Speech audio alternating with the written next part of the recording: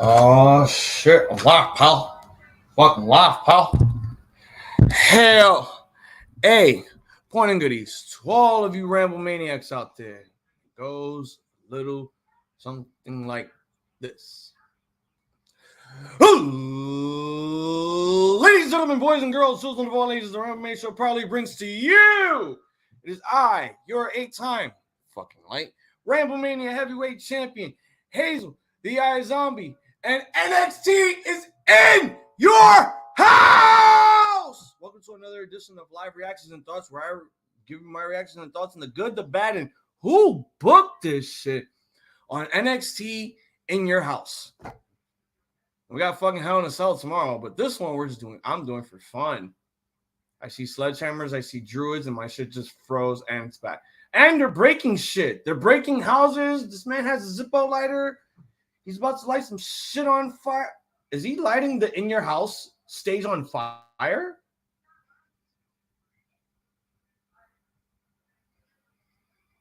What the fuck?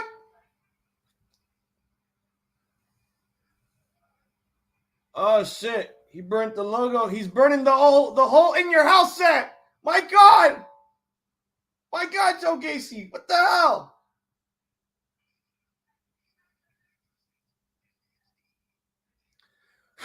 This might be the final in your house set if that's the case. If he burned down the fucking logo and the house set.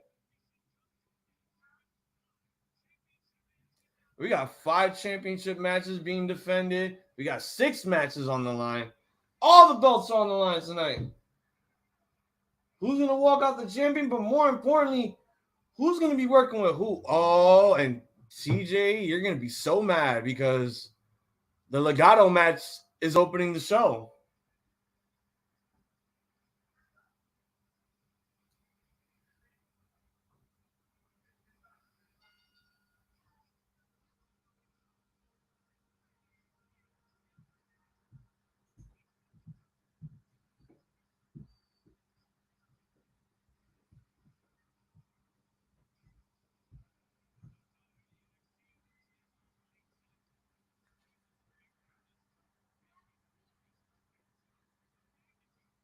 This is gang warfare going on here. The winner of the 6-man tag is going to be working with the other gang.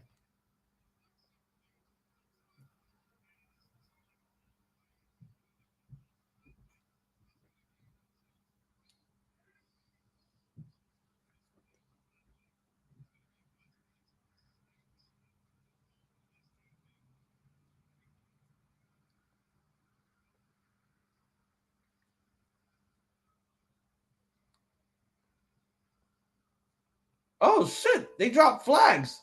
That's dope.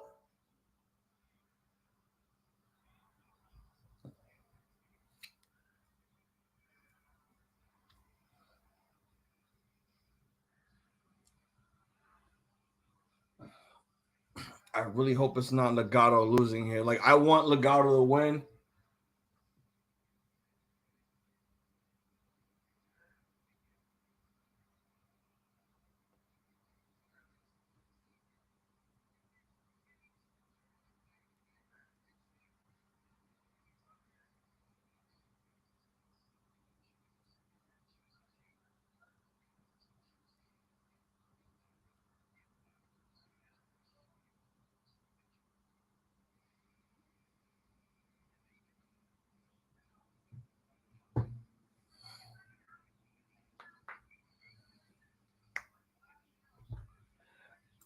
Riley, 946-689, pointing good to see you. Thank you for joining us in chat.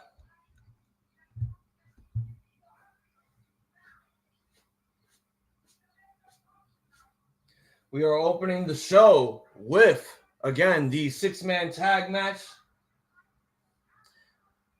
Gang warfare between 2 gangs, the Italian gangs and the fucking cocaine gang. Whoever wins has to join that side's gang.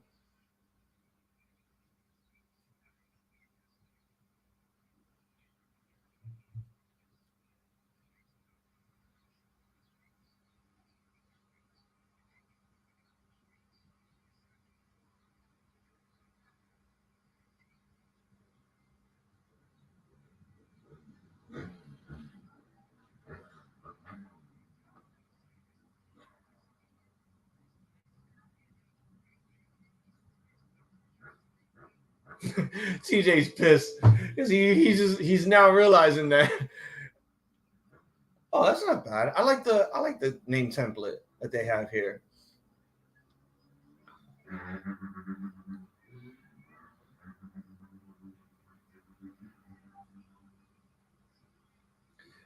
Well, I got beer, I got alcohol, I got weed roll up, and now it's time for me to have some fun until my co-host shows up, and then we can give our thoughts about this goddamn show, and then probably talk about Hell in a Cell tomorrow. See where everyone's mindset is at right now.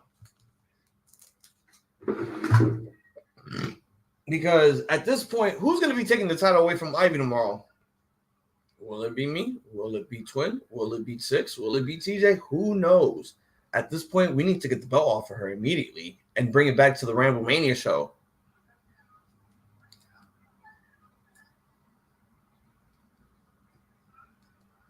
Legado. Johnny Autism Rosen reporting goodies to you. Welcome back to the chat.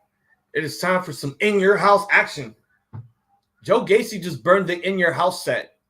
So I'm assuming this has to be the final in-your-house premium live event. Now then we move on to better things. Oh, so the two main heads are not going to start. It's going to be Joaquin Wild and Two Dimes. Here we go. Start of the match has begun. Johnny, are you ready for tomorrow night Hell in a Cell? Do you think Cody's going to bleed since we only have one Hell in a Cell? And was there another match added? I heard rumors from other wrestling sources that another match was added. Can you confirm to me if that's true or not? Matter of fact, you know what? I'm just going to go on the website. What the fuck am I doing? Oh, damn. Young Wolf, that sucks. I'm so sorry you got COVID, brother. But hey, at least you're not working. Dude, why not? It's like you don't have to watch NXT weekly. Like you could see from my shows like what I have to go through every Tuesday. But when it's like a premium live event, yeah, of course, knock yourself out. You got COVID, which is sort of a good thing and a bad thing. I'm not trying to copy DDP, but at least you don't have to work on the weekends and you can watch some wrestling.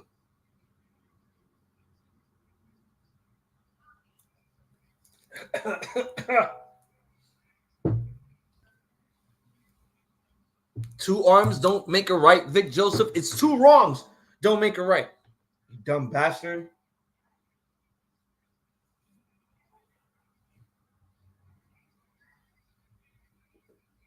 But I'm doing good, Young Wolf. I mean, just having a good weekend right now, and the weekend is just going to be over in a few hours. The Monday Sunday hits because then I got to work the next day, and it feels like 2 days off just goes really quick.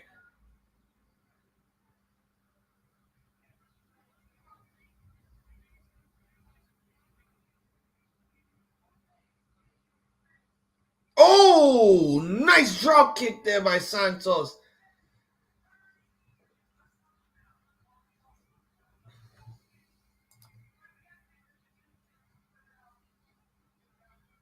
We're getting that. Wow, are you serious? We're getting that match at Hell in a Cell? Madcap Moss versus fucking Happy Corbin? So they just said, fuck it. The show has too many Raw matches. We need at least one SmackDown match to make it seem like they're welcomed. This is bullshit. For that, just make it a guy. Oh my god. Wait, huh? I don't see it.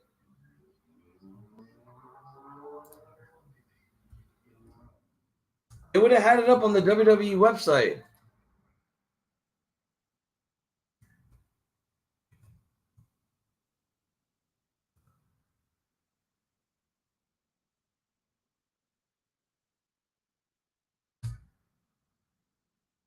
Oh shit, it's really happening. It's really happening. You son of a bitch. Huh?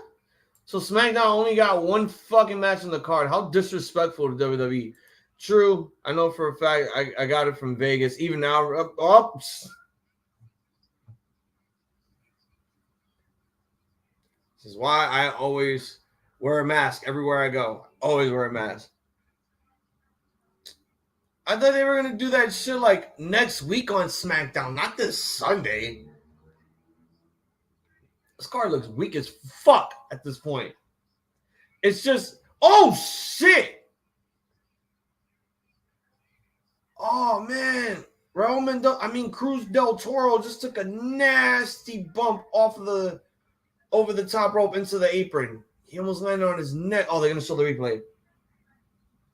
Shows him right up. Oh, he landed around his shoulder. They said so on SmackDown. Well, that's stupid. That match should have been done. We had it on Redacted Backlash. It should have been done and over with. I don't know why we still got to keep going with this.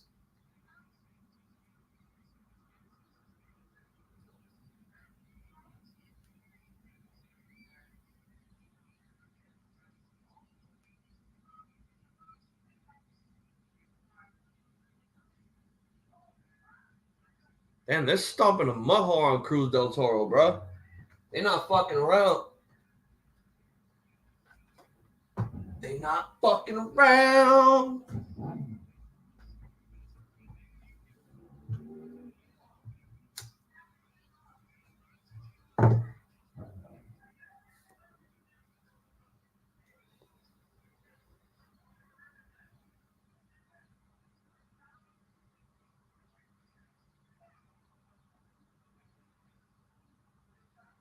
I'm not gonna lie, these two new guys that D'Angelo has with them, I see potential in them.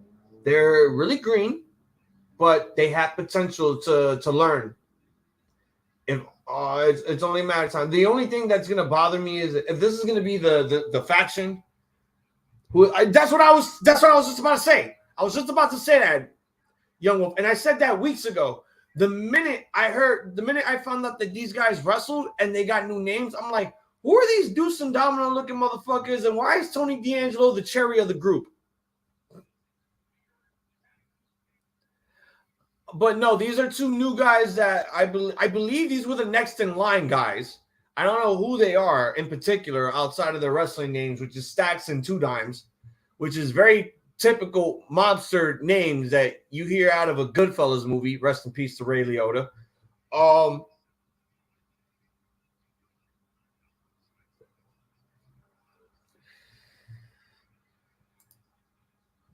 But no, those are Tony's goons. Those are Tony's goonies.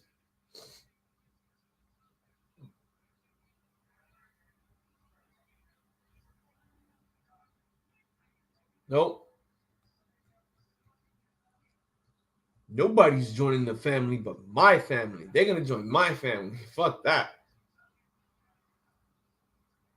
Do you think Bray will come back tomorrow? Nope. Nope. I don't see Bray coming back, especially at Hell in a Cell. I definitely don't see Bray coming back. I do not. Maybe somewhere else, but I hope not AEW, because I don't want to see that being the obvious choice.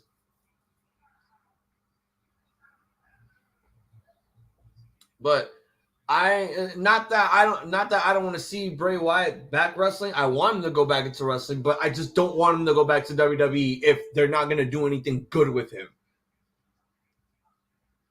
Because at this point, ever since the whole Firefly Funhouse and the Fiend, they've just done everything that they can to try to ruin it because it was getting too popular for them. Yeah, they changed Raul Mendoza's name months ago. He's been known as Cruz del Toro.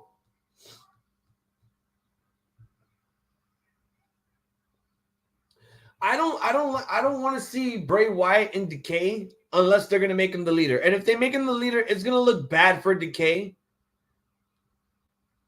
Because honestly, Decay don't really need Bray Wyatt. You know, Decay is better off by themselves than having another person on their faction. Oh, nice flying springboard crossbody. Oh, he caught his foot on the middle rope there. Luckily, he still managed to do the spot. But that looked kind of scary there. Legado. Legado. Legado. They better fucking win, I swear to God.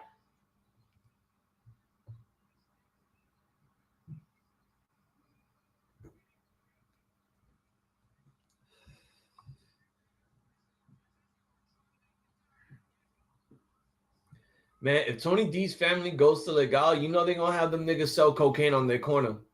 You know that. You just know that. It's like, hey, you see this brick? You got to sell it in your Brooklyn corner. It's like, nah, we don't touch that. We don't touch that, man. You work with me now, so you have to touch it. When you touch it, you sell it. You don't snort it. Why? Why are you going for... Let's see. Bro, that made me cry also because everybody was ready for the Summer of Punk. Everybody was ready to see Hiroshi Tanahashi versus CM Punk. But now that I found out what they were going to do by adding a championship eliminator, I like it, but I also hate it. Why does the winner of the Battle Royal have to face the top-ranking guy in AEW being Jon Moxley? And why is Hiroki Goto facing off against Hiroshi Tanahashi when he earned that title shot? They gave him that title shot. Why is he fighting for it still? Like, we know, obviously, it's going to be Jon Moxley versus Hiroshi Tanahashi. But that really pissed me off that this is how they're going to do the championship eliminator tournament. This is not a tournament. This is just a championship contenders match. This is Vince Russo shit.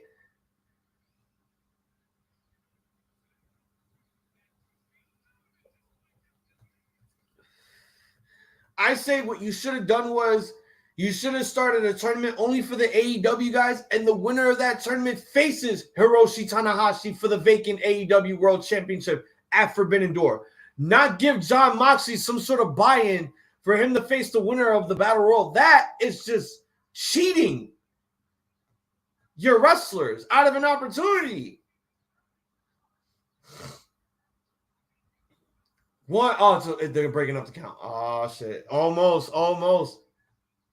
Tony D and his family were inches away from joining Team Cocaine. And trust me, I'm going to talk about this tournament eliminator match tomorrow at Hell in a Cell with the guys.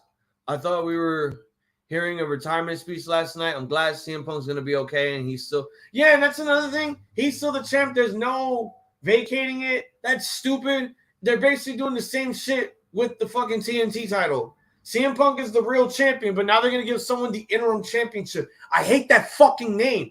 That's, someone holds the championship. They're an interim champion until the real champion makes his return. That is stupid as fuck. That is dumb as fuck. Just to unify the belts again. I don't want that in AEW. This match is getting good. They had all three of these guys brawling in the ring. I know when TJ shows up later, he's probably going to want my opinion about this whole shit. And I'm going to... Yes, Electro. Give him the brass knucks. My whole thing is, crowbar.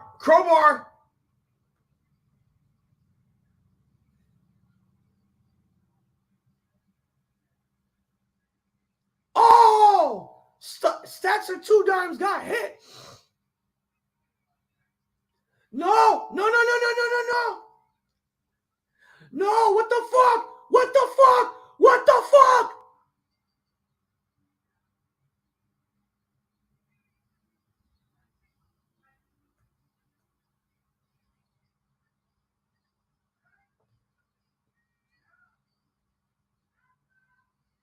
Are you fucking shitting me?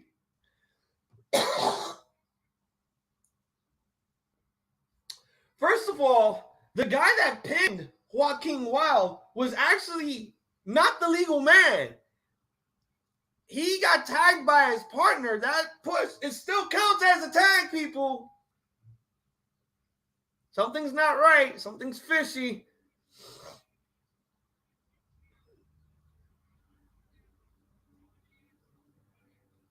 Damn. So now the cocaine has to join the family. Motherfuckers, man. Almost. I don't like two belts either. Yeah, like I don't like two belts either. And like that's the problem. Like with AEW, now they want to add two belts.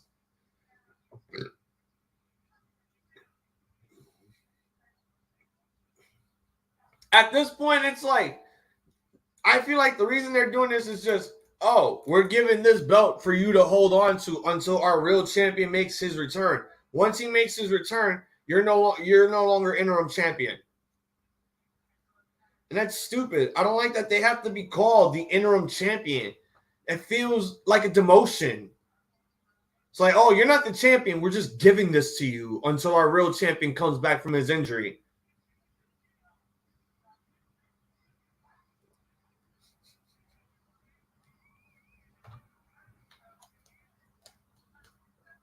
Legado got to answer to the Don now.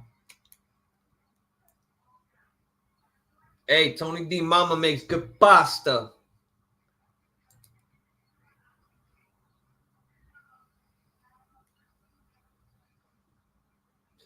All right, now that we got the non-title match out of the way, it's time for everything else to be championship defenses. So we have all the titles on the line tonight. The women's tag team titles, the men's tag team titles, the women's championship, the North American, and the NXT title. Right now, I'm going for Joe Gacy to win the NXT championship. I want my birthday twin to finally have his fucking reign. Alba Fire. I'm not going to lie. I thought I was going to hate the name that they gave Kaylee Ray. But I am really digging it. I mean, I did say at first that she looks like that she sort of looks like how they made her look. She looks like a hobo that lives in the LA River. But after a while, watching some of the matches that she had over and over again, watching the promo packages, I'm really digging the gimmick because guess what, everyone? People really like fire in wrestling. And we really need some fire in some wrestling. All right, I know that Chris Jericho is a wizard and he likes to Hadouken or Kamehameha the shit out of people with fireballs. But WWE needs some fire in their life. And I think giving Kylie Ray a gimmick like Alba Fire and giving her fire is fucking awesome.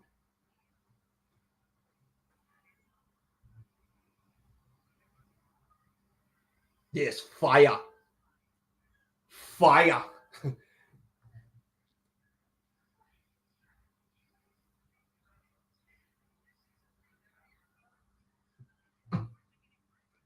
Oh, look, all the next in line girls with Lash Legend.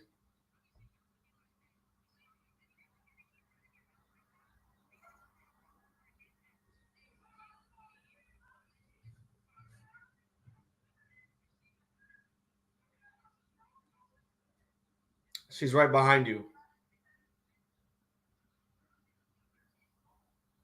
I'm the one and only, and you can't clone me. That's stupid. That sounds stupid as all hell.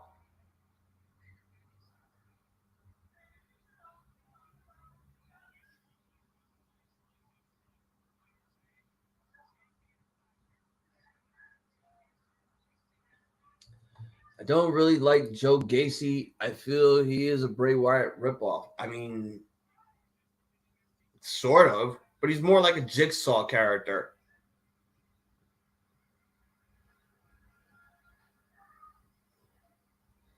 It's time for the NXT women's. What the fuck? They just popped. What the? Wait, there's people. What the hell is this? There's just a bunch of randos tossing glow sticks into the crowd. The fuck is this?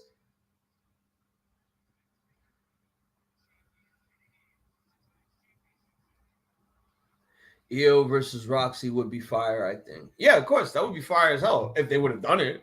But they'll probably do it soon. All right, it's time for KC2. Kayden Carter and Katana Chance taking on Jaden Jace and Gigi Dolan.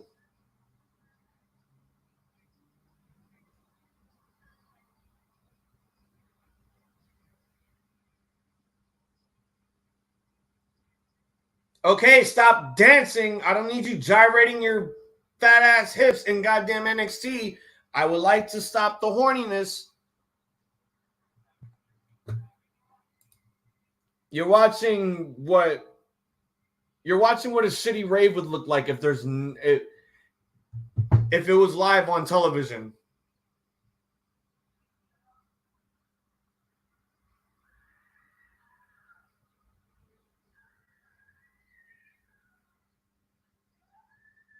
Wow, see, I just came out of the back seat. That's stupid as hell.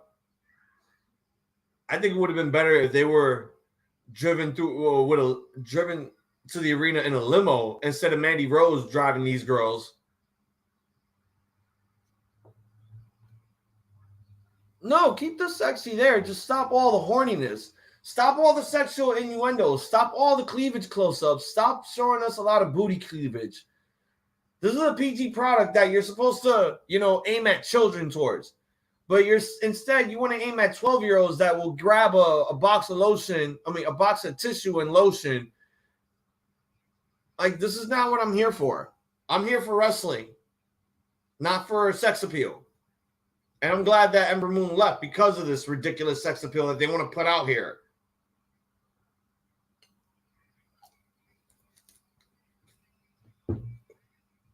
Ah!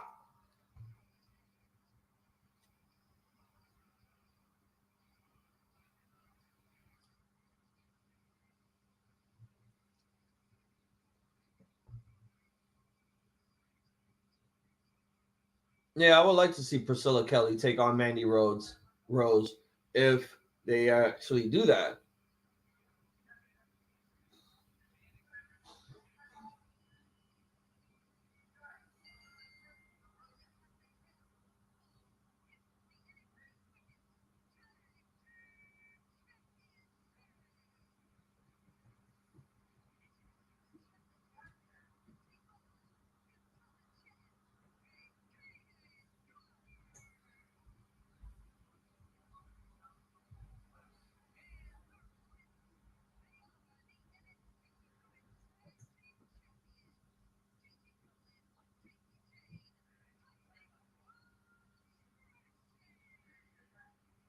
All right, guys, who do you got to win this match between JC Jane and Gigi Dolan against KC2? Who do you guys go for to win? I agree. I just don't want my wrestling sexual bites, and I think Toxic Attraction is going to win. You think they're going to retain? All right.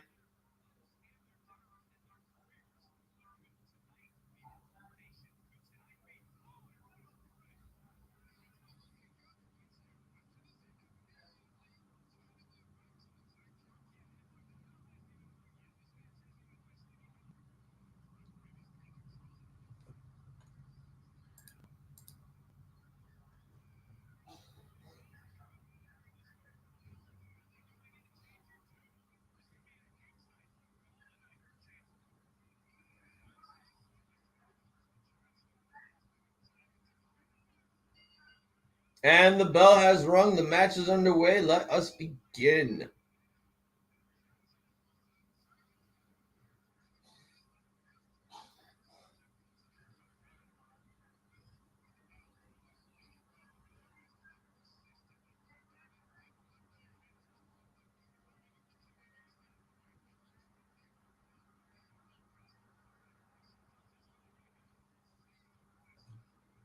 I miss Mamma Mia, guy. What? Mamma Mia? What are you talking about? Are you talking about Mia Yim? Athena and Kiera Hogan looked great last night in that match.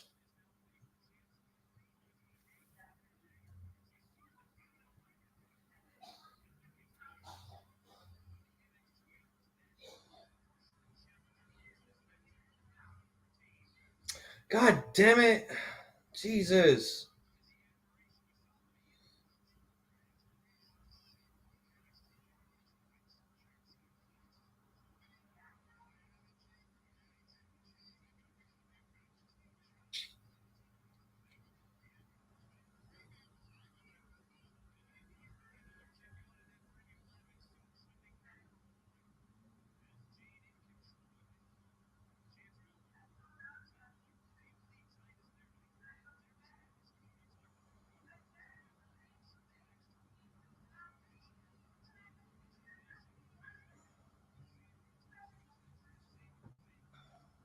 Damn it. I hate when I do that shit. I'm a fucking moron sometimes.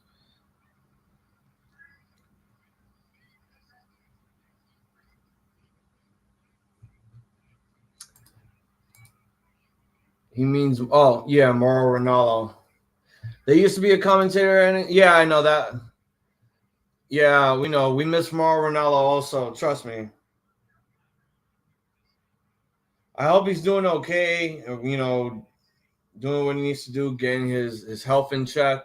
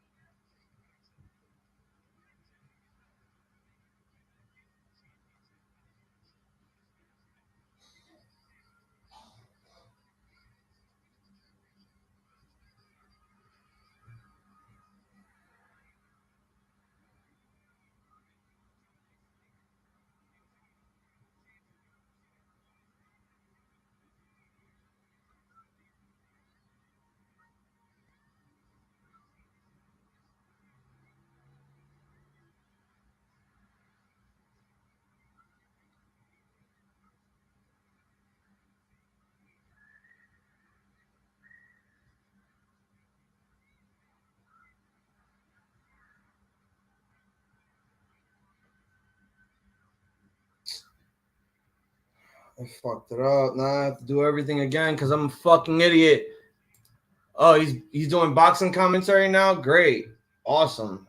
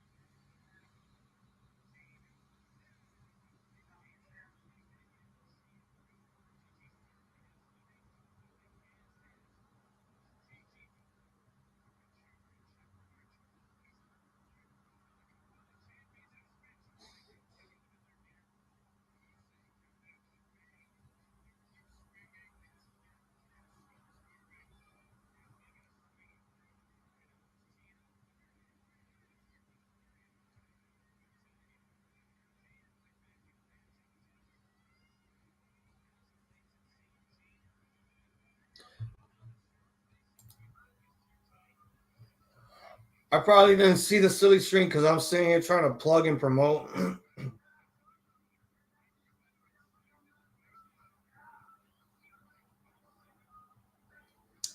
Wow. Wade Barrett literally told Vic Joseph, have you ever been smacked in the face with a ball sack? I don't even know if that's PG.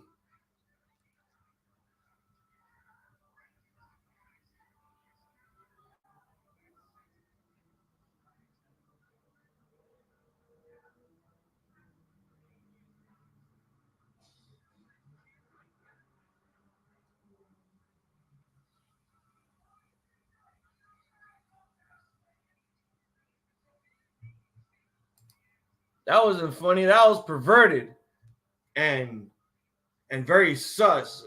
You know what? Wade Barrett deserves that shit. Why would you tell Vic Joseph if he's ever been hit with a ball sack? Hey, yo. What the fuck is wrong with you, man? What is wrong with you?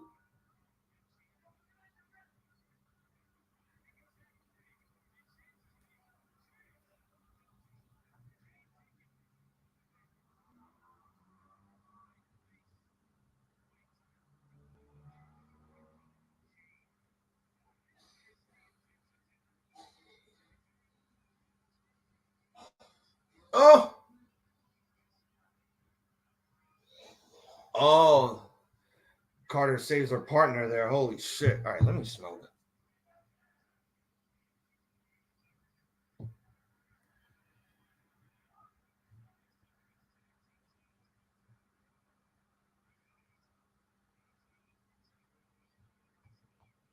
All right, now I'm done plugging shit.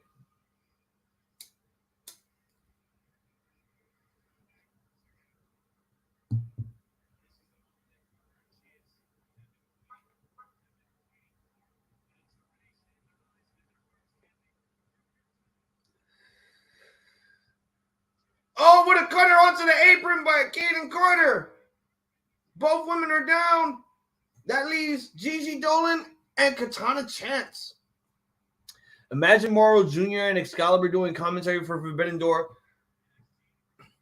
Oh, yeah. It'll be a contest of who could scream the loudest. Who could scream their favorite chants the loudest.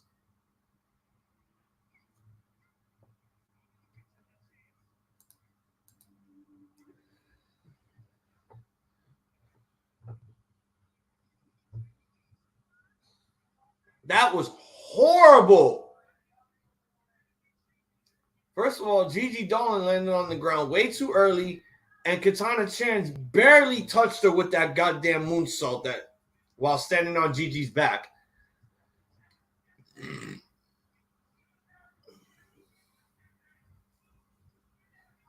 Nope.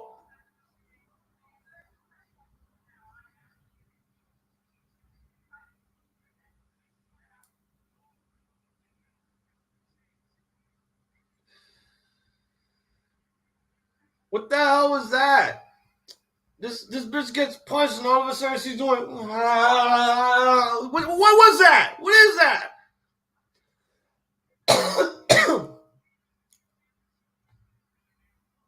Oh, it's over. It's over right there. Oh, right on her neck.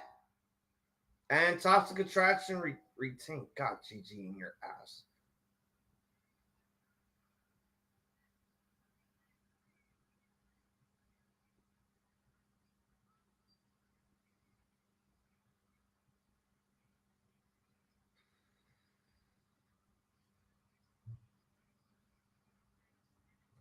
Impact will probably be part of the Forbidden Door.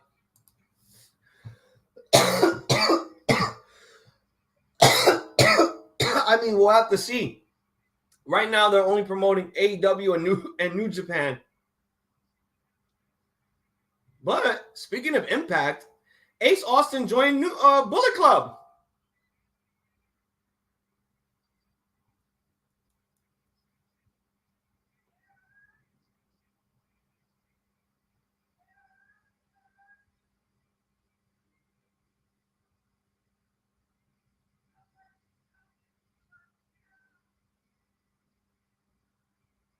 Not a bad match. Not a bad match.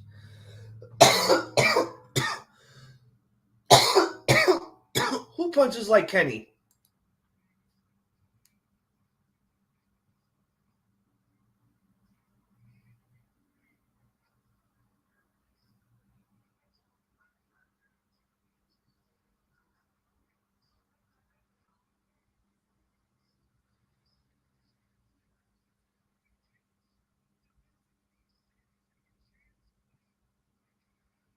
We're getting more Impact guys in Bullet Club now, which is interesting.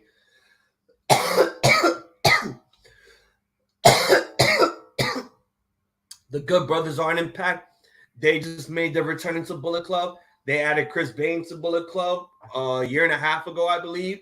And now, 2 days ago, I do believe it was 2 days ago, they added Ace Austin. And I was kind of shocked because I thought it was going to be Alex Zane for a minute. He fits the Bullet Club mold, and I know he could be a good heel, but I forgot that Alex Zane is not in any major promotion signed to anything. He's just a freelancer. So it wouldn't make any sense, and I think that's why Ace Austin was the perfect fit. Cody, why does Cody annoy you? Why does Cody annoy you? Cody's great. Why? Because he doesn't give you what you want? You want Cody to turn heel so you can actually start liking him again?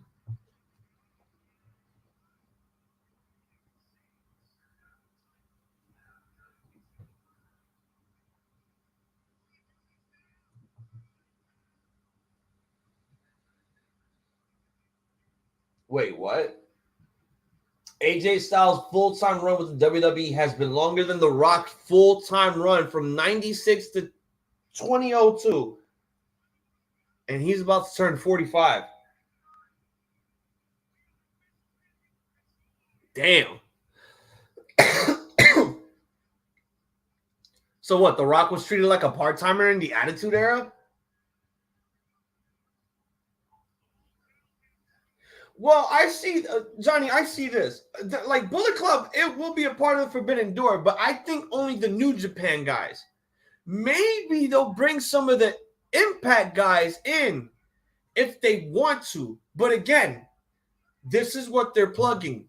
New Japan and AEW. There has been nothing about Impact at all. And Impact has a bit of a partnership with New Japan. The thing is, New Japan wants to continue a merger.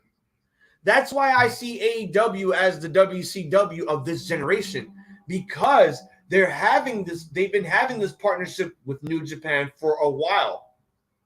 I think that was the first thing that they wanted to do, was partner up with New Japan. But at the same time, couldn't really do that because some of the guys that where in New Japan are now running AEW.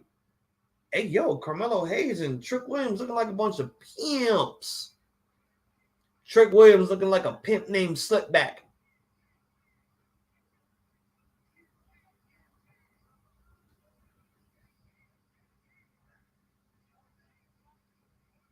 Word? Get it back in blood font. I love it. Hey, yo, Batsu Kusanagi better be watching this because they're wearing his fucking Mello Security's wearing his goddamn mask.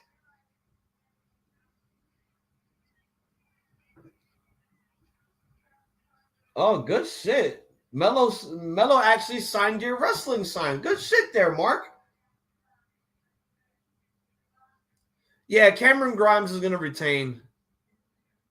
Unless they really have a lot of faith that Carmelo Hayes could carry the North American Championship to greater heights, even better than the NXT Championship.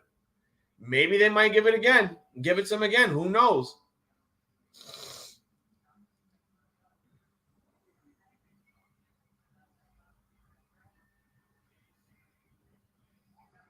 The third match of the card, and we got 3 more matches left. Christian Casanova's money, and he stole Swerve's jackets. I mean, does Swerve ever wear fur coats? I've never seen Swerve wear a fur coat. And by the way, fur is murder. I hate fur. I don't care if that's just real or fake. I fucking hate fur.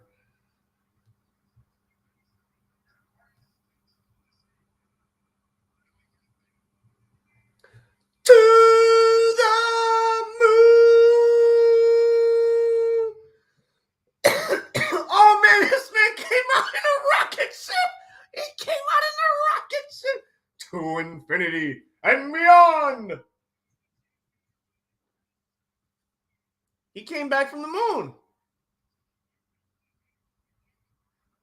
Now we have actual proof that Cameron Grimes went to the moon. Take that, Buzz Aldrin, you phony fuck. You didn't go to the moon. Buzz Aldrin never went to the moon.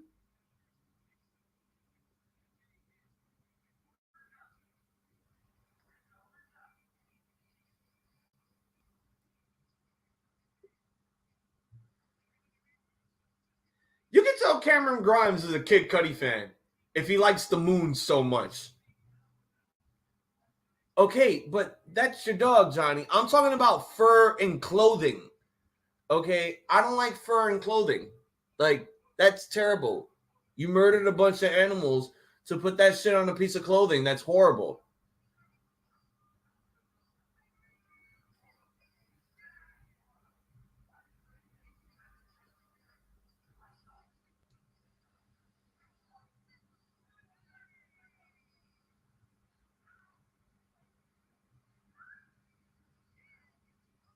Man, you know what I want?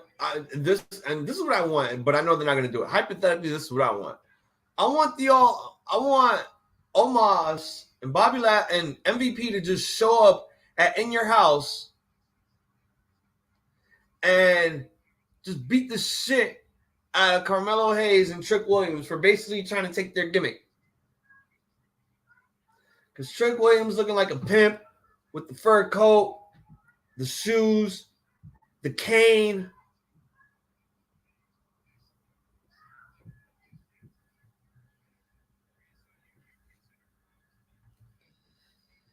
That's why I say fur is murder. I don't like that shit in clothing.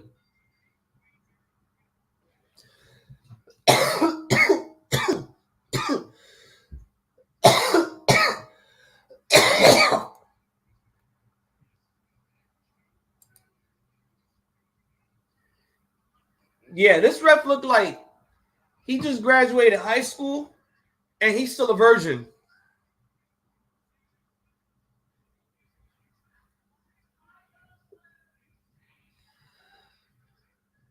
Within the past 2 months, doing 2.0 talk live and shit, I have seen a lot of new fresh faces in the referee positions of WWE.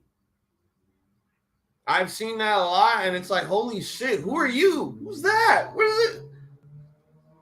But I've been seeing a lot more female refs, and I'm like, yes, now the referees don't have to feel like it's just a male occupation.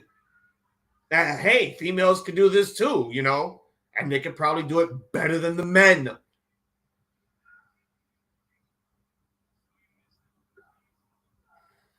Like, they got this African-American female ref. She's very pretty, very young, but she looks very professional at doing her job as a wrestling referee.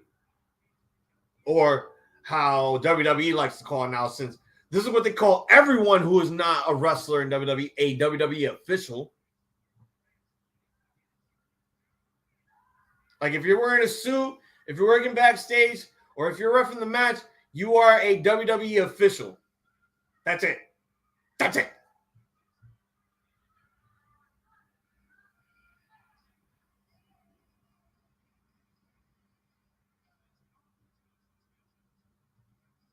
Oh, man. Steve was in Boston. Why didn't you call me?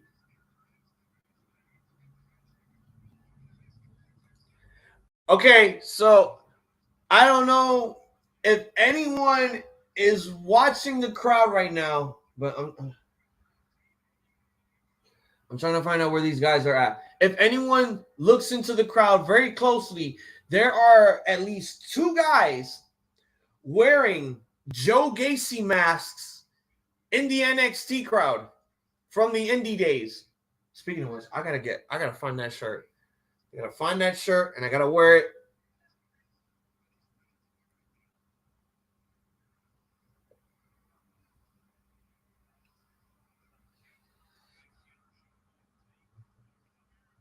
Where the hell are they? I gotta find the shirts. If I find the shirts, I know where they are.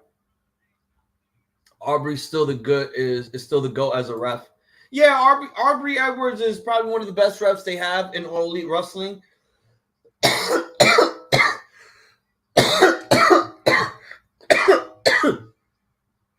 Second to Rick Knox, who is a tag team referee specialist.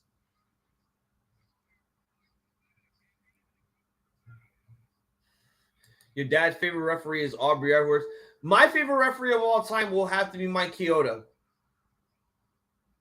I have to give respect for Mike Chioda for everything that he's done within 35 years of WWE and within the wrestling business as a referee. He's done so much.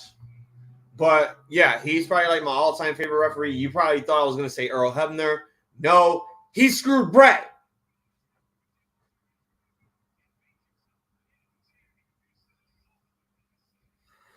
Then they go, I see them. I see them. I did actually see them.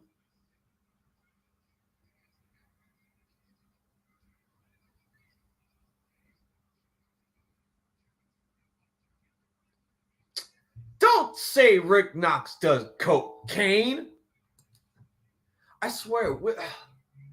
I feel like all the cocaine jokes are a shot towards me because I used to do that stuff.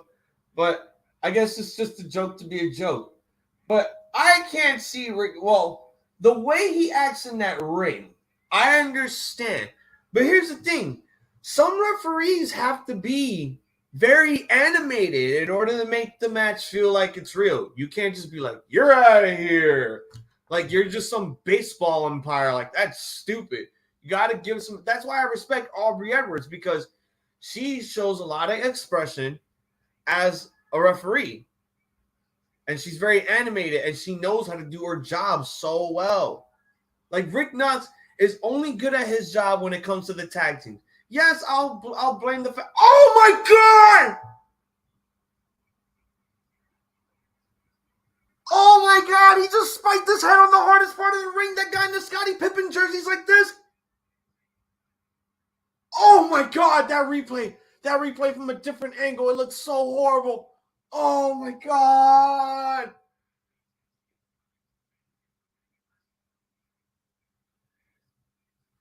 Oh my God! Your neck, your fucking neck hit the hardest part of the ring.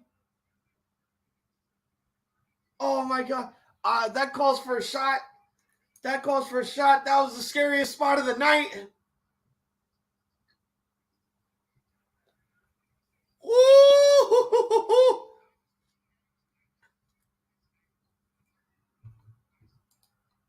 I actually liked Tim White until they started making him attempt suicide on WWE.com while Josh Matthews was a backstage correspondent. And they were doing that for like 2 months straight.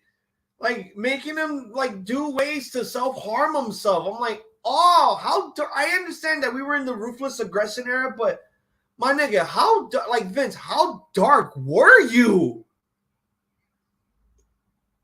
I mean, look, compared to Katie Vick, Muhammad Hassan, Heidenreich molesting Michael Cole, and Kurt Angle basically visualizing him and Booker T's wife having bestiality sex with each other, this takes the cake. The whole Tim White committing suicide, I know that they didn't do it on live TV, and that's why they only did it on WWE.com.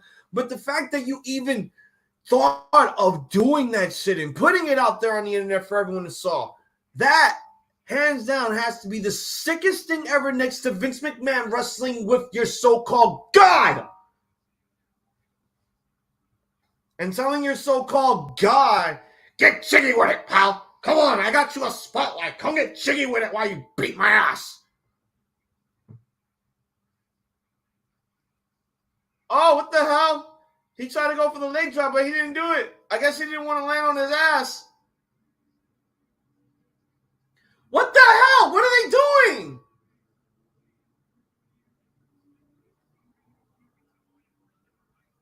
That horrible. What is wrong with?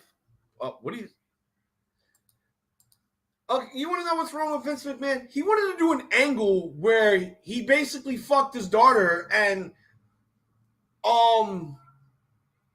the first child that Stephanie and Triple H was going to have was basically going to be a part of an angle.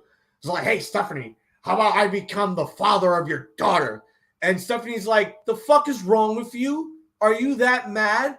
Oh, if you don't want me to do it, how about we have your brother get involved? Like, okay, Vince, now you're just taking this shit way too far. I'm sorry, Dad. I love you and all, but no. Hell fucking no. No, I bet she was like fucking Tracy Morgan and that stupid movie with Bruce Willis and Shaw William Scott, Cop Out, when they're in the car together and he's just doing that that weird sequence where he's just saying, no, no, no, hell no, no. I bet that's how she was to her father. Oh, Cameron Grimes just got tied up. Oh, they took that shit off. You know a bandana is not going to keep that nigga tied up to the fucking ring ropes. I don't understand if it was handcuffs. God damn, bro. Yeah, Vince McMahon was that sick in the Attitude Era. He really tried to do a incest angle with his own daughter. That's disgusting. And I know he did it before with the whole beaver cleavage thing when they had Headbanger member Chaz as the reenactment of Leave It to Beaver, and the mother was supposed to be like some MILF that he was obsessing over because she had like large breasts, and talking about mommy's milk and ew. Like, see, even the Attitude Era went far on some things. That shit was way too far.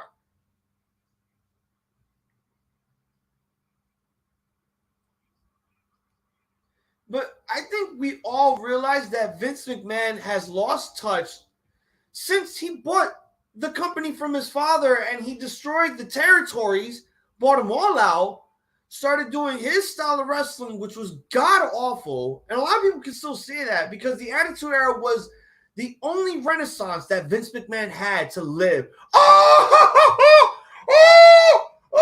What they did there was so cool. Holy shit. They did a Russian leg sweep flip off the second rope. That is so awesome. I love the North American division, and I love these two wrestling. This is awesome. This is awesome. I want more of this. Fight forever.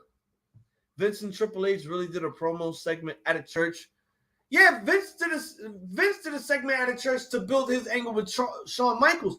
Triple H did a segment at a church fucking a mannequin. As Kane. I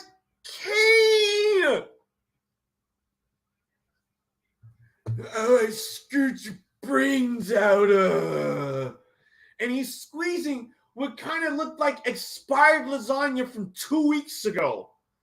And then we cut back to him backstage laughing while Jonathan Coachman has this face like, you're a sick fuck. How are you the world heavyweight champion? You're getting away with all this nonsense. But yo, this North American Championship match is amazing.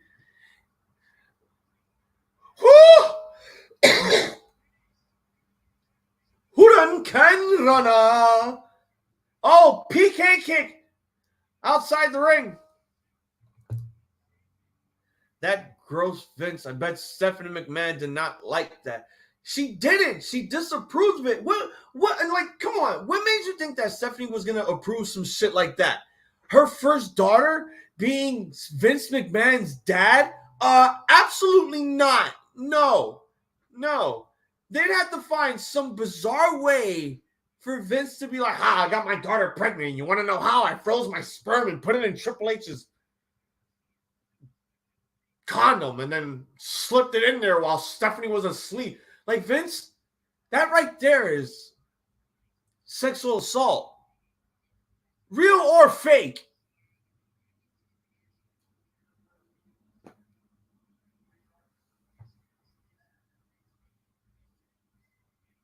It's stupid.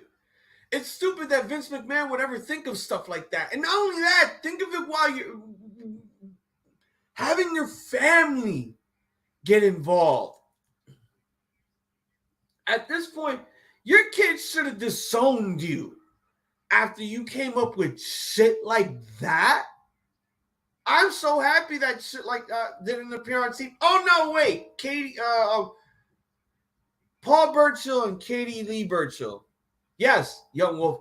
This North American Championship match is awesome. It pisses me off why matches like this are not the semi-main event.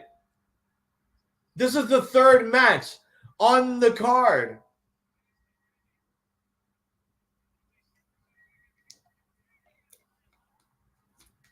Oh, man, TJ, you better show up soon.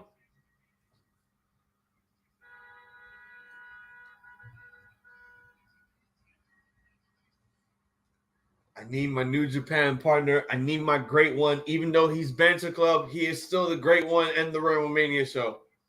That is legit my New Japan partner. And I think we're so happy that we're going to talk about New Japan again, ex-AEW. Because, holy shit!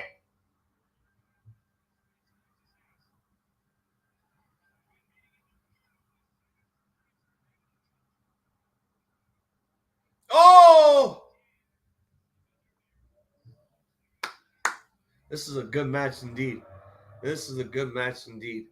I think after this match, I'm going to find my Joe Gacy shirt. One of the Joe Gacy shirts. I have 2 Joe Gacy shirts. And none of them are not NXT from his indie days.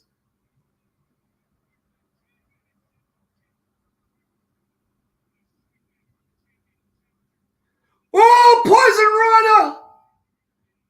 Oh, beautiful! Tope Kahio! Oh, and Trick Williams selling his back.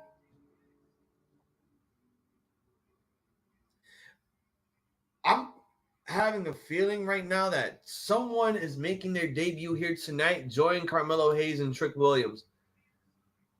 I'm eating extra flaming hot Cheetos, drinking pedal. What the fuck? That sounds like some sort of medication or some pomegranate dragon fruit drink. I don't know what that... I can't pronounce that word. But you're eating flaming hot Cheetos.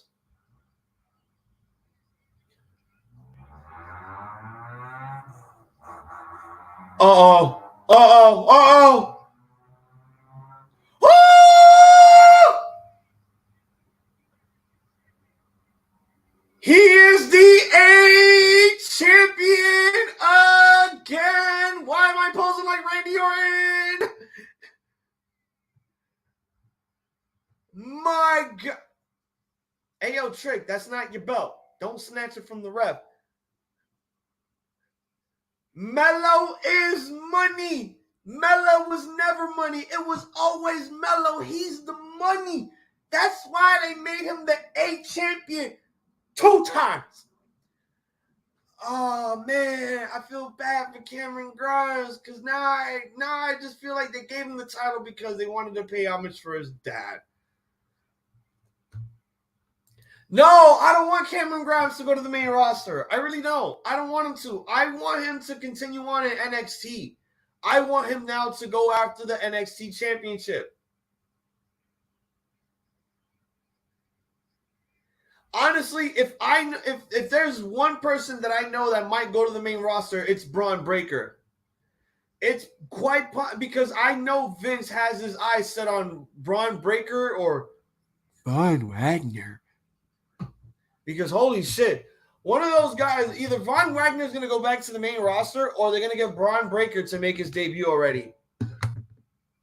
What did you send me, Young Wolf? What did you send me, good stuff? Oh, here's a question for you guys. And I want your answers first before I give you my silly ass rant about it.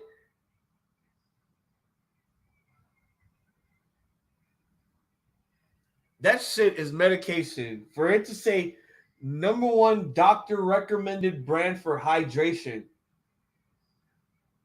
So what is it, like artificial flavored smart water? Vitamin water? All right, so what are you guys' thoughts on Sammy Guevara and Taya Conti getting engaged while, doing the whole thing in Paris? What are you guys' thoughts on that?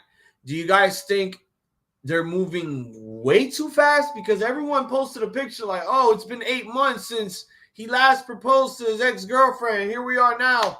He gets with Sammy, and then all of a sudden, I believe it was like 2 months, 3 months later, bam! Ring, bitch. Because you got that Brazilian ass, and you know how to suck it.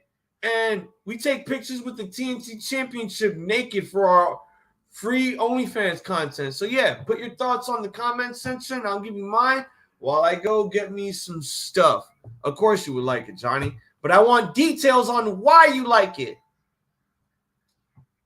Yay, Joe Gacy. Meantime, I gotta find this man's shirt. I'll be right back, guys.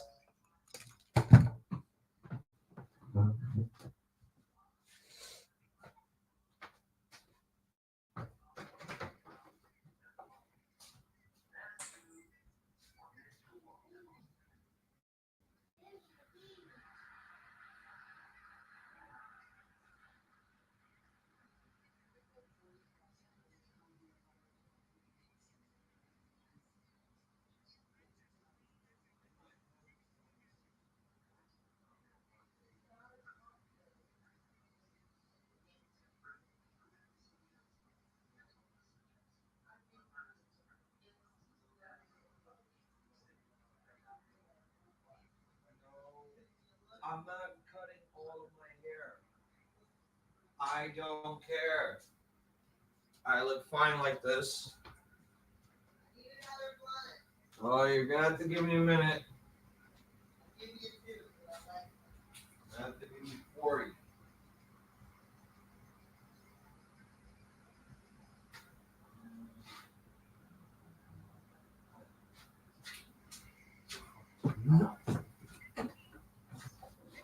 What I have to find is Joe Gacy's shirt.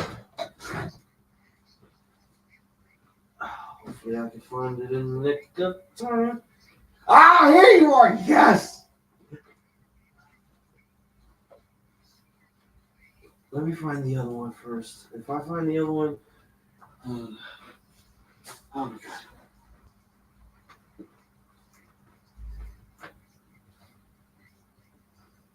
Is this it? Is it? Yes, it is.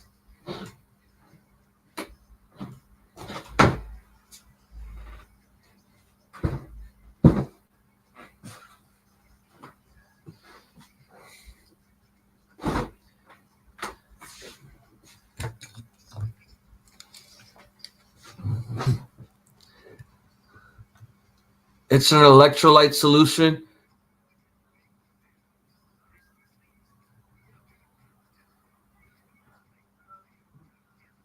Is MVP rapping? Is this motherfucker rapping? Tommy T, pointing goodies to you. Thank you for joining us in the chat. So far the show is getting good.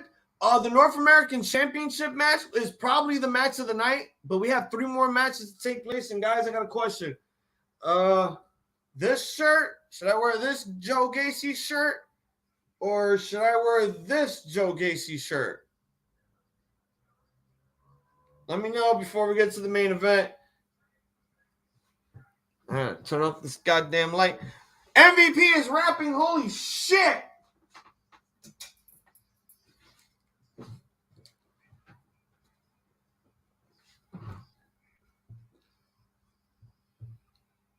Fall Mighty? Fall Mighty. What a diss track. Such a diss track indeed.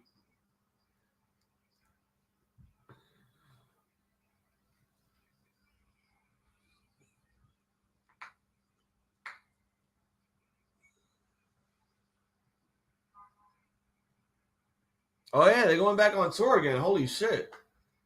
That's dope. That is dope for NXT. Really? MVP is rapping on the network? Peacock? We do not get it. Do you not? Are you paying $5.99, Tommy, for your Peacock? Is that why you're getting advertisements instead of the full thing?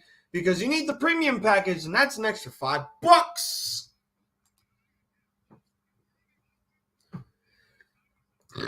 Just pay the $10, dude. If you want to see everything, just pay the $10. It's really cheap. Yay! Mandy Rose versus Wendy Choo. I want Wendy Choo to win.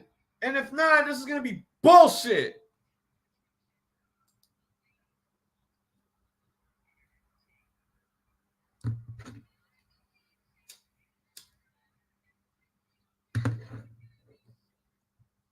Maybe if TJ shows up later on, which I know he will. Wow, this time you're ahead of me. Yeah, that's because I'm watching it on Peacock. I'm not watching it on the or any other stream. This is on Peacock. Like, I don't mind paying the $10 for it. That's not a problem for me. Like, yeah, sometimes I'll be ahead, sometimes I'll be behind. But I'm just happy that like I don't have to deal with a bunch of buffering and freezing. So hopefully when TJ the Great shows up later on, I'll give him my recap for NXT in your house, and we'll also probably do predictions for tomorrow night's Hell in a Cell. I just found out that we have a 7th match. Yes, Tommy T, I am ready for it tomorrow. Yes, Johnny, I am going for Wendy Choo to win. I don't know if they're going to pull the trigger on that, but I'm hoping that she puts on a really good match. Even though she's a comedic character, I really dig her wrestling. I really like the new character that she has now. I mean, I wasn't really digging the evil Chinese Empress, even though I wasn't really watching that much NXT at that time because it was on Wednesdays and AEW was more important. And yes, she's in her bed.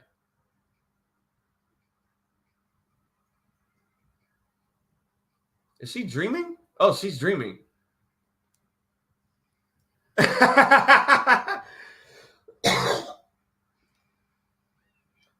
They're showing all the shit that she did. Do you think a match will get moved to the pre-show? I don't think so. Not really. I think what they're doing right now is they're not going to put any more matches on the pre-show. They're just going to have all the matches on the main card. And they're just going to have the kickoff panel show promo packages of the matches and do their predictions just to,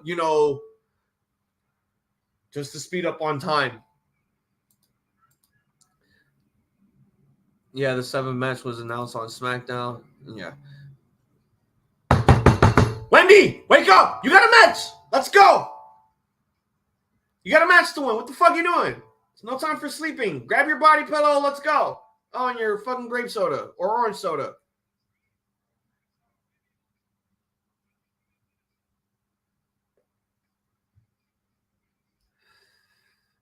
Oh, okay, the bed's right there. I'm thinking that was like a different area, and then they have her in the fucking stage already. I'm like, who the fuck are you, Saray? You're not a card captor.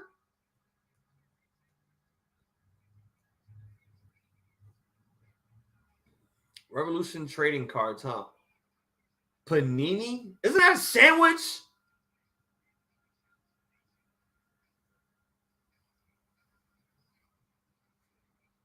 I used to record NXT and watch it right after AEW. I thought Wendy Choo was supposed to dream about me. Let's not get too creepy now. Let's not get too creepy. Okay, we're trying to stay away from the horniness, all right?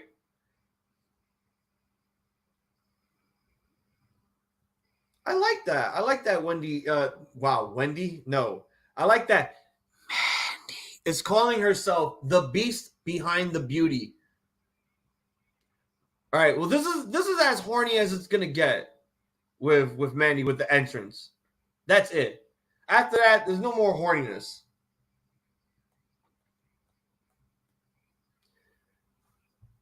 God damn you, Wade Barrett.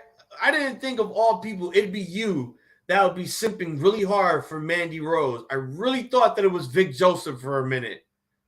Because Vic Joseph looks like the kind of guy that would write in a text like Tom Phillips did, I want to face fuck you on FaceTime. But no, it has to be Wade Barrett.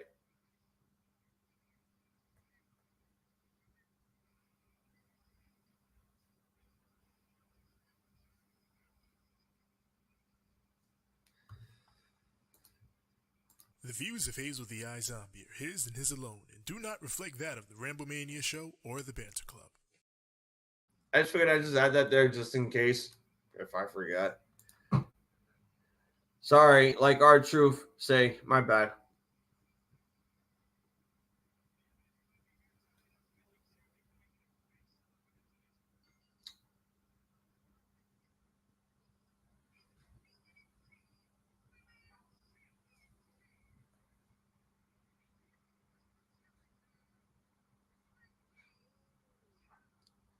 What's your favorite part of watching WWE?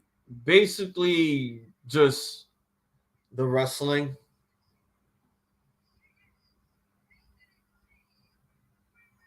That's really all it is. It's just watching the matches. Whether it's a... Did someone just throw something in the ring? Oh, that was Wendy that threw something. I'm like, what the fuck? Did she hit her with a slingshot or something? Did she slingshot something at Mandy? What was that, like an aluminum ball, a giant ball? They hit her ass. I'm like...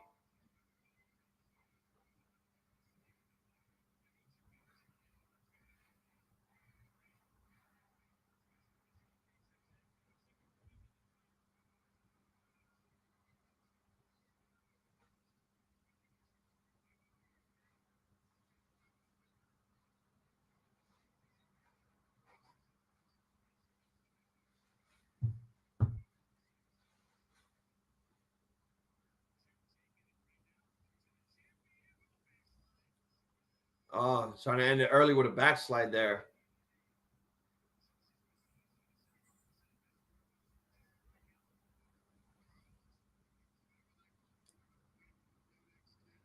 From what it looks like, she had a slingshot, I believe, in her fanny pack, and I think it was probably like a plastic item that she slingshot at Mandy. I thought it was someone from the crowd for a minute. I'm like, wait a minute, we're going back to this shit again? I'm like, okay. Yeah, that's how you do it. You throw shit at that fucking heel. But I forgot, it's WWE. It's entertainment. It's sports entertainment, and they don't do that.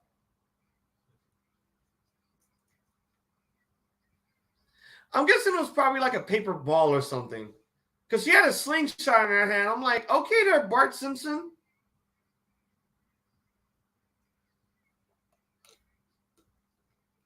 At this point, with the crowd, I don't know what they're chanting because these two women have a DY at the end of their names. So I don't know if they're chanting Mandy or Wendy. It could just be like Mandy, Wendy, Mandy, Wendy, Mandy, Wendy. Make up your minds.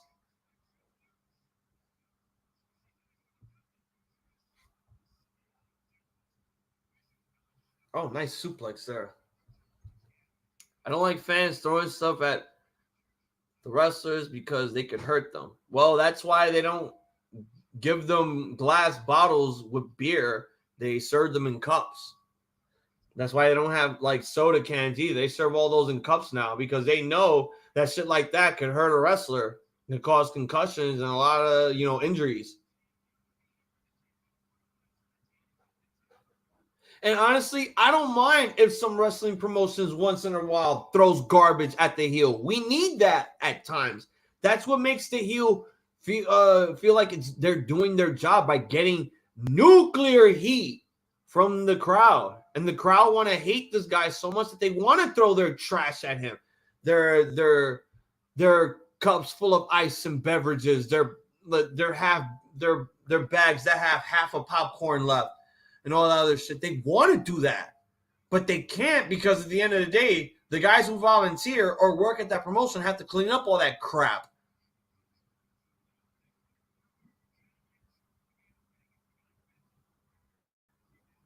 And I don't think any wrestling promotions, but when they do the chairs, that was the fans being dicks. And the ring announcers were telling the crowd, please stop throwing the chairs. But the fans just didn't care. And I think that's what made ECW what it was. It was very edgy. And it was like, oh, we're giving the fans a chance to experience a different style of wrestling that they don't get to experience anywhere else. People want to see hardcore stuff. People want to see edgy content. More than just edgy content. People want to see more adult content in wrestling than just wrestling. That's why I respect the ECW more because not only did they add the adult content to go with the term extreme, but they added a whole different style to wrestling, like the lucha libre, like the Japanese style, like the technical stuff. And they saved all the extreme shit for the main events, for those wrestlers. And I kind of appreciate that and dig that very much. ECW was not just about the extreme shit. They wanted to show you that they could do more than just extreme wrestling. Just got my House of Black and Kings of the Black Throne bandana. I had to get one of those. ECW, the most influential promotion, low key. I don't want to say it was low key because it was the number 3 promotion in America, and it got a TV deal until Paul Heyman decided to just say fuck it, fire me, take me off the air, cut me off the air, all that shit. Everyone remembers that infamous promo from Paul Heyman from dealing with the head of TNN before with Spike TV to take them off the air and shit. Everyone remembers that promo. How do you ever watch a GCW show? I mean, GCW is basically ECW 2.0, but different and basically the same thing. It's just they do more extreme shit than what ECW did. Like, reminder, the most extreme thing that ECW ever did was barbed wires and flaming tables. These guys use light tubes, fire in many different types of scenarios, different types of glass.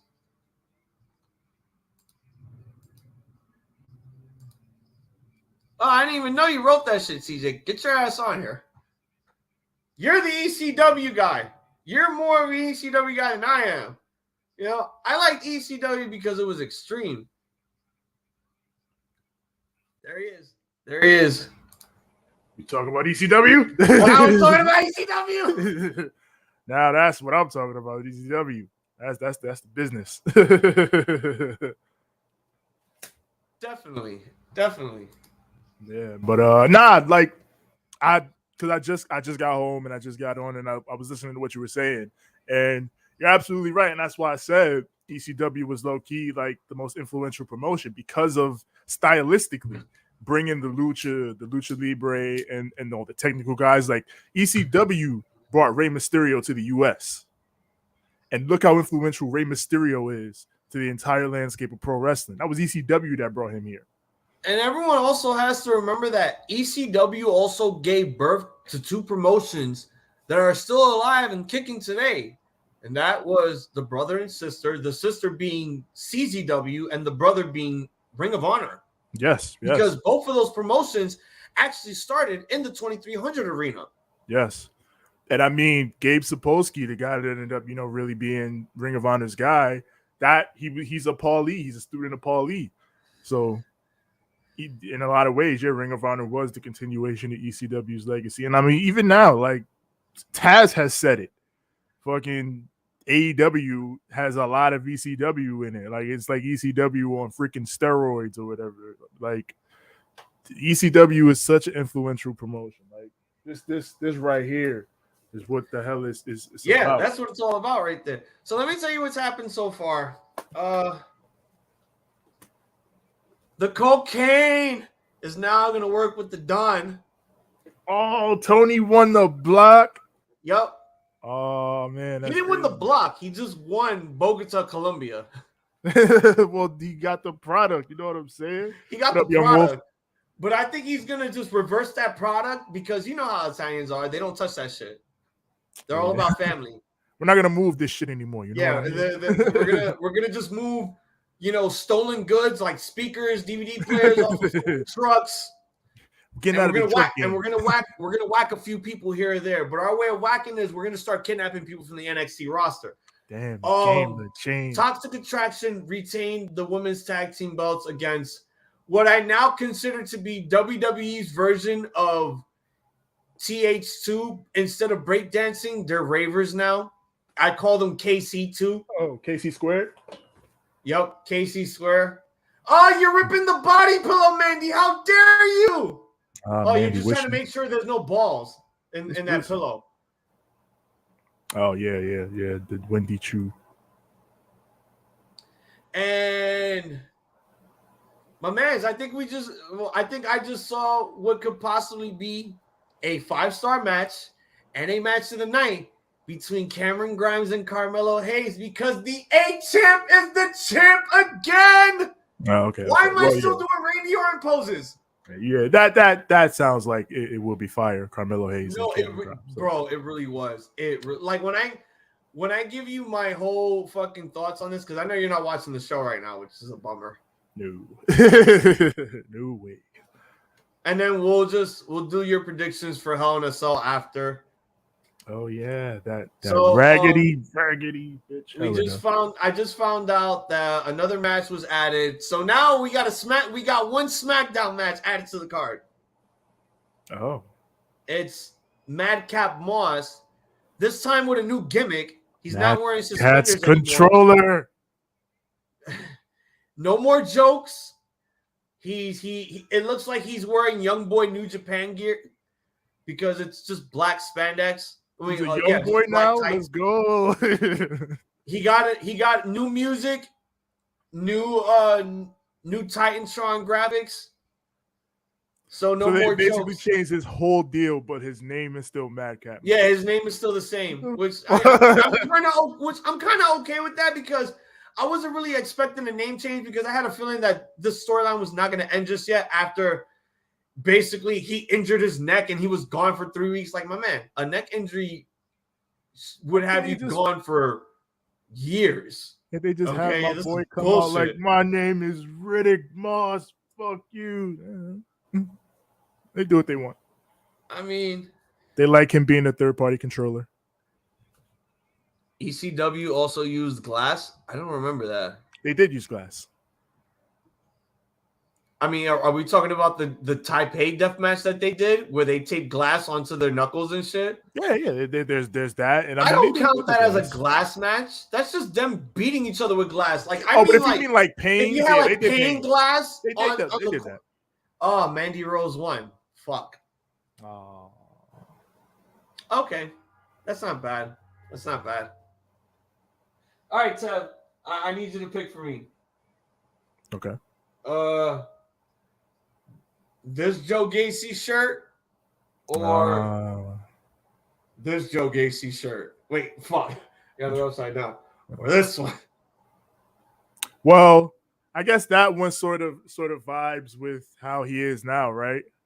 Well, yeah, because his girl is there watching it live, and there were two guys actually wearing Joe Gacy's mask from like his Evolve days and wearing his shirts. I'm like, oh shit, it might happen. It's gonna happen. He might win. That'd be my birthday twin might win. Yes, let's fucking go. Know what? You know I don't fuck with I don't even watch shit no more. But if Joe Gacy wins the title, I will be happy because if we Joe fucks Gacy with Joe wins Gacy. the title, Bron Breakker's going to the main roster. Yeah, and Bron Breakker's going to where he should be on fucking Monday Night Raw. Like, he should have been up there already.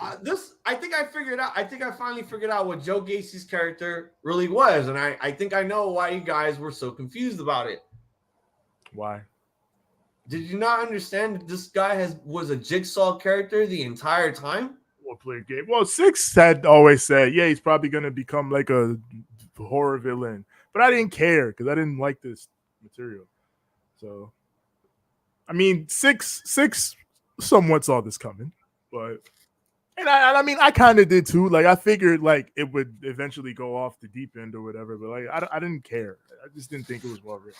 Why are you upset, Johnny Autism? What's going on? Oh, because he wanted Wendy Choo to win. I wanted Wendy Choo to win also, but I had a feeling that they were going to do that because Toxic Attraction retained the NXT tag team belts. Yeah, you know they rocking with the ladies. I have a feeling that they're going to have Mandy Rose hold on to that title for like a year. And if they do that, congratulations, WWE. You did something absolutely right with Mandy Rose, bringing her back to NXT. This is the most success she's had. Yeah, this is the most success. I mean, she basically did everything that Paige and Ruby Riott was doing with their factions and brought it into one by having Gigi Dolan and JJ into the group. I'm just gonna call her JJ. I'm done. JC Jane. JC Jane, whatever the fuck it is. I'm just calling her JJ until they give her a fucking new name or something. What's wrong with JC Jane? I still don't like. There are too many people on the roster with new names that I have to remember. And you got to understand too, it's been like you guys have been doing NXT for a year. I've been doing NXT for now like 4 months. So I don't know any of these new guys that they bring in. 4 months And though, I feel like that's enough time to learn everything. it does, but it's also like, you know, they were doing name changes within the time that I was doing this shit too. True. Yeah, they switched my man Raul up. So yeah, and I'm like, why the fuck would you do whatever. that? Like, everybody knew who the fuck he was. We saw him in the Cruiserweight Classic with that name, and it's just like, now you decided, like, oh, fuck it, we're going to erase everything that you were known as, and we're going to just give you a new name. Like, that's ridiculous. The Raul one is still crazy to me because it's like, it's not like the dude isn't on TV. He's on TV every week. That's Raul like, Mendoza. everybody knew who the fuck he was. Like, why the fuck did you have, like, I would have understood if they did the name change if Legado broke up. But no, they just did it while he's still in the faction. Like when I saw that, I was like, did he leave Legado? But they was like, no, they're just changing his name. I really thought that this match was gonna be in the pay-per-view also. Well, I can't even call it a pay-per-view. I'm sorry. In the premium live event. No. Daddy's bitch taking on Roxy in the women's breakout finals. But I guess they're saving this for next week. Oh yeah, they could have done that. So I want to tell you right now, at the very beginning, you know how WWE's best part of doing these live premium events is the opening packages before the show. Joe Gacy burned the In Your House set down. Oh my God! So this might be the last In Your House that they do. Wow! I'm pulling that theory out of my ass. Not an Austin theory, a theory. But that's just a theory. A game. Yeah, we all know Matt. Let's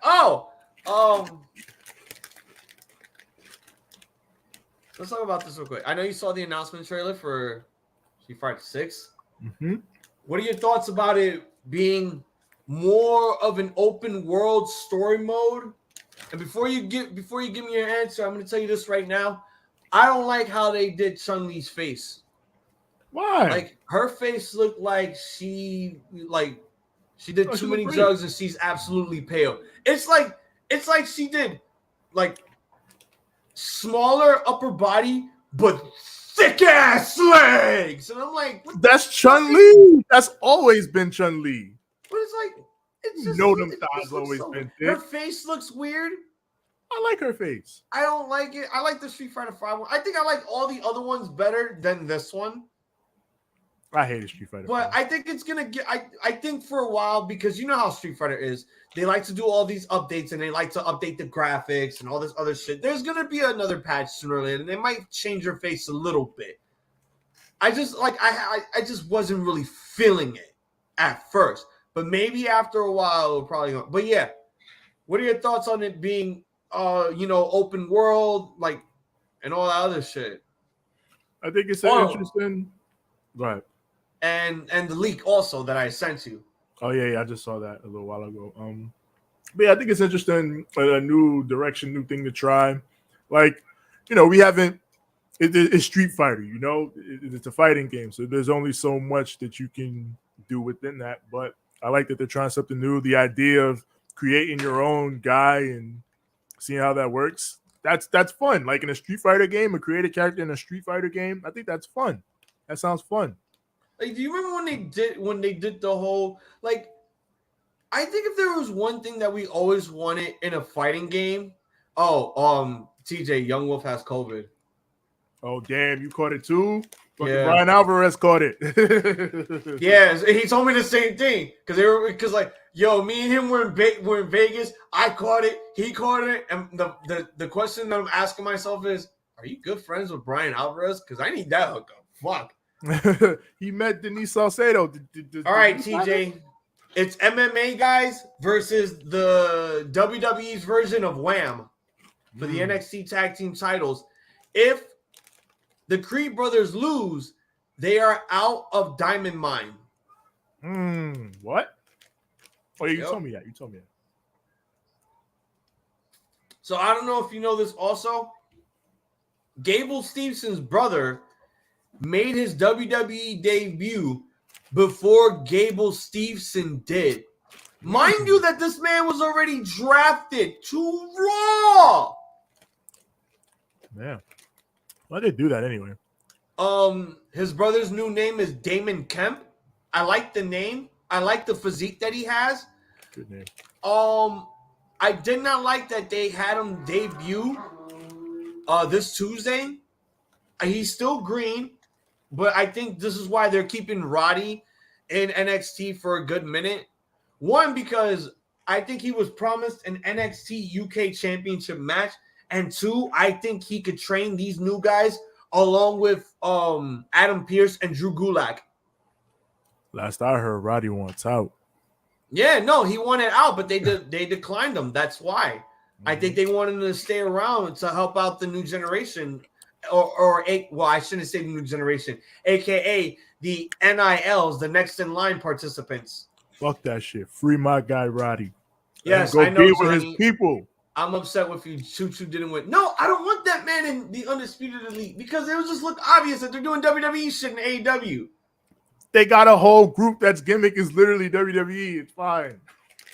I don't even consider the jazz group WWE. They're just using the name. They literally did the Roman Reigns promo on Dynamite. Okay, yes, and I understand the AEW Galaxy, but I feel like that's just all a shot at WWE of how their writing is. It's all hokey and jokey and very kid friendly.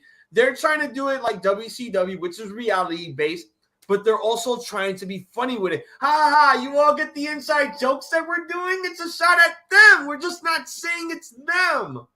But before I give my thoughts on NXT and we do the Hell in a Cell predictions, I know you and Six talked about it on Thursday. You and I have to talk about what this man did. Oh, Max. Oh my God.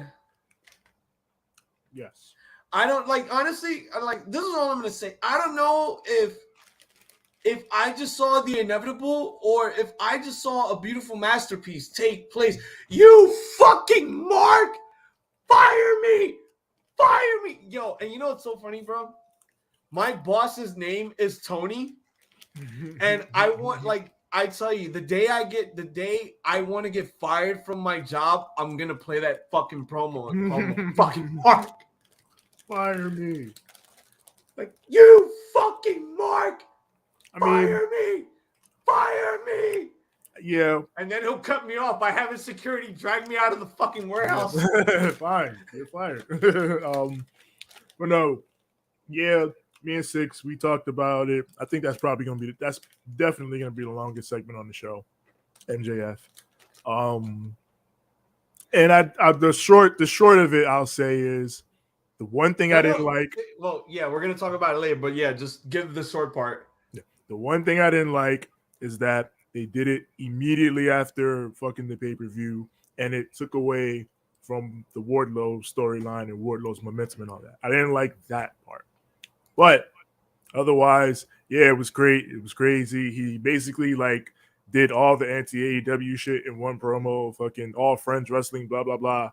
Now this makes everything now I think we're in firmly a work territory, but obviously they're using the real life. I feel like this promo was like the Eddie Kingston promo that he did on Progress when he beat the shit out of Ilya Dragunov right when he was going to WWE.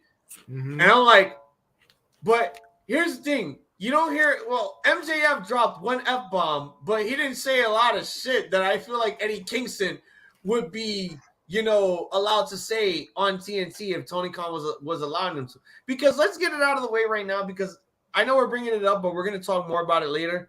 Yes. This was a legitimate work shoot promo. This, to me, felt like how Vince Russo did the work shoot in Bash at the Beach 2000. No, I don't think it was like that. Well, I mean, not how it was when everything took place after the whole Hogan shit. I'm talking about when Russo got on the mic. That's what I was talking about. I don't care about Jeff Jarrett laying down for Hogan and all that bullshit. Oh my God. Restart a match for Booker T to win. That was a disaster. Tony Khan doing the Vince Russo promo. You're never gonna say that piece of shit again.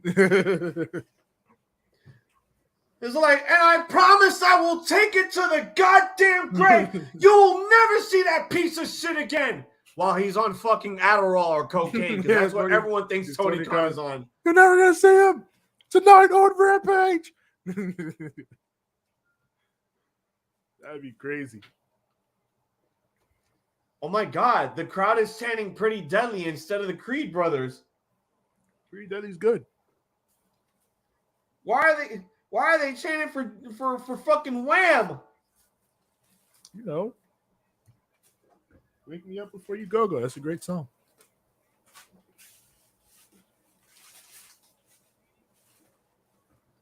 You know George Michael was a great frontman. Wait, did they say Rick Steiner is in the crowd right now? Like, what the fuck?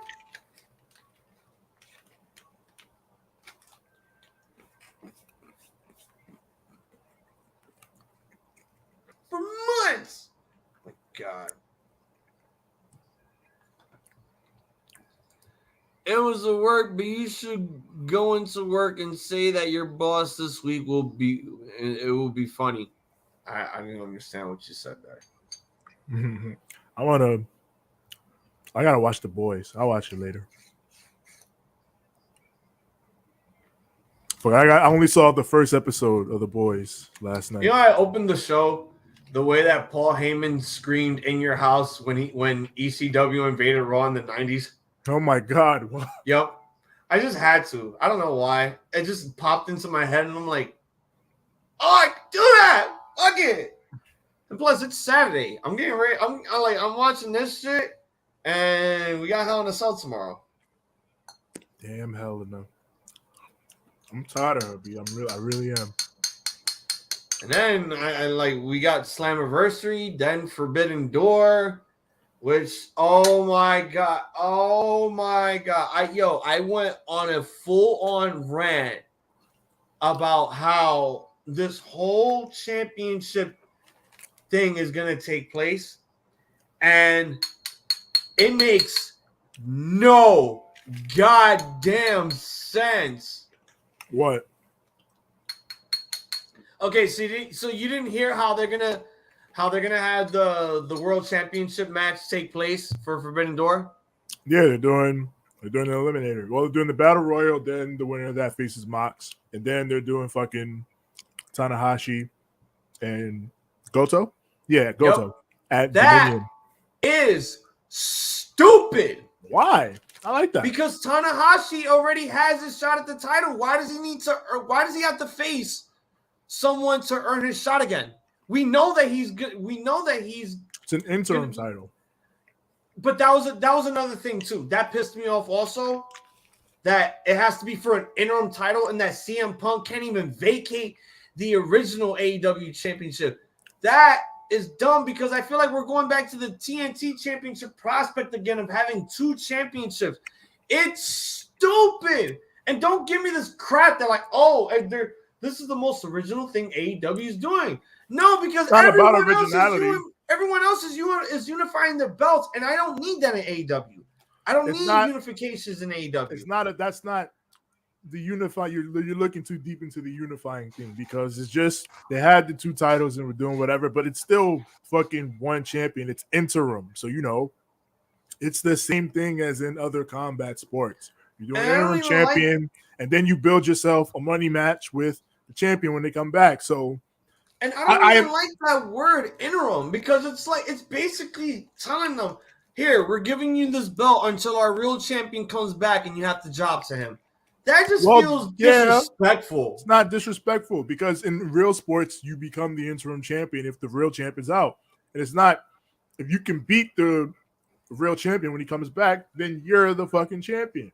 Now, obviously, I don't think, who knows? Who knows what happens? Honestly, if they're here's the thing: if you're gonna do a World Championship Eliminator tournament, I just didn't like the fact that Hiroshi Tanahashi has to fight someone for number one contendership when he was already in the championship picture to begin with. I don't like the fact that they have to go into the Battle Royal to face the top number 1 contender, Jon Moxley, I think you could get another 8 guys to compete in a tournament. Well, and you could have the tournaments take place at Rampage and Dynamite. You could have done another 8-man tournament.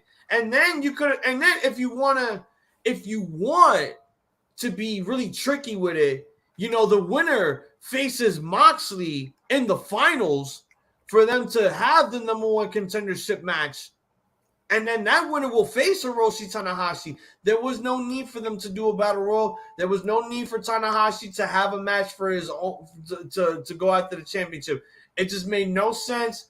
And I feel as if having this battle royal just underutilizes everyone that could be more useful in an 8-man tournament. Well, I mean, I do agree that a tournament would have been a good idea, but I mean, this is what they chose.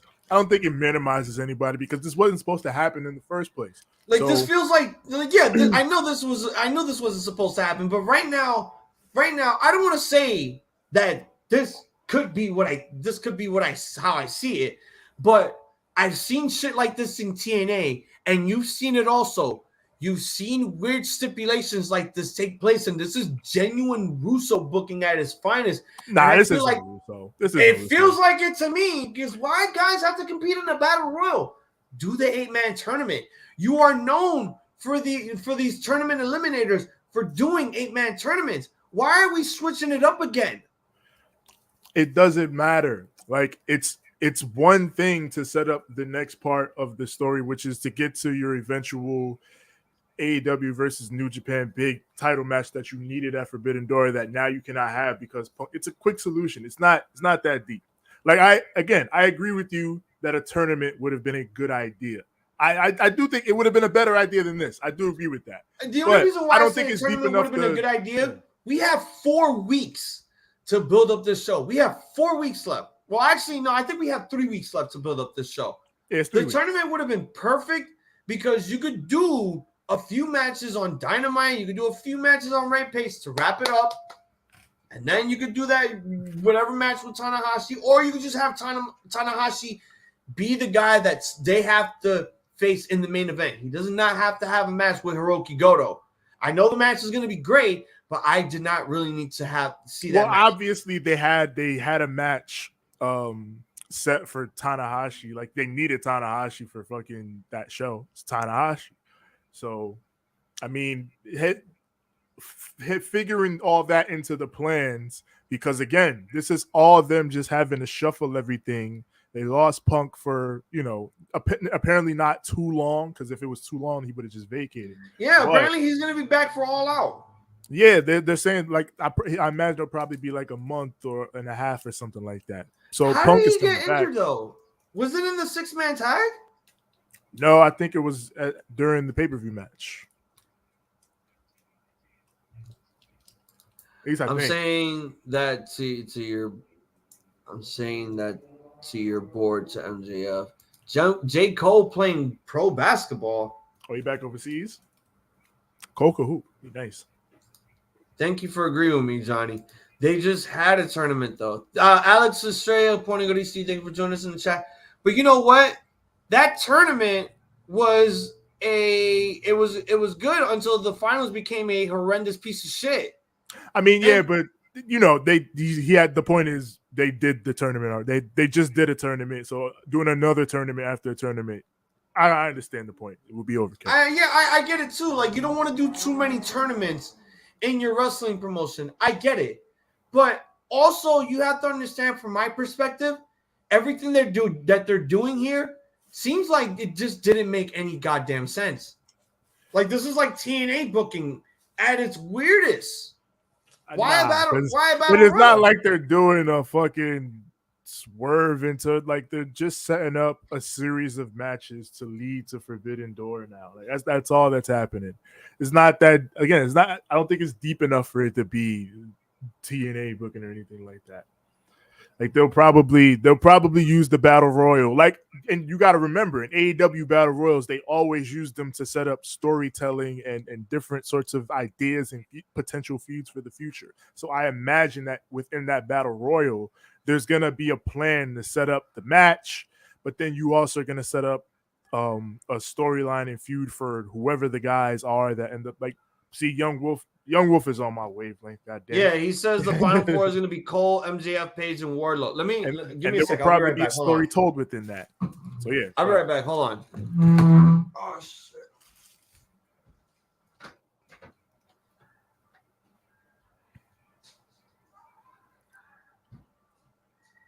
I am going to play a video game, but I don't know which one yet.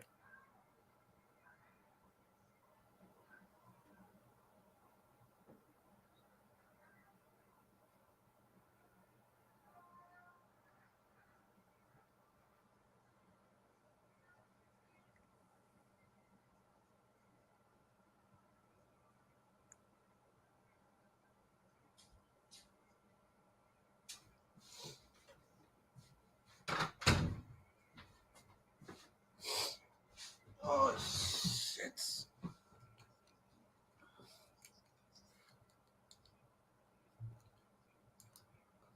Young Wolf wants to know, who do you think is winning tomorrow? For game 2, I think Warriors got it. I think Boston punched them in the mouth, and now they're going to adjust. Boston won game 1? Yeah.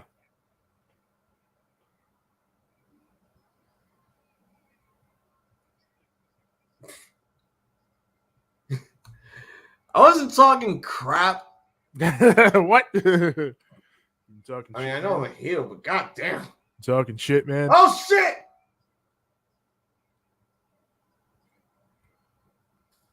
Oh. I love what Draymond said about going to the game. Fucking, all those guys, what was it? Fucking 15 to 23 from 3? That ain't gonna happen again.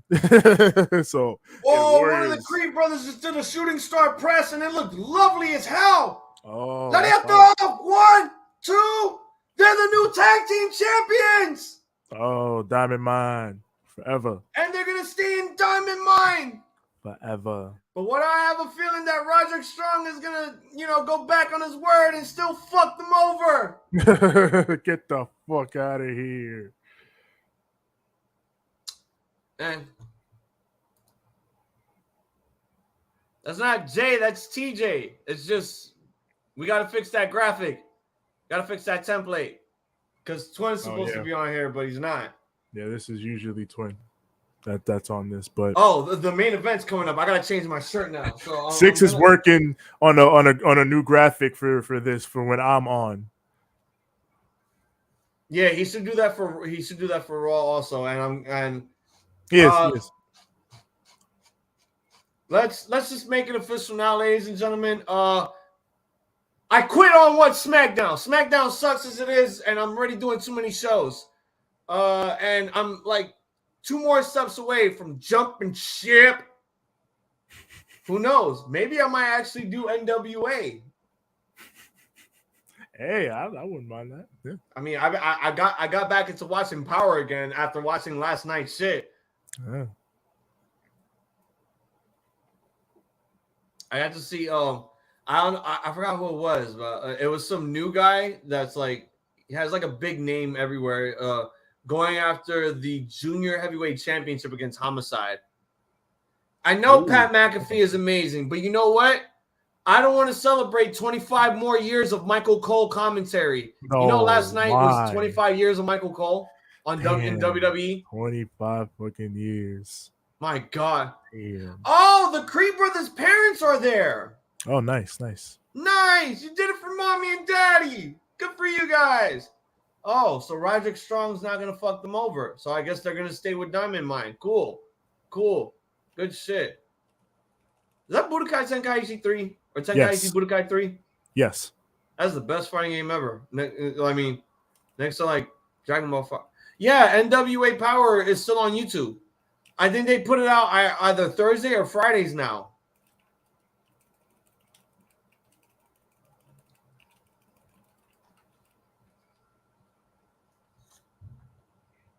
Oh, shit. Who are you, Majin Vegeta or Majin Buu? Vegeta. Okay. Oh, he's not Majin in this game? No, he is. Oh, okay. But yeah, Young Wolf, they put out NWA Power like every week on YouTube. All right, let me go change real quick. Hazel, have you don't watch DPW, do you? You gotta watch DPW. That shit is fire. I haven't watched it yet. Goddamn, watch it. Fucking fire is good as hell, man. I was watching it last night. Fucking the Kobe Carino fucking match was fire, man. But all three matches were really good. That's what it was. Kobe Carino was facing Homicide. Oh, okay. Fuck.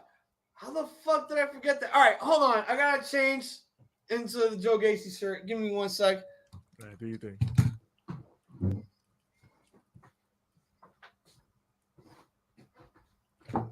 Psych.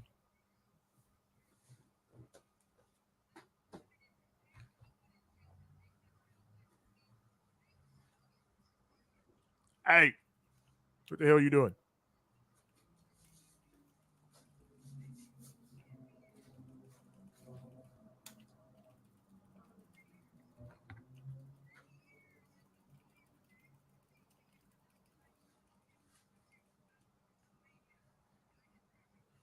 I'm gonna just beat him. Fuck it. You don't gotta sacrifice yourself, Vegeta. We gonna handle this shit right the fuck now.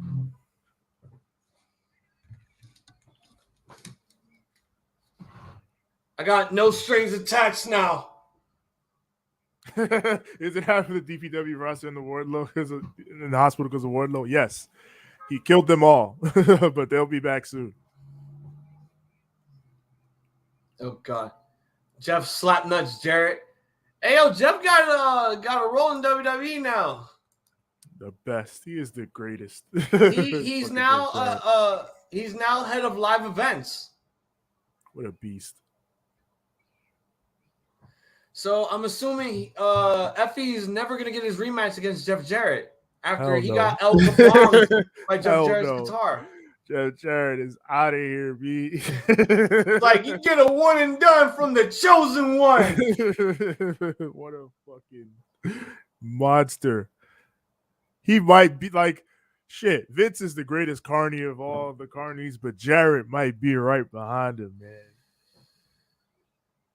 You know what that means now? I have to watch the Broken Skull sessions with him and Jeff Jarrett because I heard that another one. I heard that shit was good. Yeah.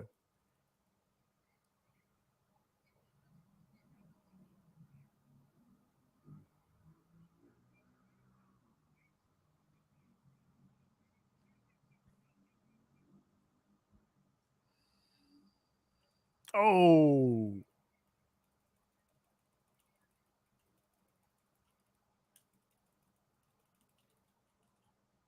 Live tomorrow night at 8 p.m.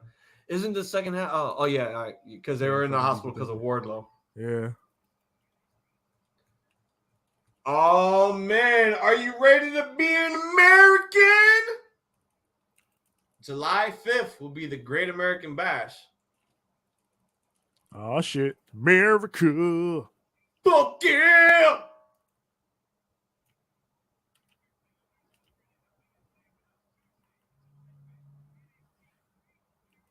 Whoop his ass. You know what I could give NXT props for? They don't make their commentators feel like they have to wear suits corporately. It's like they're always on casual Friday clothes. Yeah, I can respect that. I can respect that. I still hate the fact that they got a goddamn platform on the commentary table. You so on that. Speaking of commentary, oh God.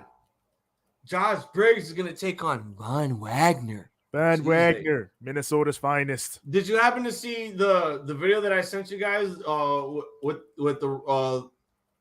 me commentating? Oh no, I still gotta watch it. It's in my fucking YouTube queue. I'm gonna watch it. Yeah, they want me to come back in 2 weeks to keep to do it again. So hopefully this will be a deal, a real deal for me. Yeah, that'd be a good gig. So if Bron Breakker gets disqualified, he loses the NXT Championship. Oh shit! He about to lose this shit by DQ. This is about to be some fuckboy shit because The you know WWE. the Outworld Druids from Mortal Kombat 2 are gonna do something. Oh, this nigga turned me to chocolate. I mean, they're the ones that protect the portal from Outworld to Earthrealm. Earthrealm is so it's most compromised. likely that they're gonna send Bron Breakker to Outworld, aka the main roster. Yeah, maybe that time.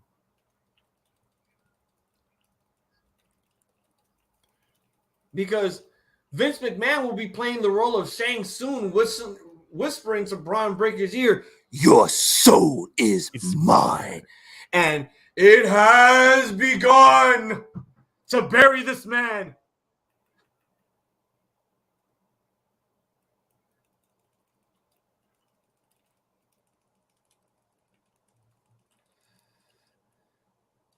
It's gonna be time. They're gonna do it.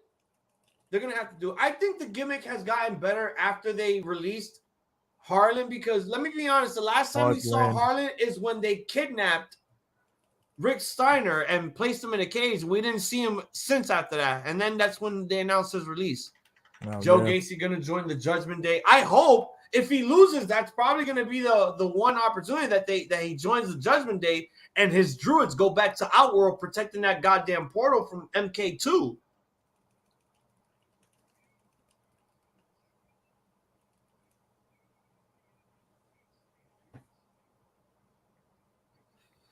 What a beast.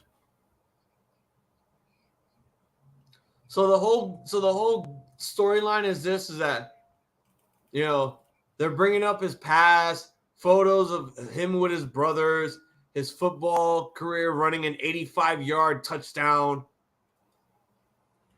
Because wasn't Rex Steiner a fucking running back in football, high school football? I think so.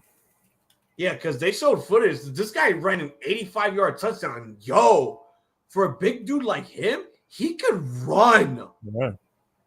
That does sound It's like Brock Lesnar when he made his debut. Like, he could do all the crazy cruiserweight stuff because he had all that speed. But then they told him not to do it. Yeah. Which, I mean, I get why you preserve yourself, and you know he got to work all them dates and you in WWE. So it makes sense for that job. But I mean, it's so impressive to see in action, though. Oh, this man broke something, but what did he break? Everybody wants to know. Give me that fucking mic. What a beast. The GOAT. See here, Joe. The numbers don't lie, and they spell disaster for you and in your house. You damn right. I'm going to take your girl, and I'm going to ask her, where's their freaks at? It says break in the ring with 2 Ks. I hate that. Yeah, that sounds dumb. Oh yeah, we're gonna see a lot of breaker ass, because I swear to God, they need to adjust this man's gear because it just looks so baggy in the lower area of his buttocks. Like it's saggy. That's unfortunate. It's like, what you gonna do with your singlet on the ground? Singlet on the ground. Oh, this man's music is playing, so I got to do this. Well, the fuck you don't. Yes, I do. Put your fucking 2s in the air. Yo, Gacy. Peace. Not for Danny Burch anymore. Yeah, they removed my man from the equation. Oh, he's a druid now. He's a shit. Druid. Let's go. Druid action. See, you're getting your ass kicked by Kick Boo as Super Saiyan Goku 3. What's wrong with you? It's fucking Kid Boo, man. Yes. Are you playing this in the hard difficulty? Yes. Good. That makes sense. That's how all fighting games should be played, in the hardest difficulty. Of course. You know how we rock. Like, bro, my cousin Tony, God rest his soul, rest in peace. Like, you know how hard it was for me to beat Bison in Super Street Fighter 2 on Super Nintendo? That was hard. But then he showed me the way. He showed me the way, and then I got to beat Shao Kahn in Mortal Kombat 2 in the hardest difficulty. Boy, at a young age. I'm like, what the hell? They don't make the bosses like, and in a lot of ways, that's a good thing, though, that they don't make the bosses like they used to. But no, because the bosses are not supposed to be challenging. The bosses are the cheapest characters in the game. Yeah, that's what it was. There was just a lot of cheap shit. But that's how the boss is supposed to be. It's supposed to be challenging because all he's gonna do is cheat. Like, come on. How many times have we played Capcom versus SNK and had to deal with Shin Akuma or God Rugal, Omega Rugal in the final, and they're fucking cheap as hell? Or even better, how many times did we play Marvel Superheroes versus Street Fighter, knowing that the cheapest character in the game wasn't Apocalypse, but Cyber fucking Akuma? Yeah, it was rough. It was, and we're like, this nigga missed. I used to play them shits in the hardest difficulty. You're like, when you had a PlayStation and you had your arcade stick, a PlayStation exclusive, and then you rent the game at Blockbuster, and it's like, yeah, it's time for me to go ham and do my homework on Sunday. Yeah, you had to. It was the best way to get better at the game. It really was. Young Wolf says Hook reminds me of Kid Buu in a way. I would say Oob. Hook reminds me of Oob, but I mean, like Oob, like he's strong, but Oob is like he's more kid. He's not like Kid Oob. He's more like serious Oob in GT. Yeah. Oob with some training under him and has an understanding of what the hell's going on and what he's supposed to do. Sounds like the Bloodline always had to cheat. Yeah, they always had to cheat because they're heels. That's their job. Roman Reigns. No, I predicted it. This show's going to end at 10:30. Ah, very good. Yeah, I shall defeat your tricks. I can't wait for the Hook figure also. I want the Danhausen figure to come out sooner before September so I can bring it to the meet and greet so I can have him sign it. You don't even know me. Zombiehausen or Hazelhausen. You will be cast. Yo, I was watching the attack of the show with fucking the AEW people on it. With Danhausen cursed all the viewers and shit. Oh, really? So, yeah. So was Xavier Woods there? No. Oh, bummer. Yeah. I guess Vince McMahon was like, "Hey, AEW guys are coming to your G4. I can't have you on that show. You're getting away from that shit right now, pal." I genuinely think he had something else to do that week, so that's why he wasn't there. I don't think it was because of that. But yeah, it would have been funny to see him there with the AEW people, with fucking Danhausen and Nyla Rose, him and Cole, because that would have been the party. So, but Chugs, it's all about the Chugs. It's all about the Chugs. He likes to chug, whether it's the jugs of Britt Baker or chugs of milk or beer. I don't know. I think Adam. Do you think Adam Cole straight edge? Because I have never seen that man drink a lick of alcohol. All I've seen him do is drink Monster. Yeah, he might be. Hey, yo, what are you doing, you Outworld Druid? What are you doing with a chair? And when are you going to show your face? He about to put that work in. No, he's trying to get Bron Breakker disqualified. Oh, yeah, get broken. No, I got broken. What the fuck? This is not going well. Vegeta, help me. Stop giving that speech. Man, you know how anime is. They have the big ass fight scene, and then they do all the goddamn monologuing, and then they have the monologuing and their thoughts and shit, and then there's like a vision or two, and then a flashback, and then like 10 episodes in, we get the fucking ending. Yeah, Vegeta's doing the speech where he finally admits that Goku is better than him. Remember when Frieza said, "You have 5 minutes until this entire Namekian planet explodes," and then it took them 10 episodes to get to the 5-minute mark? Yeah, Frieza had a terrible concept of time. That was like the worst build ever. Like 3 episodes would have been fine. I think he just added more filler because you wanted everyone to get resurrected. I'm like, okay, fine. Yeah, we got to the point where fucking the dragon pulled up and then fucking Vegeta came back. At this point, that 5 minutes felt like 3 fucking hours of them fighting in Namek because of all the cut shits. When Adam Cole comes out, I start to sing this, it's all about the boobies. It's all about the boobs. Fuck your shit.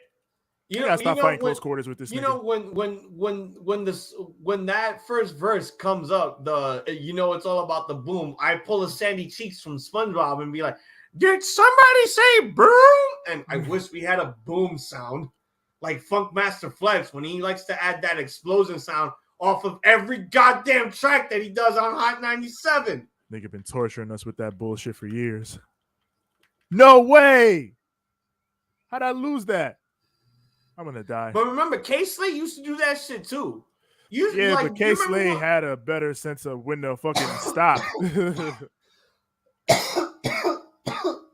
Damn. But there was one thing that they never stopped on. Because DJ are hype men. And they never stop with the monologuing. And I hate when they cut the track just so they can talk for 5 fucking seconds. Where the Young Wolf Tournament of that Power was like 8 hours. Track. I think that's why I don't go to fucking... I think that's why I hate going to a club. Because, like, I want to listen to good music, but then all of a sudden you want to cut that shit off. Yeah. Like, yo, this is how New York clubs get fucking shut up. Because niggas want to hear the music. Nobody want to hear you talk. It's like that Papoose song. They fucking shoot the club up. It's facts. But yeah, Tournament of Power was what was supposed to be 48 minutes or whatever, an hour. Yeah. Damn, watching you play that shit, now I want to fucking play the GBA shit that they had. I think it was the Legacy of Goku. Yeah. Yeah, that was more RPG based because those are my favorite games. Yeah, I do like the RPG based Dragon Ball games. Like I liked 2 better, honestly, because it was basically after the whole Frieza shit. We had Trunks show up, and then Frieza, and then the androids and all that shit. And then it went up to Cell. And then the third one was basically all Majin Buu shit. Which I really did enjoy. And I'm like, wow, you can fit all this shit in a tiny Game Boy Advance cartridge? I would fucking love that shit. Tourney of Power took like 8 hours. Wait, Tournament of Power? Yeah, and Super. Oh, yeah. The Super shit. Fuck 8 hours. That shit felt like an RPG game that didn't have an ending unless you downloaded like some DLC. That shit felt like it would have taken 120 hours to complete. Now the finish was a great finish. Like no, it was. It really was. And I actually love the Tournament of Power. I thought it was a great one. I know a lot of people didn't like it, but I loved it. They made Jiren so overrated, and they gave him backstory at the end of his defeat. What the fuck? Yeah, they did. That was stupid. They keep it mad, whatever. For like, yo, that was the most overrated character in DBZ Soup. And in DBS, I shouldn't call it DBZS because it's not Z anymore. But I still sometimes tell myself they still call themselves the Z Warriors. I mean, you can't call yourselves the Super Warriors. So that would be stupid. The Super Warriors. That's that fucking other Dragon Ball Super Hero. I'm like, wait a minute. We're bringing back Red Ribbon Army shit. This is the third time you're doing this.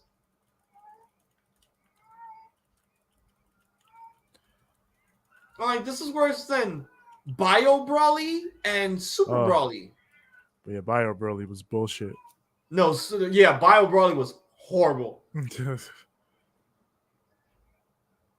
But hey, I can't wait to see this new movie. I mean, Red Ribbon Army as evil superheroes.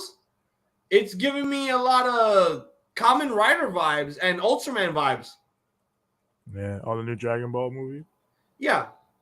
Yeah, I like that Gohan's rocking his true fit. Oh, they're chanting, "Let's go, Gacy! Gacy sucks."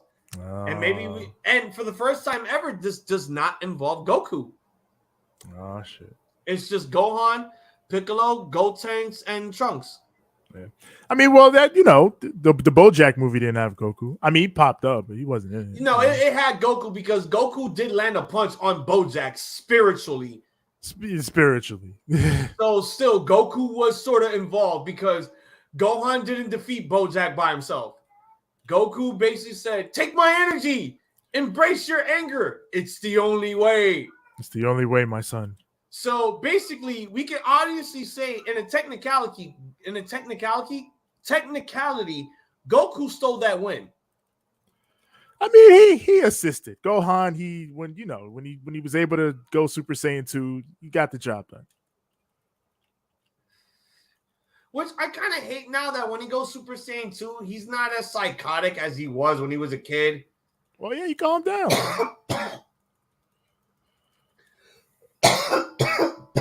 How this nigga get my health down so quick? I'm like, his ultimate form is his vanilla midget form? What the fuck? Well, no, because it was after the training with the Kai, with old Kai. And let me get this out of the way right now. Akira Toriyama is very creative with a lot of things. But why do you have to call Vegeta's God of Destruction mode Ultra Ego mode? Like, this man's Vegeta. dick is not that big to stroke his ego. That's like, Vegeta. If it was the abridged series, yeah, this man can stroke his ego for days, and Bulma could get it day in, day out. But this is the original series. Man, the original Vegeta's cocky as hell, too. Yeah, but he's not that egotistical. He's softened up after, he realized that he could protect Earth. He has a wife. He has a kid. And he cares for them. He's only egotistical when he's with Kakarot because Kakarot likes to steal the victory, and he's always one step ahead of Vegeta. That's when he's at his egotistical. That's when he loves to stroke his ego because he wants to be the best as Kakarot. He wants to be better than him. He wants to beat him. Oh, Bron Breaker pulled out the Glock. He pulled out the Glock? He pulled out the Glock and he spilled Joe Gacy's brains on the pavement. Oh, my God. That was a stiff-ass Glock, though. I'm not going to lie. That was very empowering. Oh, shit. Joe, don't. Oh! My man, you didn't even catch Joe Gacy with that tope kohio. You landed on your back and you just no-sold the shit. Who are you, PCO? He's not human. But you're a signer. You are human. You're not a genetic freak. Son of a bitch. I don't like anime. They're not respectful to women. Oh, well, some anime are very disrespectful to women. I mean, if you're some anime are women-centric, though. I mean, look, if you're a high school freshman that has really big boobs and sex appeal, then yeah, I can understand why you don't like it. Yeah. Some anime are right. Wow. If you want to watch anime that's like, oh, Joe Gacy pulled an Eddie Guerrero. He pulled a Guerrero. Oh shit. He pulled the Guerrero. He threw the chair and Bron Breaker. Oh! Is it happening? Oh, the referee's like, I'm sorry, but I love you, but I have to do this. Oh, another referee came out. He's like, no. Do it. It didn't happen. It did not happen. It's like, don't call the mask. He didn't swing the chair. I saw it in the back. That's never been a thing before. Yeah, that's never been a thing before. That's a first. Oh, inside cradle. Joe Gacy. No.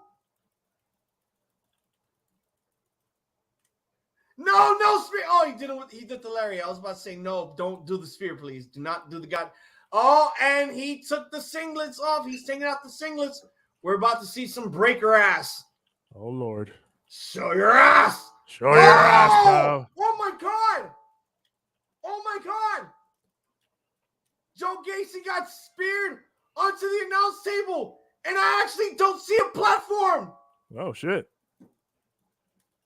Holy shit. Yeah, WWE, you can't mute the crowd now because you're on the cock. Peacock.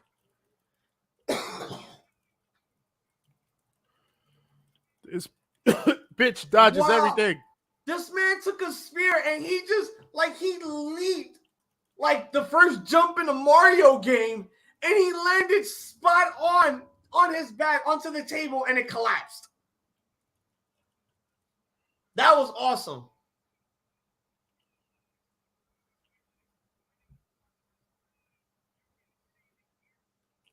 What the hell are you doing? Yes, Johnny Autism. Holy shit, indeed.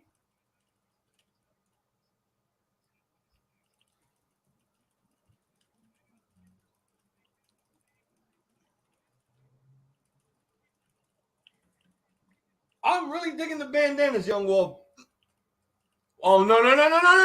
No! Kick out, Joe! Kick out! Yes! Kick out!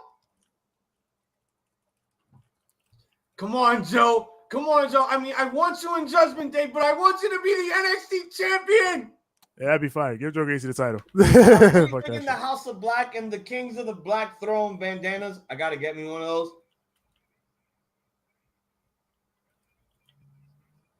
Oh, TJ, you've been tagged in a story by Young Wolf. You might have to post that. Oh, let me see. He's watching it on his laptop. He's watching us on his computer. Oh, and Ramblemania show just got tagged, so now I have to tag that shit also. Okay, so I gotta read these tweets. Oh, this tweet that he sent to me. Oh, come on, god damn it, pal! I need Joe Gacy to win. You son of a bitch! Is he not winning?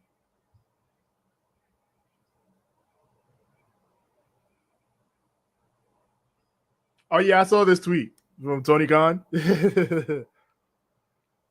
Tony Khan appreciating the fact that now this he has man's about to lose his cool. on his He's gonna use that chair. He's gonna use the chair. Hey, Druid, what are you doing? What's that Druid doing? Show your face. Show your face. Show your face. Oh my God, the Druid got hit with the chair. Ah! He speared him.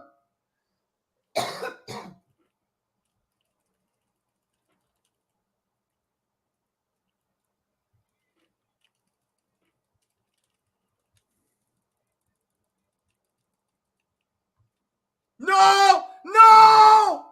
How do you get his face back? What the fuck? Damn, so Joe Gacy's gonna be in Judgment Day. Oh, he lost? He lost. Oh no. Fuck, man. God damn it.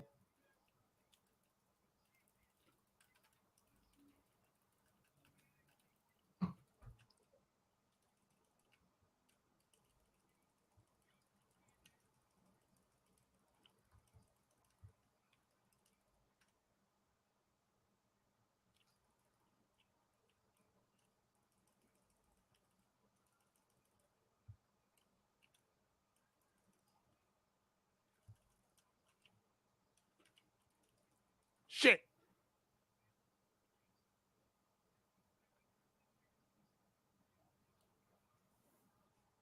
This sorry bastard is whipping my ass. It's always been like this. Every Dragon Ball game you ever buy, Kid Buu is a bitch of a boss to fight.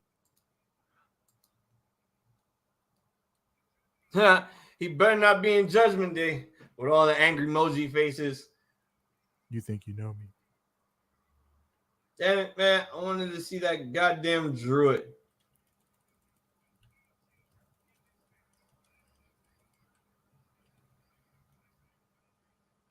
Why'd I do that? Hey! Drew Parker won the Tournament of Survival 7! My God. Who did he beat? Reach. Did he beat Alex Colon? I feel like he beat Alex Colon.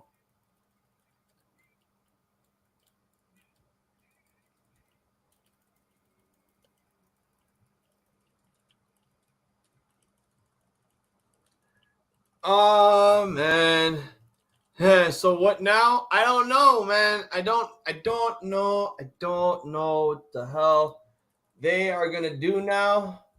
I thought this was gonna be the time that they would actually pull the trigger and give the belt to Joe Gacy.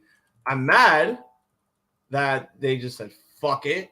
We're gonna just have Bron Breakker be our champion for a while. But it was still a really, really amazing match. I'm not gonna fucking lie about that.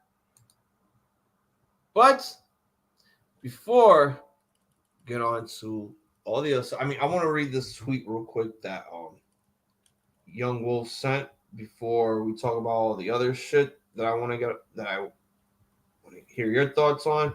All right, so it says here, this is from Tony Khan. It said it really sunk in for me for the first time that Malcolm Veli's infamous counterfeit tweets will focus on AEW from now on. Counterfeit tweets. They've gone from something He's talking about the tweets where he like the fake tweets begrudgingly. Still be writing. Yeah. Begrudgingly saw as amazing content from a brilliant manager working from the enemy into 2022 AEW canon. This made my day. What is this about? Tony Khan is very happy that he has Stokely tweeting about for him now instead of him because he's saying Stokely is so fucking good on Twitter, and I had to watch like, man, he works for WWE, but now he works for me. That's what Tony Khan is basically saying. Oh, so Stokely Hathaway? Yeah. Which, yeah, I would be happy too. Stokely is the fucking man on Twitter. He's fucking hilarious. Well, I mean, fucking damn it.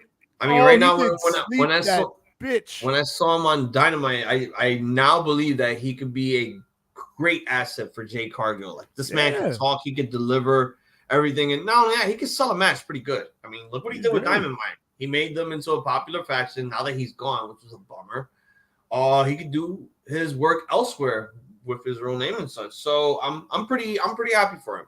I'm pretty happy on where he is.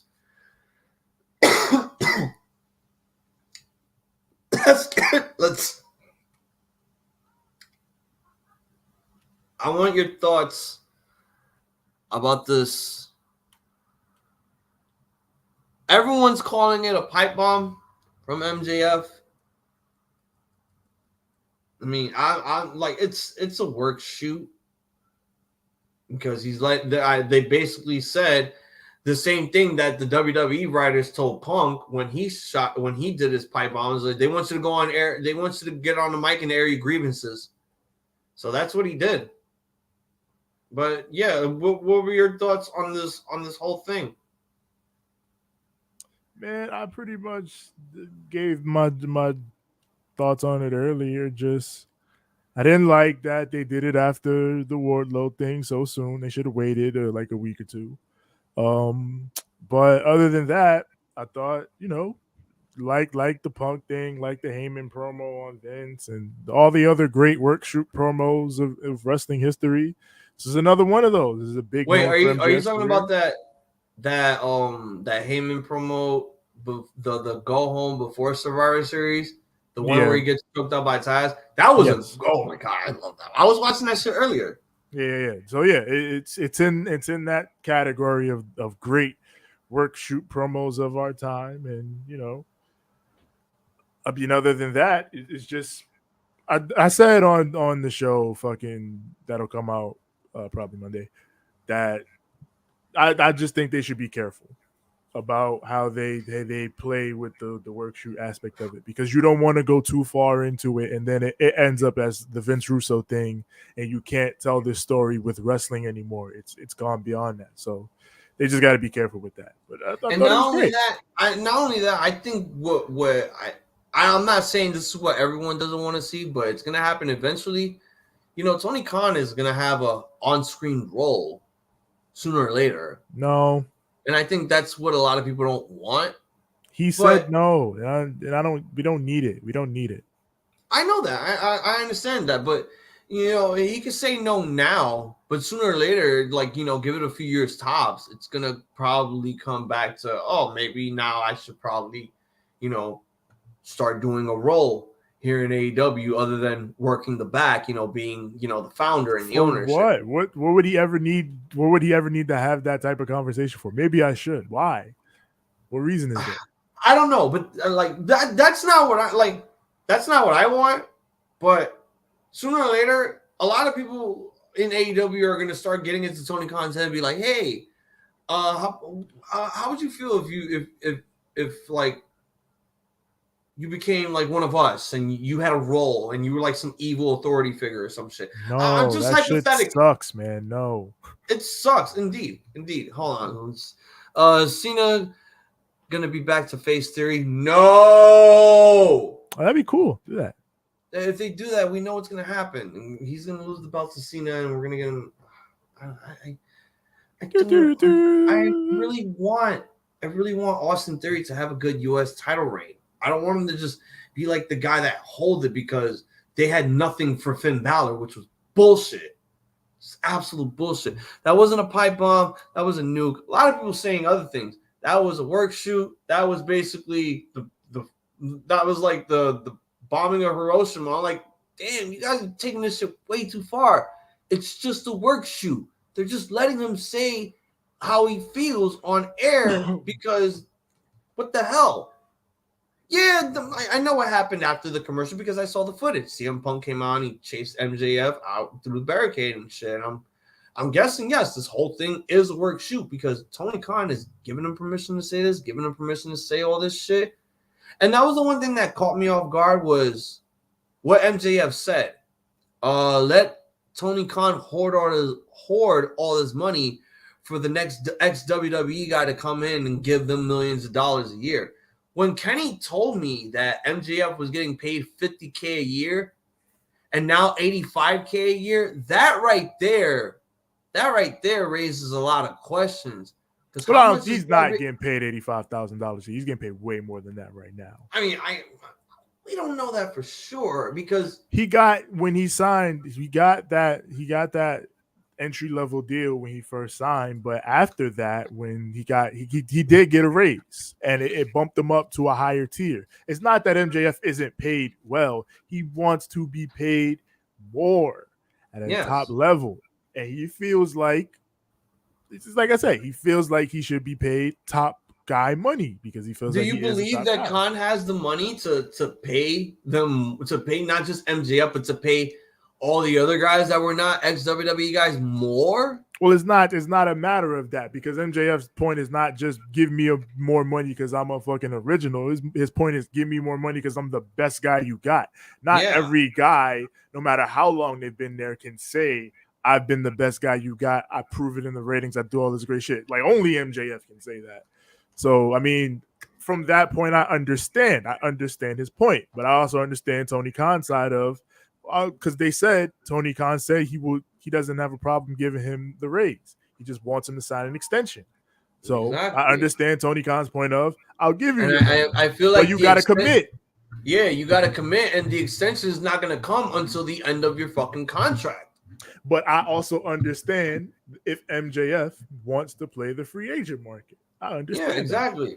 I understand that too. Like, you know, you want to play that role where you feel like you have done more than everyone else that's on this roster. You put on big matches. You've been in main events, world title matches. You have successfully done everything that you can to make AEW the hottest business that it's been 3 years straight, going into year 4. And you're the second biggest draw by the minute in AEW. And that is true. That is 100% true. This man gets all the airtime, all the promos, all the buildup for his rivalries.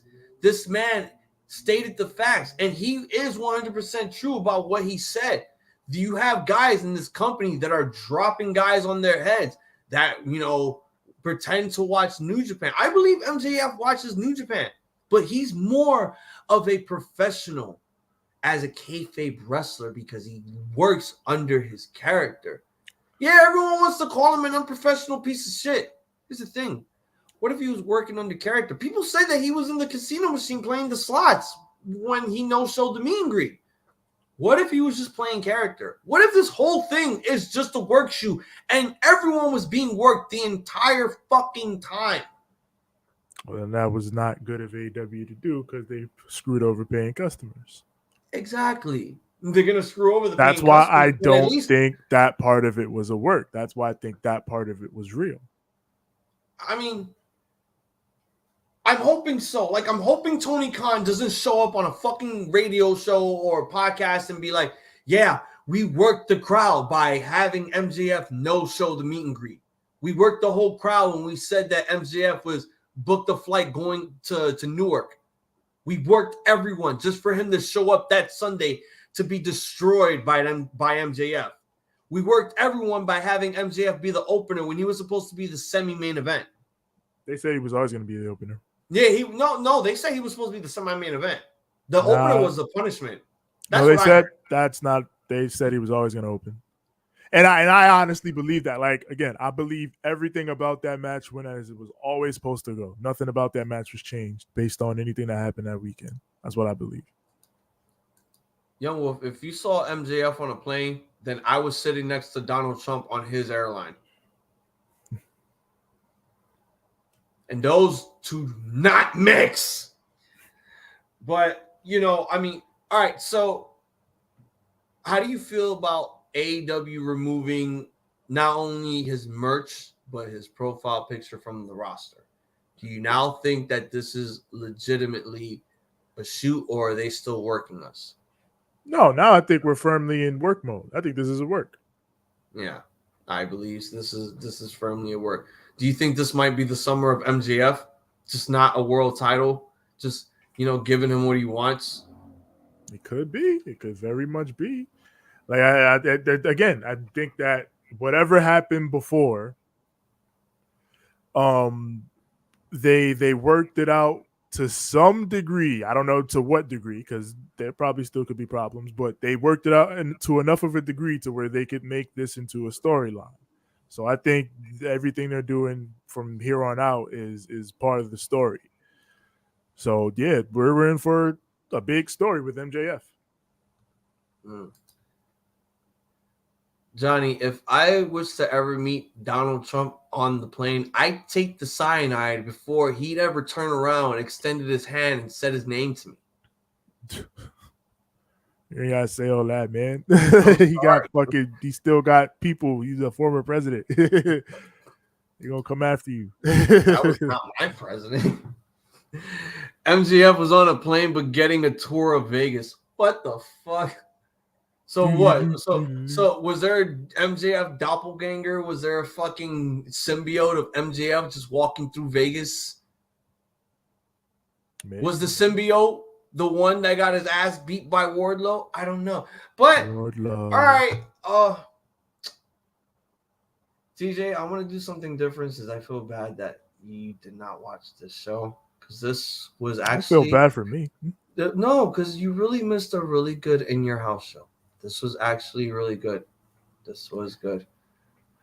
But we're going to start off our recap with the 6-man tag team match. The losing team either had to join the faction's block or the faction's country. Either work the family or suck cocaine. Cocaine. It was the Don taking on El Jefe. And I don't know if you ever I told you that Tony D had some goons, but you didn't know they didn't have names when I told you about the goons. Do you want to know the names of these fucking goons? Yeah, let me hear the name of these goons. All right, let me tell you right now, they are the skinnier versions of Deuce and Domino, and Tony D is their cherry, because he came out in a red tracksuit with no roller skates and no milkshake in a tray. One of them is named Stacks, and the other is named Two Dimes. Two Dimes. I got 2 dimes for you. And I'm like, yo, this is some Enzo shit. It's funny, but it's silly. And they look like potential talent if they were not looking like the Deuce and Domino of 2022, which sucks. But this, I was really digging the story here. I'm still questioning what happened to Tony D's so-called lawyer or conciliarge, whatever, AJ Galante, after he got kidnapped by the cocaine people, which is what Rick Martel used to call the fucking bikers that Johnny K9 used to run and shit. We still don't know what happened to him. He might be just dead off screen since he was kidnapped, but whatever. So it was really a good match. I really liked the story that they were telling here. You know, the cocaine people meet the mobsters at the Olive Garden. Meanwhile, the mobsters had to meet the cocaine people in their giant fucking yacht out of Vice City. That's how they was operating. Because they were in Orlando. Let me remind people of that. I'm like, yo, where's Tommy Vercetti when you need him? Tommy Vercetti. Rest in peace to Ray Liotta. God, Thanks. the greatest GTA character in the entire series. Fuck Nico Bellic. I don't want to go bowling with my cousin. Man, if we're going to talk that, the true GOAT protagonist is CJ. We know that. No, I give that to Tommy Vercetti. I give it to Tommy. I CJ give it because I really like Vice City. They made fucking San Andreas way too open world. And what's wrong with that? Like that's what you want. I didn't want to get my hair cut every fucking time. Nah, I like that shit. I liked all that. When San Andreas first came out, man, I spent so many hours just doing shit. Looked like Exhibit from Pimp My Ride, except I was repping Grove Street. Yeah, you got to rep Grove Street, all the different, man. There was so much stuff. San Andreas felt like the fullest, most complete game at the time it came out, man. It was different. What was the Mexican gang's name in San Andreas? I mean, yeah, San Andreas. The Vagos, right? Yeah. So Legado was the Vagos, and the fucking Tony D's group was Salvatore Leone. Yeah, I was gonna say that's the Leone family. Yeah, that's the Leone family. Oh my God. So yeah, they whacked the cocaine guys, and now the cocaine guys got to work with the family, and the family don't like the cocaine, so they got to ban the cocaine in order to work with the money. So now the cocaine got to sell the stolen goods out of the ATV truck that they steal from Rent-A-Center or errands, and they got to sell it to people on the block in order to make that money. Because that's how they did it in Goodfellas before they hijacked planes filled with millions of dollars and shit. I'm going to give this match a solid 3.5 because they pulled out the knuckles. They pulled out the crowbar, which gave me WCW and William Regal vibes because I miss Crowbar and I miss William Regal and the power of the punch. He's in AEW. I miss Daphne because she was with Crowbar and that was cool in WCW. Rest in peace, Daph. Yes, rest in peace to her. So yeah, 3.5 for this match. What's gonna happen on Tuesday? What's the Don gonna have the cocaine people do? They're gonna have him wash his car. They're gonna have him wear track suits. And who knows? Maybe. Oh my God, no! I'm not even gonna say what they're gonna do with Electra because that. Oh no. Oh no, we're not. Because then TJ will be like, "Don't go there, you Jim Cornette. Don't you dare go there. We're not doing that. Don't you dare go there. They might make her whack some people. Yeah, well, yeah, she'll kill people. That's where we're leaving that. That's exactly where we're leaving that. No, I mean no, that's what it is. She's gonna kill people. I like how we just had a Jim Cornette Brian last moment. No, we're not doing that. We're not doing any of that. That's not all right. So... oh God. Gigi Dolan and JC Jane defending their and hey, look, I finally got the name right. Was that so hard? Was that so tough? It was hard because when you have too many new names in the company, it's just confusing. Maybe I gotta write her name on paper over and over again in order for me to remember it. JC Jane, the hot dark-haired one. Her hair is still dark, right? Let me see. Yeah, it just has like some little blonde streaks to it. Yeah, so she got the blonde streaks, and Mandy is whatever, brunette, right? She's still brown. Nobody's hotter than Gigi Dolan, though. And then there's Gigi, the bad redhead. Careful though, she might take a tampon and smear it all over your face, though. Hey, she getting crazy, but did she do that to Lana Austin? I think so. That was the match of the fascists. PK. We need a fastest match. We need Jamie Hayter. We need Toni Storm. We need Priscilla Kelly. And who else do we need? Fuck, I'm trying to think of someone else.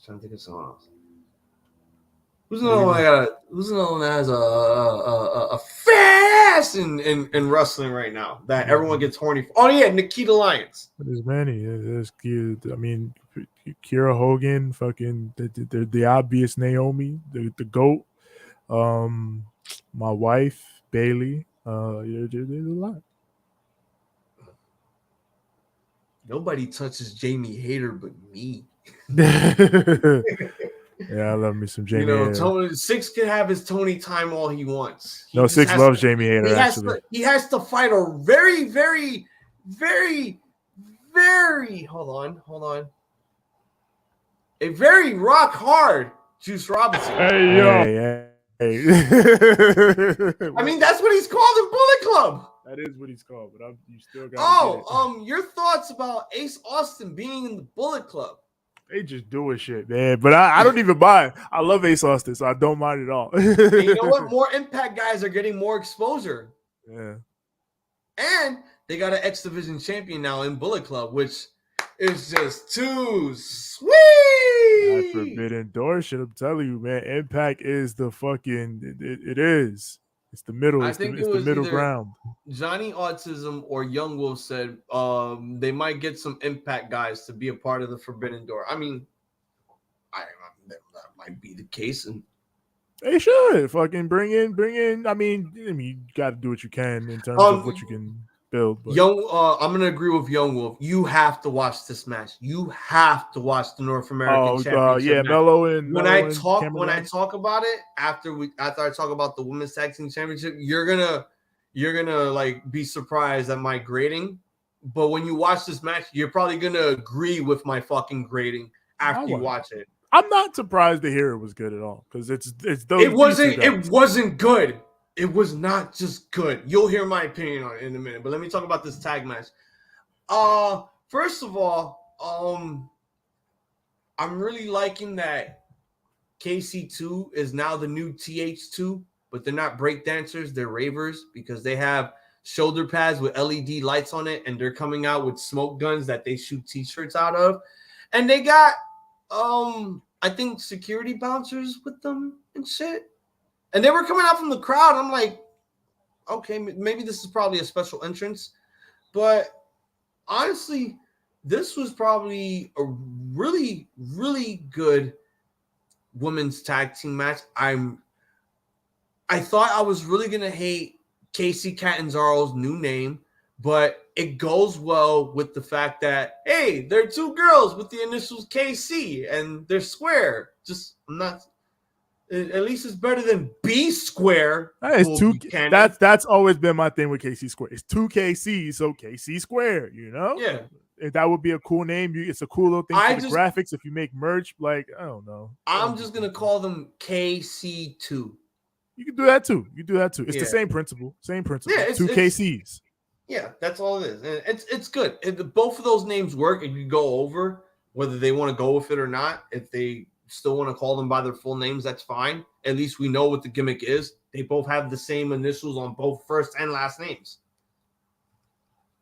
Yes. All right, but this match though, I'm really digging this because for the first time ever, this was actually a tag team match that actually involved two legitimate tag teams. Not no makeshift tag team that they just throw in at the last minute. This was a legitimate tag match, and they had a pretty good story going on here, but the story was mostly the match. There wasn't really a lot of build up to it because they only build up the match when they were building up Mandy Rose and Wendy Choo for the NXT Women's Championship, and they just said, "Oh fuck it, let's just throw this match in there because what the hell? Let's give Toxic Attraction more time on live premium events. What the hell?" Right? So it made sense. This was a really great tag match. I like the chemistry between those two. Hopefully we might get a rematch from them because maybe the next show that they do, probably Great American Bash. Maybe they might pull the trigger there. Who knows? I really like this. I like the story that they were telling here. And they can continue telling this story moving forward. I mean, we got a month left until Great American Bash? So, yeah, let's keep this rolling. I'm going to also give this match a 3.5. Very nice. Katana Chance really has the capability of Ninja Warrior skills and Monkey Blood. And Kayden Carter is still a little bit green, but she's showing off some good skills here, and I think she's improving week by week every time they put her on TV. And I'm really liking it. Hopefully she has more improvement going into Great American Bash. Now let's talk about the match of the fucking night. I am blurry as fuck. Yeah, I move around so much. Let's talk about the match tonight. The 6-man tag team match was 12 minutes and 45 seconds. The women's tag team championship match was 9 minutes and 1 second. Now, Carmelo Hayes taking on Cameron Grimes for the North American Championship. This was 15 minutes and 30 seconds. These two men got special entrances, TJ. First off, let me just say it right now. Fur is murder. Fur is murder. Trick Williams coming out here looking like a pimp named Slickback from the Boondocks. What was Snoop Dogg's pimp name? I fucking forgot. The one that he always had with him with the leprechaun suit and everything. And he was in the fucking video with the and shit. Yeah, that he was looking like that, but he was also giving me MVP vibes because he also came out with a cane and he had that walk like the Godfather, but he had no hose. And then Carmelo Hayes came out with a fur coat, and they had security at the entrance, like they was in the VIP lounge and shit, and they had masks like the Oni mask, like the mouth and shit. Yeah. And I'm like, and then they had these shirts that said, I forgot what this. Oh, I think it said the A Champ in blood dripping font. I'm like, okay, cool. That's good shit. fire. Good shit. But it got better because Cameron Grimes came in on a rocket ship. Oh shit! To the moon. He came from the moon. He was fuck Buzz Aldrin. I was just doing that shit for fucking days and shit. It's like that man didn't land on the moon. The only thing he landed was that prostate. And but this man came out. This man came in on a rocket ship. And I'm like, I've never seen this much cooler shit since WCW came out on a spaceship when Ric Flair was the Black Scorpion. Oh, Lord. It was so cool. But the minute that bell rang, it was all seriousness from there. And you know how Dave Chappelle said, you're watching when keeping it real goes wrong. Yes. This is when keeping it real kept it really real. They made this match felt real, and they wanted you to feel like it was real. You know how you read a book and they want you to feel like the antagonist is like going somewhere, or in a movie with the antagonist, but in a game, when you play a video game, you could feel the fact that your antagonist is a hero.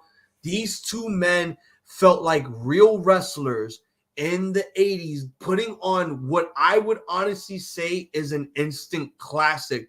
There was one spot where these two men are outside of the ring on the apron. No, I stand corrected. Cameron Grimes was on the apron on 2 feet. This man, Cameron Grimes, Carmelo Hayes decides to just jump over the top rope, do a DDT, and this man spiked his head on the fucking apron, and it was like, this man killed himself. And they showed it on a different angle on the replay. That's why we're telling you to watch this match.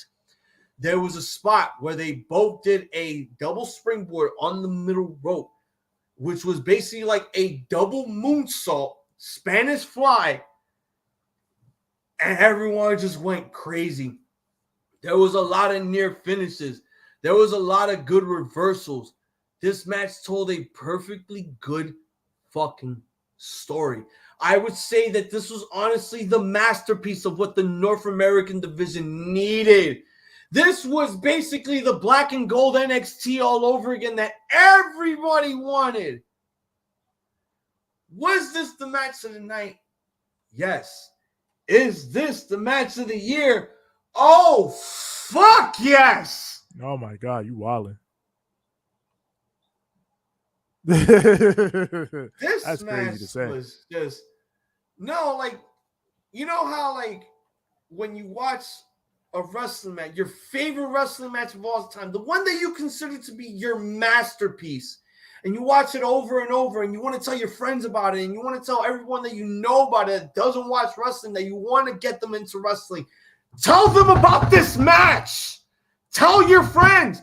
Tell your fucking parents before they reach their deathbeds. Watch this match. TJ, watch this match. Watch this fucking match. I'll watch it. Oh my God, Meltzer shit. This is 7 fucking stars. What the hell? My God, and Carmelo Hayes becoming the second time a champion. Why am I still doing the Randy Orton pose? This is the 3rd time I did it. Going up. Yo. Young Wolf said, hell no, it's not match of the year. Yeah, I was wondering. Yes, it is. That's not hyperbolic. No, I mean, this is the match of the year for 2022. I'm not saying match of the year overall. This is the match of the year for 2022. 2022 is the year. Like, man, when they do a top 10, they're gonna add this match onto their top 10 list. For NXT, sure, but like all of wrestling. Yeah, for all of wrestling, I guarantee you, this match will end up on somebody's list. I mean, maybe, this will end up on somebody's list. That sounds crazy. No, I like both these dudes a lot. Don't get me wrong, but these two guys had a really, really good story when when Carmelo Hayes lost the title to Cameron Grimes. The match was paying homage to Cameron Grimes' father, and they kept bringing his dad into the whole fucking thing. That's why the story was so good. You wanted to add that personal shit into the angle in order to give that big fight feel. This match was not great. I don't know what you're talking about because the crowd loved it. I loved it. This is one of those matches that people are going to put on their top 10s on 2022 this year alone. Trust me. That's why I'm giving this match the rating that it deserves. This was a really good North American match. And let me tell you right now, I love when mid-card titles like this put on spectacular matches because it gives me Steamboat Macho Man Mania 3 vibes. I needed a match like this in NXT. That's why me and Young Wolf are telling you to watch this shit, Tal. Trust me. I'm gonna watch it. It's really good. It's really, really fucking great.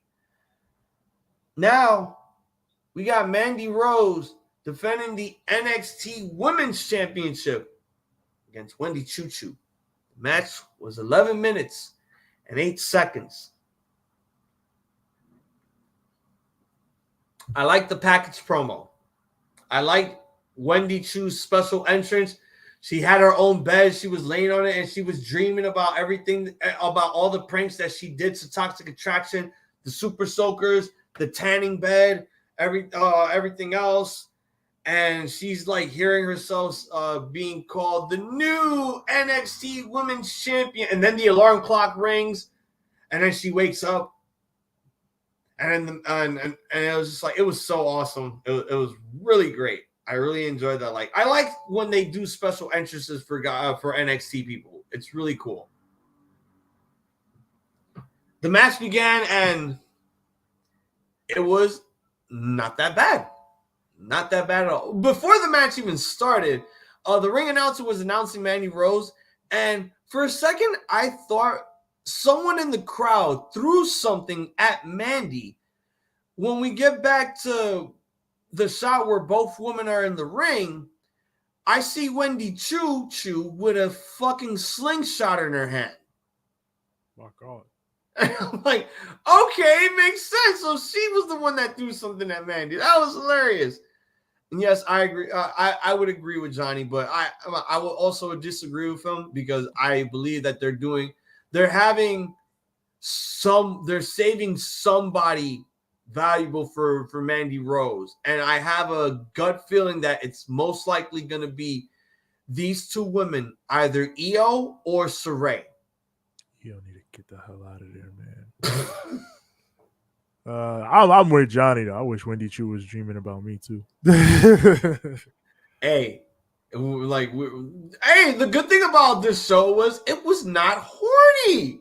NXT It was growing actually, up. I mean, yeah, when Mandy Rose came out, that was all the horny that you were gonna get. Okay, but it was not. What the hell? Oh no, that was my upstairs name. But they didn't show all the horniness in this show, which I'm really proud of. And finally, they told Bruce Pritchard, chill the fuck out, man. Fucking relax, man. The fuck, man. I don't want these letters saying from moms talking about my 12-year-old is jerking off to Nikita Lyons. Like, last time I checked, this is supposed to be a wrestling show, not fucking, a show where it's okay for women to just show off all of that fucking cleavage. Just for my 12-year-old to start having puberty issues and shit. Like that's what I have him go to school for sex ed. But yeah, wasn't a lot of horniness here, which finally they told Bruce Pritchard to knock that shit the fuck off. Hopefully next week he'll finally learn his lesson, which is to knock that shit the fuck off. Yeah. But no, this match also I really enjoyed. I'm really enjoying what they've done with Mandy Rose. Mandy Rose is the definition of a complete 180. She's one of those that they had to send back to NXT in order for her to become better. And once they gave her the NXT Women's Championship, and once they gave her own women's faction, which is a polymerization card of the Riot Squad and Absolution, this is the best. It's the same group formed into one, because Absolution was basically horniness. The Riot Squad was more wrestling. And they put both of those factions and they put it into one when you had Mandy Rose in it. And I really love what they've done with her. Yes, she is probably next to Nikita Lyons and next to basically all the other girls that they have in the next in line roster, and Tiffany Stratton, Lash Legend, and Elektra Lopez. Who's another one? I don't want to put Cora Jade in that topic because she's a skater girl. She'll say, "See you later, girls." I'm not being horny for this shit. Oh, and maybe Natty or two if they want to keep bringing her back. Yeah, that's the cleavage faction. I want to call that the cleavage faction. That's Bruce Pritchard's fetish right there. Shout out to Jenny. That's where all the brief nudity shows up. All right. But no, I really like this match. Mandy Rose could quite possibly be the longest NXT Women's Champion. She might beat Shayna Baszler's record. She might beat Asuka's record. Who was another girl that held on to the NXT Women's Championship for like a year or so? It was pretty much them, Shayna and Asuka. Just those two, really. So yeah, she could probably make history before they decide to send her back to the main roster. And who knows? Maybe she might team up with Sonya Deville again, and they could have probably the horniest tag team, that they have on the main roster. They were teasing that shit before. And, I mean, they've been teasing that on their Instagram page. Do you not see their bikini shots on the Pride Month? Especially Sonya's? Come on, they have their own donut shop. Yeah, the Mandy's Donuts. You know they about the donuts. I want to try those donuts. I was about to say holes, but I'm like, nah. Nia Jax says holes. My hole. Did you hear that AOP started their own promotion in the UK? Yeah, but the show I think it got canceled or some shit. Yeah, and apparently Nia Jax was gonna. They got everyone from CYN and Nia Jax to perform there, and I'm like, what the fuck? Yeah, they had a quite little card, but I think they got something happened. What the when fuck? Mandy girls come out, Zombie was acting weird because I have a thing for Gigi Dolan. There are three women that I can honestly say that I have a huge thing for because I would just talk about them for days. One is Mandy, one is Gigi Dolan, and the other one is quite possibly Jamie Hayter. Oh. Like maybe some indie girls, I'll talk about Sienna. I'll talk about Marty Bell. Allison Kay. Yeah, Allison Kay. I mean, I still think of her as Sienna because that was like the perfect name for her. Allison Kay just feels like her government name, which I think it is. Is it? I don't know that it is, but I mean, Allison. I like Allison Kay. I like Allison Kay too. I mean, it's a good name. She fine as hell. We still got that Marty Bell audio that we still got to put up though. Yeah, that was like my best interview ever. Yeah, I'm also going to. Well, I mean, there was a lot of interference going into this match, which made sense. I mean, yeah, I know, Johnny, you wanted Wendy Choo to win, but also you got to understand they're saving somebody to go over Mandy Rose. We don't know who. It could be Nikita Lyons, or this is not even pulling a rabbit out of my ass. This is probably the obvious choice because they had a match, and that match was probably the best Mandy Rose match she's ever had in her career against this person. It's going to go to Roxy. They have to give it to Roxy. Roxanne. No, I'm not calling her that. Why? I don't even think that's a bad name. You know why I'm not calling her that? Because they gave her TJ Perkins gimmick. Because she's now the gamer. Dabs? She's the gamer. Well, she doesn't dab, but she's now the gamer chick. Oh. Which they made TJ. They did that with TJP. How I had like the Mega Man sprites and shit on his entrance. That shit was cool. That was when they did the promo for Roxanne. She was playing, I believe, WWE 11 before it was 2K, and she was wearing an orange John Cena shirt while Sheamus was beating John Cena's ass. Wait, you were just playing SmackDown versus Raw 2011? Well, it was a younger version. Oh, okay. A younger version of her. Before they said, fast forward to like 5 years later, here's this chick that's like fucking 20 years old. See, you put the image in my head of Cora Jade on a fucking emulator in her locker room. Like, you want to play SmackDown versus Raw? Doesn't everybody want to try Mandy? They want to try many things with Mandy. Yeah. I've heard people say they want to do butt stuff with most of the deepest in the back. Don't do it with Nettie, though, because she will dominate the shit out of you while Tyson Kidd watches. Do not pass go. Do not collect $200. Don't get her sister involved also, because they'll slap each other's boobs for free content. It's Roxy. It's Roxy. I don't mind Roxanne Perez. I don't mind it. I don't think it's bad. Consider where she is. Consider what they be naming people in this company. Is Roxanne Perez like the worst shit? No, it's not. No, it's really not. Because honestly, I didn't even know that. Is she really Hispanic? Yeah. Oh, okay. Because she kind of looked like a white girl at first, but now that I know like most of her background, okay, that makes. But no, she's an amazing wrestler. She's an amazing women's worker. I think I've seen a match with her and Trisha Adore. She's another one that Trisha Adore is great. She's another like, oh my god, why are they putting this girl on Dark and Dark Elevation? Put that girl on Dynamite. I don't mind doing the Darks, but yeah, I would like to see her get a match on. She did get a match on Rampage, but I'd like to see her get one on Dynamite too. But yeah, I'm gonna give this match a solid good. The Creed brothers taking on Wham for the NXT Tag Team Champions. I got a jitterbug. 15 minutes and 19 seconds. I swear, the team that loves to whisper carelessly to each other in the locker room really have a good fashion sense. Good 80s fashion sense. I love this UK tag team.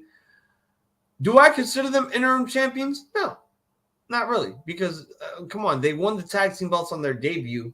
They were trying to make the Creed brothers chase the championships. That's why they lost in their first encounter after they won the Dusty Rhodes Tag Team Classic. That's why they lost again in the Tag Team Gauntlet. That's why they were having this little, dissension between them and Roderick Strong. That's why Roderick Strong made that stipulation that, like, if you guys don't win the tag belts, you guys are done with Diamond Mine. we're done. I can't have you guys anymore. But it was also like the Creed brothers wanted to win the tag team belts by themselves. They didn't want Roderick Strong interfering in their matches, like assisting them. They had to assist Roderick Strong to win a match against, I think it was the Cocaine Guys, while Damon Kemp was making his in-ring debut. I'm like, that was stupid as hell. But I like the fact that now the chase is officially over. They're now the tag team champions, and they could still do the whole Diamond Mine thing, and Roderick Strong will fucking take them to the promised land. Since now he's the official leader, now he's the official talker, now he's going to be the one to put these guys on the map. And maybe more members of Diamond Mine will show up, and then they'll probably get released. Until he is free, yes. Yeah, until he's free. I really like the Creed brothers. They're still improving. Yes, Pretty Deadly's drip is better than Seth Rollins' drip, and is way better than John Morrison's drip, because they got that 80s drip. Oh yeah, classic drip. Yeah, they got that classic 80s drip with the fancy rock hair, and you know, sometimes I remind myself that these guys also kind of look like Love Fist from Vice City. Because these guys are basically glam rockers. They're 80s pop glam rockers. Like, these type of guys will probably listen to Madonna in the shower. Weird call, but I respect it. I respect it indeed. And, they were really great NXT UK tag team champions, which honestly, I think I really like Pretty Deadly and their antics. I'm sad that they lost the NXT championship, but you know what? It was going to happen either way, because we needed the Creed brothers to be the ones to chase the titles, not win them immediately, which I really enjoyed. This match is also going to get a solid good. Respect it. We go on to, hold on, let me refresh this, because there we go. There we go now. Now it's time for the main event. Oh, hell yeah. Hell yeah, indeed, because this main event was actually pretty good. It was actually pretty good. For the NXT Championship, if Bron Breakker got disqualified, he would lose the NXT Championship to Joe Gacy. The match was 15 minutes and 50 seconds. The promo package was great. Everyone got special entrance. I don't know what Bron Breakker broke on his entrance. I'm guessing it was Triple H's remaining glass from WrestleMania 25 that he shattered, because it was weird as hell, because the smoke was just covering what the hell he broke there. Because last time I checked, your name's not Austin 316, because he'll just whoop your ass. You damn right, son. And then he'll tell you to go get a bottle of Thunderbird. And try to get some of that courage he had before. Like, damn, Steve, I got dark. Did you see that shit from WrestleJuice? No, what?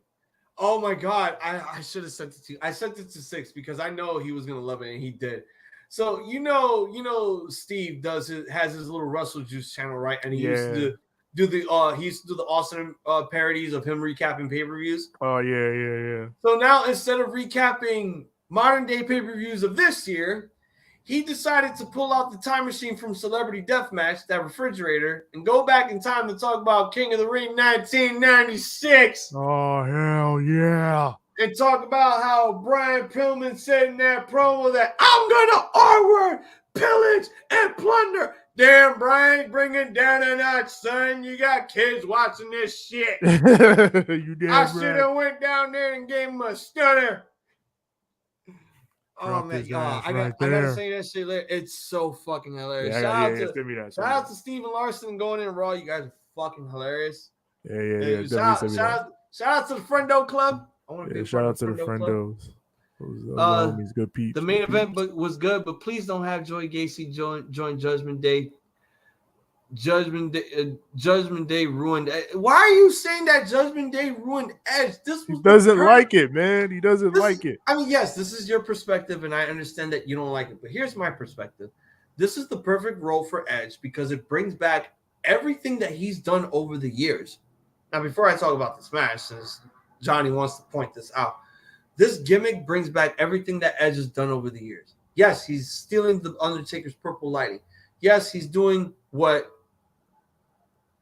the House of Black is doing, but better.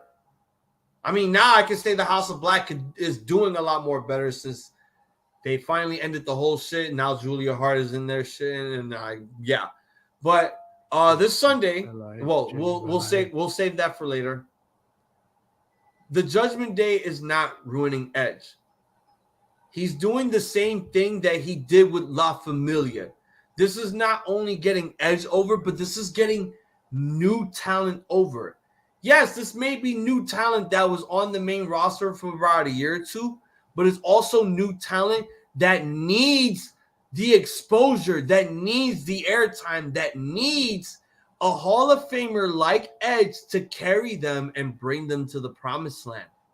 I got to stop saying promised land now because at this point, I sound like Bray Wyatt.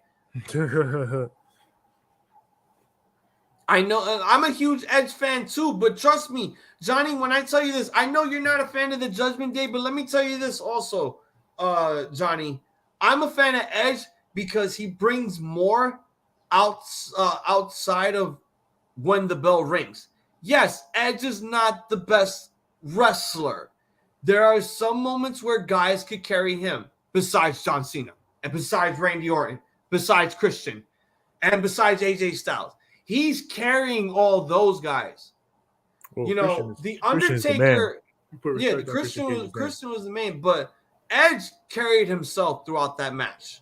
Yeah. I'm talking about guys that Edge could carry himself with, not guys that could carry Edge. Like I said, Edge may not be the best wrestler in the company, but Michael Hayes was right when he said it on his documentary, You Think You Know Me. He had the total package. He may not be the it factor, but the total package is the second best thing to becoming the it factor. He's Robert Roode, the it factor professional wrestler. I'm off chain. Hey, that it factor shit was great. I actually enjoyed that shit because Beer Money needed to be separated in order for Bobby Roode to get that, because when he lost to Kurt Angle at Bound for Glory, I was pissed. I was really pissed because I was Bobby Roode's time. I was pissed when he had to pull the trigger on the betrayal of his own partner by smashing a beer bottle on him. It was a great feud, though. It really was. It really was. And it had a perfect ending because the professor himself knows how to close out the show when scenarios like that happen. And we were sitting there on our television sets like, oh, shit. I can't believe that he did that. You betraying bastard. Yeah, man. Like, you Canadian bastard. What does Scott D'Amore put in your head? Fuck shit. No, but on to this match. This match had a really good story. Really good story. Because it brought back all the personal shit. And like, again, they everything was getting into Bron Breaker's head. The House of Mirrors, you know, the photos of him with his brothers, the high school football plays being shown on TV while he's being interviewed, you know, all that other stuff. It's basically Joe Gacy being the role of Jigsaw. Instead of I want to play a game, I want to mind fuck you. All right? I want to mind fuck you, Bron. All right? I'm going to fuck you by having all of this shit from your past being shown on WWE. And then it's just gonna be like, what the hell is this? Why is he showing my personal life to everyone?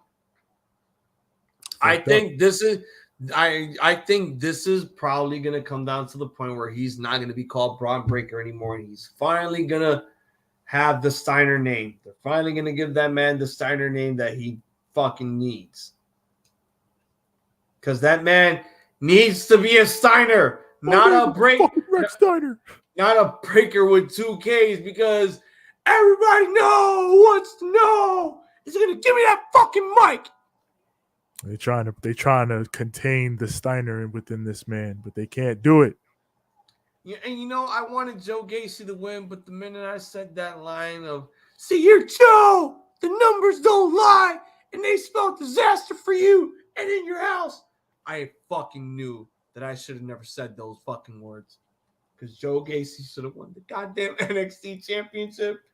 But then, if he would have won it, he would have looked stupid with it because that belt was so goddamn colorful.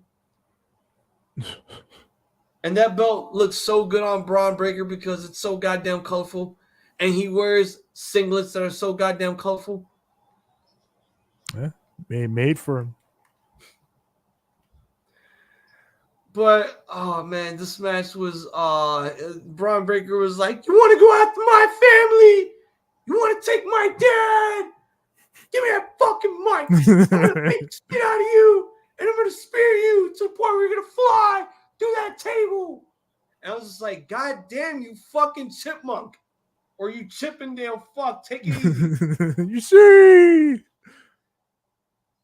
It's just like, man, you legitimately sound like your uncle. It is crazy how much that dude sounds like his uncle. Joe Gacy with the Eddie Guerrero shit. And you know the crowd would have chanted bullshit if the ref would have called for the bell right there. But then a second ref have to come out and be like, no, you're not doing that. You're not doing that because he didn't swing that chair. He did not swing that chair. All Joe Gacy did was take a bump and throw the chair at him. That's all he did. That is all he did.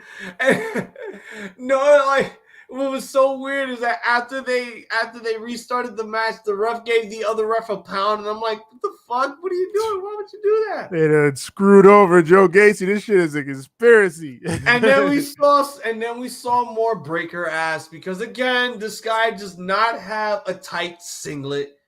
Every time the straps come down on that singlet, it's so baggy. I tell myself, what you gonna do with your singlet on the ground?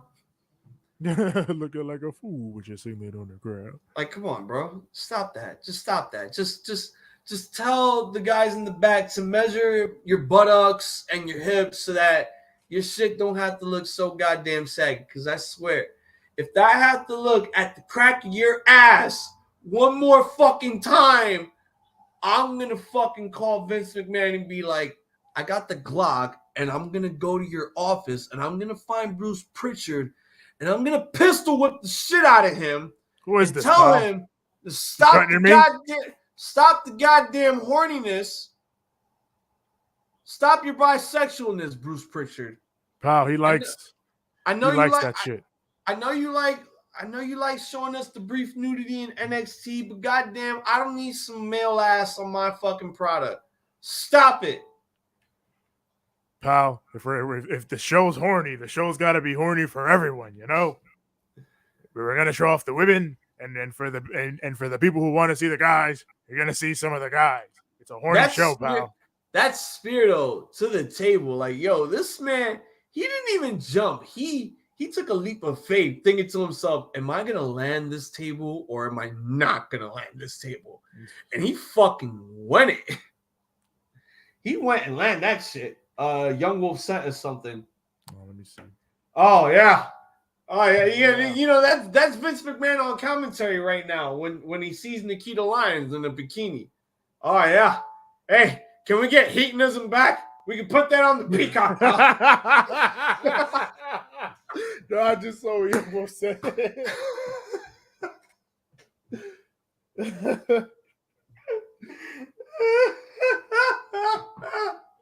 The hell is wrong? Yo, what?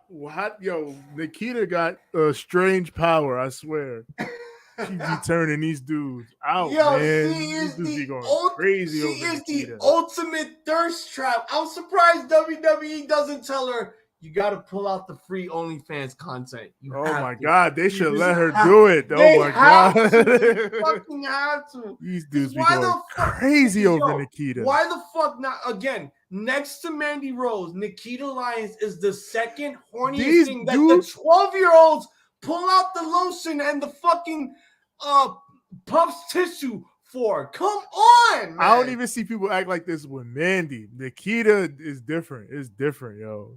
Oh, no, what's going on out here? No, they act like that with Mandy when they see her in the bikini shots, not when she shows up on NXT. But it's like, God damn, bro. You're literally like, it's like Nikita Lyons is desperately asking men to send her a dick pic just so she can write an official statement on how she does not like to be treated this way. Jesus Christ. My God, yo. This is what Vince McMahon was saying. This is why Athena walked the fuck out. Well, I hope that Nikita, this is all of her, of her own volition. No, there's nothing wrong with people being sexy. It's just as long as it's up to them. No, this really is. This is legitimate. This is legitimately off her own volition, but also it's also like maybe this is what WWE is sometimes telling her to do. Like, hey, you need to promote yourself. Not only in the martial arts way, but also not in the music way, but also in the sexual way too, because we want to get that demographic on your side because that's what's really more important. I don't fuck with it. If Nikita want to be sexy, as long as it's her choice, I'm good with that. But goddamn, pal, she's sexy. She's sexy, but these dudes. No, she is. But legitimately, hands down, you have to agree with me that next to girls like Toni Storm, Jamie Hayter, who's another one that I said that had a face? Next to all of them, this is the horniest that they go. Like, this is the briefest of nudities. They are the definition of legit thirst traps. Jordan Grace is another one. Oh, don't get me started. Don't. I think that's already too late. I think we've gotten each other started on this. The minute Young Wolf sent us this goddamn tweet. This is not just basically directed towards us. This is basically everyone's thoughts. This is what everyone feels about Nikita Lyons. Oh, I just went literally left on this whole thing when I'm supposed to talk about the NXT Championship match. The Druid got hit with the chair shot. Because why the fuck not? And Bron Breakker just decided to destroy this man with quite possible not only one of the sickest spears to land on that table, but another sick spear that looked like an offensive lineman taking out a goddamn quarterback. No, a heavy defensive lineman taking out a quarterback. Not only just taking him out, but concussing him. Like, head first, you hit the grass before your body. That sounds crazy. Exactly. For him to get that win, man, I feel bad for Joe Gacy because I was really going for him to win. My birthday twin really needed that win. His girl was really probably thinking to myself, yo, see, this man needs this win. He needs this. Just so they can go to Disneyland again with a colorful NXT championship. But no, shout out to Amy, by the way. I got love and respect for you. I got love and respect for Joe Gacy also. This was also a really great match. I will give this match a solid buzz. Probably the best Bron Breakker match I've seen because he didn't actually botch. And he didn't look lost. Which I honestly say, if you put that man in possibly a storyline that looks personal, maybe that could bring out the best in Bron Breakker. It's like, how dare you go after my dad? I'm going to beat you up. Yeah, hell yeah. So, yeah. Bars. I know we're going long here. I know we're probably going to do a 4-hour show here, but what the hell? We're not going to do the thoughts of fucking Hell in a Cell unless that shit ends at 10:30 also, since there's 7 matches. Maybe Madcap Moss and Happy Corbin will be the kickoff show. Hopefully. Controller. Hopefully. Now I want a Madcap's controller. Maybe that's what they're trying to get over. They made a deal with Madcap. They're trying to get it over. I will give In Your House. It's going to get a solid bars because the North American Championship was actually the show that made this show feel like it was in your house. because this felt like an in-your-house show. Some of these matches sometimes had a black and gold feeling, but the North American Championship match, I'm sorry, that was the definition of the black and gold. And thank you, Triple H, for giving us black and gold over the years. That's facts. Because you know what? I don't care. Carmelo Hayes was black and gold. Cameron Grimes was black and gold before it became this colorful 64 Crayola jizz color. To the moon. That man came out to a rocket ship. That's crazy. That was awesome. That was fucking awesome. All right, well, let me find this shit now.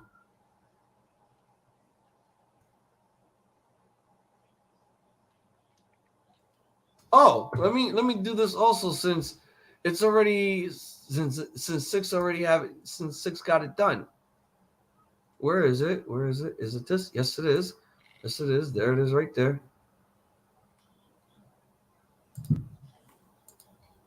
Wait, you're supposed to show. What the hell? What the hell? What the hell? Oh, there we go. Yeah, there we go. Yeah. Oh. It is. Yeah. No, it's the milk crate. Oh, Lord. It's the milk crate challenge. It's funny how there's only one milk crate challenge match. Fucking, because Helena is a raggedy hoe. Yeah, remember when the milk crate challenge was like the hottest thing in the summer until niggas actually started getting killed by that shit and injured and breaking their necks? Yeah, shit was crazy. I'm like, yo, what the fuck is wrong with y'all? Oh, and again, happy Pride Month to everyone. I mean, we might not see the Pride logo on Raw Rants, Live Rant, and stuff, but we will see it on some of the pay-per-views. But we want to wish everyone a happy LGBT Pride Month. We love everyone in the gay, lesbian, trans community, and yes, we love all of you. You damn right. So, as of last night, we officially now have seven, like fucking Eddie Grits of the Chappelle Show on the World Series of Dice. I bought my mama a car. Pay me. And I spent the rest on PCP. And in the end, come together looking like butt cheeks. All right, let me stop. All right, so this might be the kickoff match. I mean, at this point, I don't even know if they do kickoff matches anymore. Yes, gentlemen, we have switched it up to the Hell in a Cell. Hey, go. Hold on. I want the old Edge back. No, because sometimes the Rated R Superstar was getting stale, just like Hogan got stale every time he made his return. Brother Jack. Brother dude, go fuck your Jack. Brother dude, go jack your whatever. Go jack your Terry Bollea Jack, not your Hulk Hogan Jack. Listen, dude. Listen, dude. When I was making love with Bubba the Love Sponge's wife, I told her I did it for Linda, brother. That's what she wanted. What you wanted from me, dude. Son of a bitch. You know, let me tell you something, dude, Jack. I told Bully Ray to marry my daughter because her album sales needed to go up to Nick Cannon's. And I'm just like, what the fuck are you talking about, Hulk? Dude. Let me tell you something, brother. When they gave me the role, when they called the Hulkster up for the role of the wrestler, I told them I didn't want that role, brother. But then they never offered you the role to begin with, you piece of shit. You know how you be on that bullshit. What makes you think that Darren Aronofsky was actually going to give you the role of Randy the Ram Johnson when you can't even fucking do anything off the... When have we ever seen Hulk Hogan do anything off the top rope? You know, one time that race has done something off the top rope. You know, if he would have fucking tried to change the script in the movie. Oh, brother, you know I can't be. I have a drug addiction, dude. I got to get over that shit, brother. Oh, I can't have a daughter that doesn't love me, brother. Let me tell you something. If I'm gonna have sex with Marissa Tomei, she has to be my wife, brother, not a stripper. She can't be a stripper, dude. You got to be a housewife. And let me tell you something, brother. If you're gonna bring the Ayatollah, it has to be the Iron Sheik, not Ernest the Cat Miller. Right. And then he'll be like, fuck Hulk Hogan. I break his back, make him humble, and fuck him in the ass. And he goes on the Howard Stern show to pull out his dick. Fucking, how did we get here? What are we talking about Hell in a Cell? I don't know. I think this is the raunchiest we've ever been. And we need to be like this more because this is probably the filthiest, most entertaining show that everyone likes to hear and watch. Man, we gotta hold the level of decorum. We gotta have some decorum. I'm more raunchy. You guys are more professional with your AEW. You guys are more territorial. I'm just like, I'm the ECW. I'm what Joey Styles could have been when he was commentating stuff on his own. Well, all right, so man, if Joey Styles ever made a wrestling promotion, he needs to go back commentating that shit on his own. All right, so we have a new and improved Madcap Moss. The controller. Again, no more jokes. It's no more suspenders. No more looking like he possibly could have been with Sheamus and Rich Holland with their suspenders. They could have called themselves the suspending brutes because they like to fight with their suspenders. That is so generic. I hate that shit. Yeah, he's going to be taking on Happy Corbin again. Oh, and this time it's a no-holds-barred match. I didn't even know that. Yeah, so I'm guessing, this is not going on the pre-show. Hold on a second before you get your predictions. That demographic that people watching is 50 plus. I want to stop, but Kelly can be in my bedroom. Johnny Autism, you too. Do not pass go. Do not collect $200. Do not even buy the boardwalk. Just go straight to horny jail. The horny jail. Yeah. And Kofi Weaston is live with us. Shout out Kofi Weaston. Love is love. And Johnny Autism is gonna go with Madcap. I hate the controller. This rivalry was it started because they lost the match with Drew McIntyre and sword cut rope at WrestleMania instead of sword cutting head, giving us decapitation. So Happy hates Joke Guy, beats him up. He takes a chair, puts it on Joke Guy's neck. Happy Guy grabs the Andre the Giant trophy and drops it on the chair, breaking Joke Guy's neck. Shows up 3 weeks later with a new fucking gimmick. And I'm like, what the hell? First of all, you should be dead, Joke Guy. Stay dead. A trophy was dropped onto a chair on your neck. How are you not dead? The third-party controllers be sturdy sometimes, Third-party controllers be broken. But sometimes they sturdy. No, and I mean broken like cheap. Like you just have that one controller where it's like, you know how they do the fighting games where it's like, you have two choices. You can play normal mode or you can play simple mode, where if you press one button, you can just pull a 5-hit combo. With the turbo button. Yeah, no, the turbo button was just a turbo button. You had two modes to play. You could play it manual or normal, which is like you knew how to play the fighting game properly. Or you can play it simple mode, which was the easiest mode ever, which was like, oh, you didn't have to do a combo to do the super. You just had to hit the trigger buttons to be like, oh, super. Yeah, the easy mode. But yeah, you would. I mean, it was the simpler way there, but you would lose like certain more complex combos and shit. So that was the trade-off. All right, so give your prediction in this match, and I gotta tell you about what the hell they're doing some weird shit on SmackDown. So who do you think is? It's a no holds barred match, so definitely there's not gonna be a pre-show match here. Definitely, it's just the kickoff panel doing their predictions, showing off promo packages. So who do you got for this match? It is all freestyle off the dome. I don't know what the fuck going on, and I don't really care. We gonna go with the homie Mad Cat's controller. That's what we doing. This man is gonna continue to rise to the top. The controller, he doing it. Mad Cat's controller Moss is gonna win. I mean, he kind of does look like a controller now. All the controllers are mostly black, and he has young boy gear. Yeah. So yeah, young boy Moss is gonna win. Young Mad Cat controller Moss. Young Mad Catz controller boss. We just give No, more that and more I'm gonna go with him to win. Also, I mean, they have to after they dropped a trophy onto a chair that was on his neck. Damn. I mean, goddamn. That right there is attempted murder. A happy man attempted murder on live television.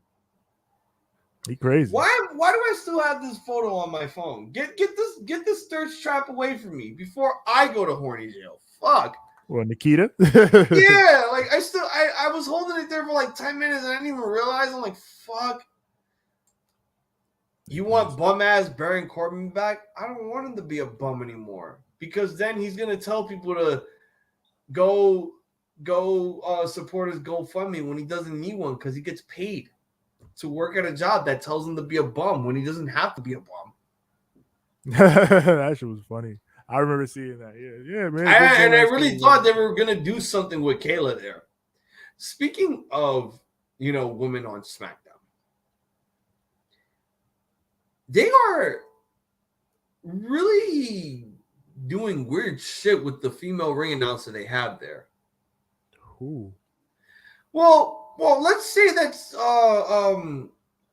Angel Garza likes to have his little Pepe Le Pew moments and likes to, gyrate his groin in front of the ring announcer while he tears his pants off and all that shit. And I'm just like, that's just sexual harassment at its finest. But then she's not feeling that shit. I'm like, and she has that look like, why am I being the one to go through this shit? Like, am I getting paid good enough to have a man like gyrate his groin at me? And then to make matters worse, they have Shanky dance to this girl also, and she's feeling him. I'm like, what the fuck? Oh yeah, I saw they posted a fucking gif of Shanky dancing. It was like 5 camera cuts around him dancing in one spot. Like, yeah, that was horrible. Is this shit? And then last night, to make matters worse, in order for her to make her feel like she's part of the angle, they actually made her go dance with Shanky. It was way worse than Kali kissing women on fucking TV. Well, shout out to my homie Shanky. I'm like, how uncomfortable is this ring announcer for them to tell her to do this shit? They better put a lot of zeros on her fucking check if they're making her do this shit.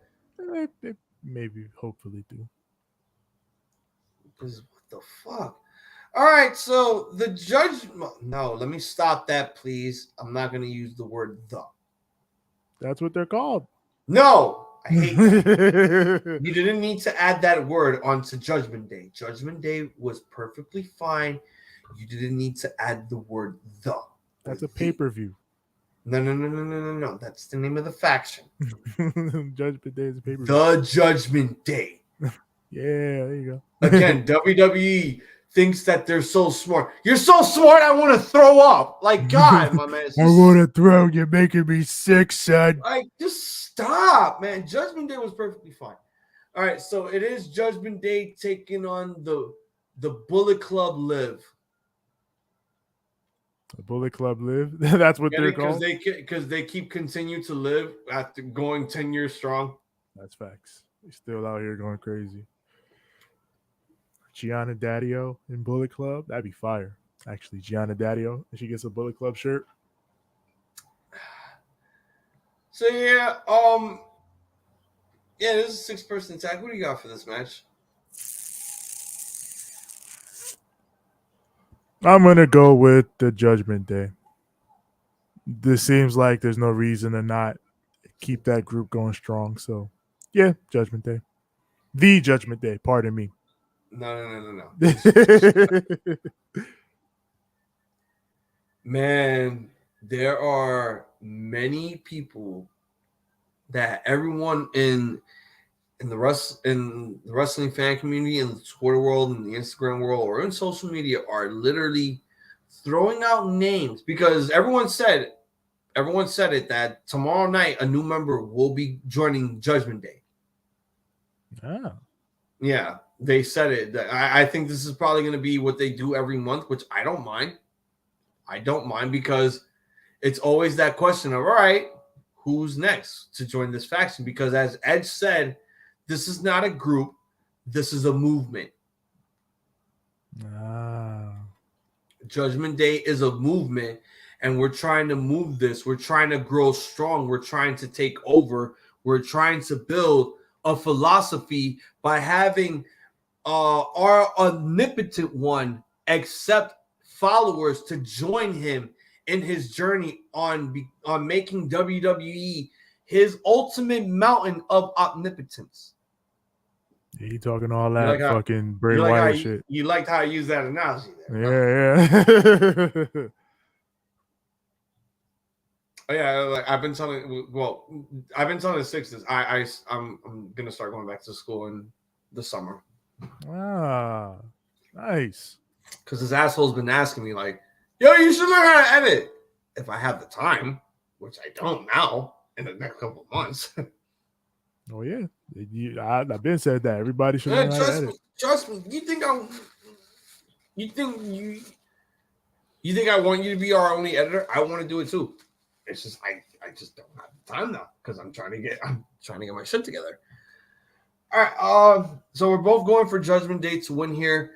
Honestly, if there's anyone that deserves to be a part of the Judgment Day more than anyone else that Edge is teasing, he could tease this Ciampa, he could tease Paige, he could tease anyone that he wants to throw out there. If there's anyone that I know that deserves to be in the Judgment Day way more, that needs to get out of the 24/7 division, we need to give it to Dijakovic. Dominic Dijakovic. And he cannot be T-Bar anymore. He needs to go back to Dominic Dijakovic. You know they're gonna call that nigga T-Bar. No. But if they're gonna put him in Judgment Day, they have to go back to the. Well, if they put him in the group, they'll probably be like, "No, this man is really Dijakovic," or maybe they'll give him a new name. And you know what? That could be the tag team right there, Dijakovic and Priest. That could be the tag team, and then you could add one more guy that could go after the mid-card title. Because sooner or later, it's going to come down to the point where they're going to give Edge the world title again. They're going to. If they're going to make this faction worthwhile, worth something that's probably way better than House of Black, which I'm still going to throw out there. This faction is way better than House of Black. Not because of the booking that they're doing with House of Black. It's just, I'm an Edge head. No, you're just showing your bias. Yeah, I'm a biased guy. Just like how some guys like Sonic the Hedgehog 2 better than Sonic the Hedgehog 1. Hey, they're fucking biased. I'm biased on how I like Judgment Day better than House of Black. If they can put on a match like fucking House of Black, just put on a Double or Nothing. And even though there's two different similarities of how I would claim this whole claim. I am going to love Judgment Day, but I will forever worship the House of Black. Well, the house always wins, so yeah. Yes, because the house always wins. And Judgment Day will always seek judgment because they are the house may always win, but we always will have a judge, jury, and executioner in Judgment Day. An executioner, yes, we will. We will have a fucking, what is that? The sit out DDT? No, is that the submission? Fucking Edge and his moves. The Impaler. Yeah, the Impaler DDT. Yeah. For the United States Championship, actually, honestly, I'm really going to be stoked for this match. I don't know if you know who's in this match right now. Theory is defending this title, but he is defending it against Mustafa Ali. Ooh, actually sounds good. Now, they had a match before. It was pretty good until The Miz. I mean, I don't remember if it was. No, it wasn't The Miz. I think it was The Miz. I don't. No. The Miz was a special guest referee for Ali versus Ciampa, and he pulled a fast count like, that's it. Oh, and by the way, Miz, stop wearing your fucking women's slacks as for being special guest referees. And another thing, they gotta chill with that special guest referee shit. You pull that shit like the Olympics. You pull that shit out every 4 years. Well, you know how they are. They got an idea, and they gonna go back to it. I mean, I know, but they did too many ones. Like the minute R-Truth did it, it was like, okay, when the Miz did it, and then he did it the following week, I'm like, nah, fuck out of here. You're doing too much of that shit now. You gotta stop that. But yeah, I feel like this. Well, go ahead. You talk about this. You give your prediction for this match. What match is this again? This is for the United States Championship. Theory and Ali. Ali. I like the sound of this shit. I think this is going to be a good match. But I think they're going strong with Theory. I don't know. I guess I'm gonna go with Theory. That's what the feeling my gut is telling me right now. Theory. I mean, I mean, everything that I said on NXT, I'm probably going to say the same here because I gave my predictions on NXT after. So I'm going to go with Theory here to win. I feel like, but I also feel like this is going to be a really great match because I know these two are going to put on something amazing. And I don't want the United States title to just be a title where an open challenge has to be thrown out. I want the U.S. title to mean something. Like, I understand that it's a gimmick title and it's like, oh, if you're an American, you have to win this title. But if you're a European, you have to lose it to an American. So I can represent that title as an American. I get it. But, I mean, it's just at this point, the United States title just doesn't mean anything anymore. It will only mean something when you have someone that knows how to use that title properly, could actually make it feel like it's worth fighting for. Yeah. And I'm hoping that these two guys competing in this match make this United States Championship worth fighting for, instead of making it feel so irrelevant. Like that one kid that the parents hate so much that they look at them and it's like, I can't believe you're breathing my air while we're having dinner. Like that's the black sheep of the family. And I don't want the US Championship to feel like the black sheep of WWE.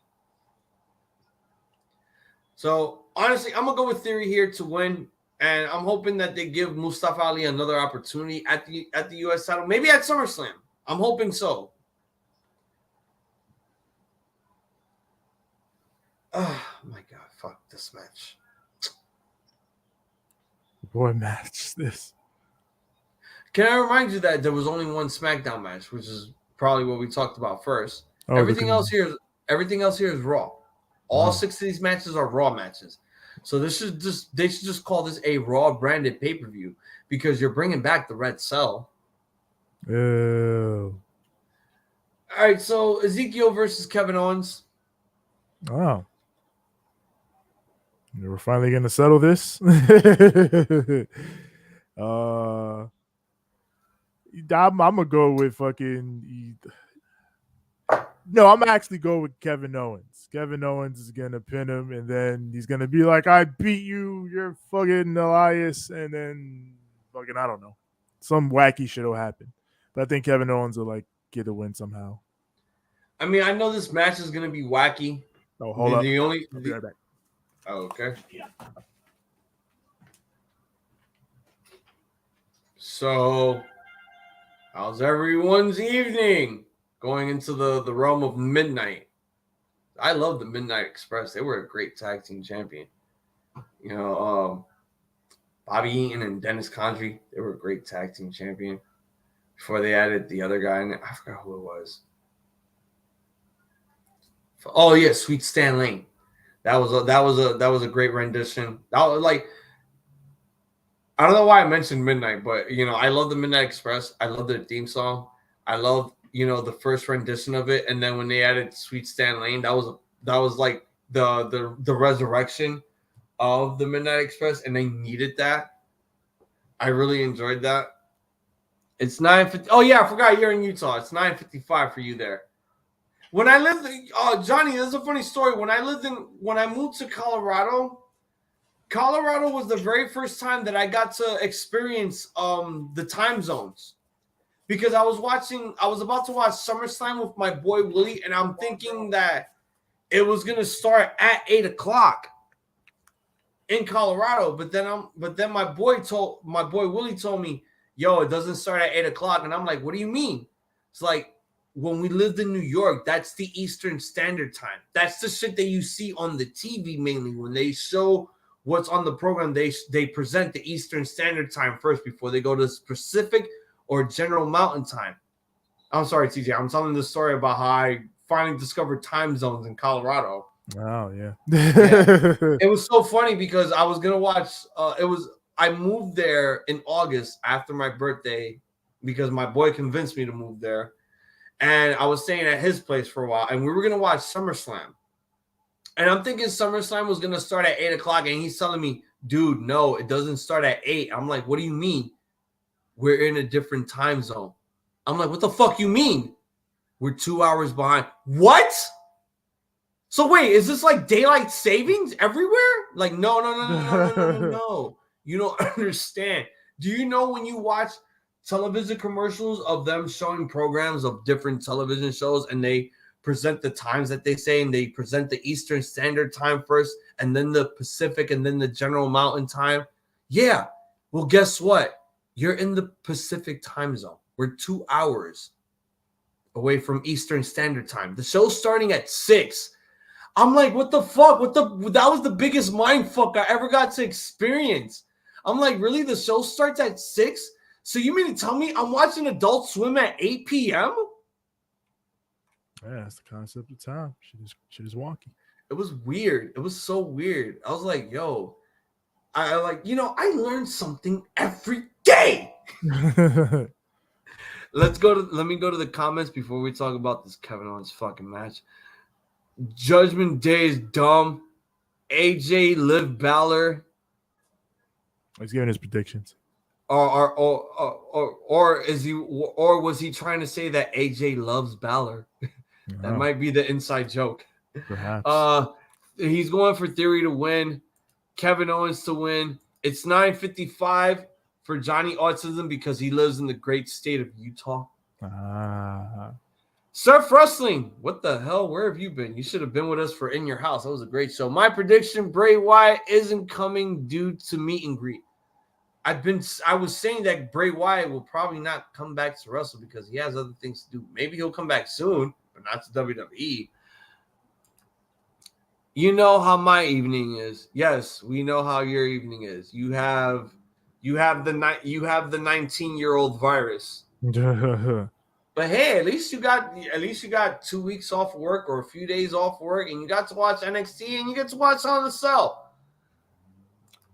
People have been arguing with me all day about Bray coming back. I honestly don't think he will show up.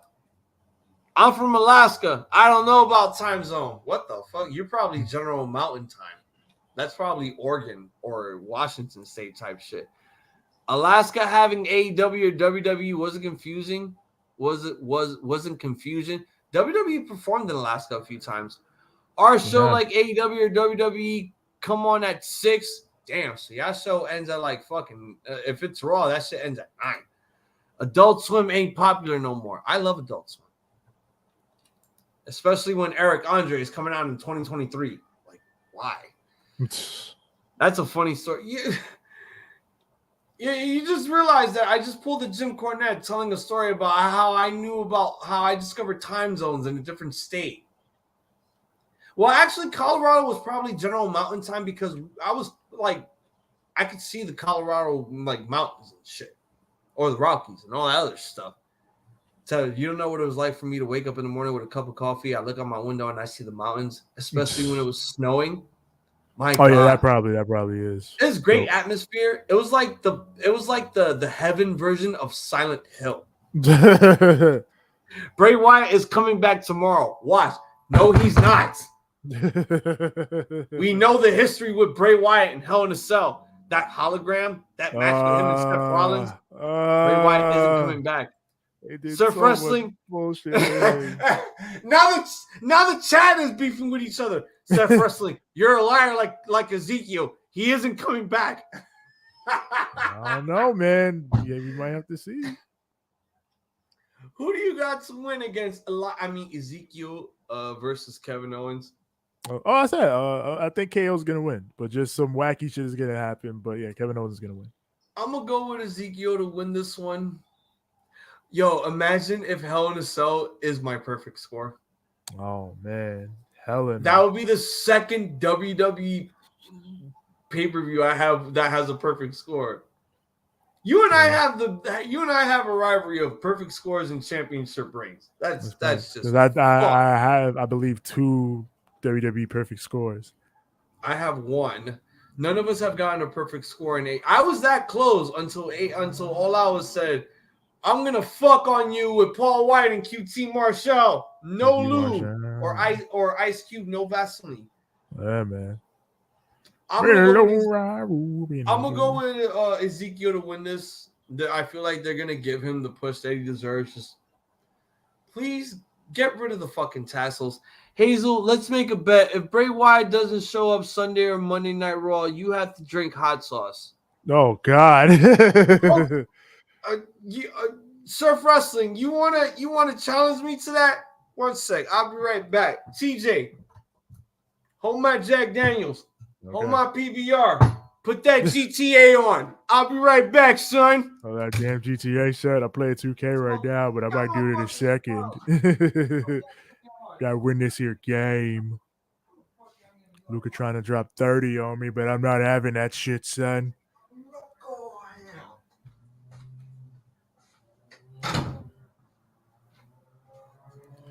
I still gotta get my capture card, but one day I'll be streaming 2K on here like late work. Oh, this man has produced the goods. Look here, motherfuckers. Look here, Johnny. Wait, who the fuck? No, look here, Surf Wrestling. You mean to tell me I'm not gonna take that bet because I know that it's not gonna happen. Ooh. I know they're not gonna do that. Well, that sounds crazy. I know they're not gonna do that. And just to show you that they're not going to do that, I got a bottle of Frank's hot sauce in my fucking hand, motherfucker. Oh, this man said, "Oh, God bye, nigga." What's up? What's up? That ain't nothing. Come on, man. Give me a bigger challenge. Well, yeah. If you're gonna talk hot sauce, what about something different? I think this is Frank's the first Red time Hot ever, is relatively mild. This is the first time ever in this live stream that the chat is feuding with one another. The chat is feuding with one another. I'm dead serious too. You just saw me on live stream chug a fucking bottle of hot sauce. Well, not chug it. I just took a goddamn shot. Hey, you took a solid swig. Yeah, nigga. I took like 2 swigs. I'm good. Like, come on, man. Don Vito got nothing against me. All right, man. Look, Hazel, you know how WWE likes to fool people on? Yeah, I know how they like to fool people. They like to do that. They like to do their little swerve shit that they canceled on the WWE network. But here's my thing. They're not going to bring back Bray Wyatt immediately after you released him. It takes time for him to decide whether or not he wants to go back to WWE. All right. Surf Wrestling, one thing I can't stand is liars. Stop being like a liar. The fucking chat is feuding with what is happening here, man? Chat going crazy on the toxicity of the streaming. All over Bray streaming. You guys are fucking crazy. I hope you guys are like this tomorrow because we need more of this. Oh yeah, for Hell in a Cell, sure. Honestly, this is probably. I don't want to say this is the best episode of all time, but this is the most beef that we gotten since the DVD beefs that they put on DVDs with those rap feuds. Oh, smack! I mean, beef. This is better than Ja Rule and 50 Cent beef. Yeah, beef. The beef. This is better than Jay-Z and Nas beef. This is better than Eminem Benzino beef. Yeah, them beef DVDs was different back in the day, man. I'm like, God, do you niggas? 50 was going crazy. Hazel, you got to get. Oh man, don't. I'll do the 1 chip challenge. I just gotta I have the money for it. I just gotta order the chip.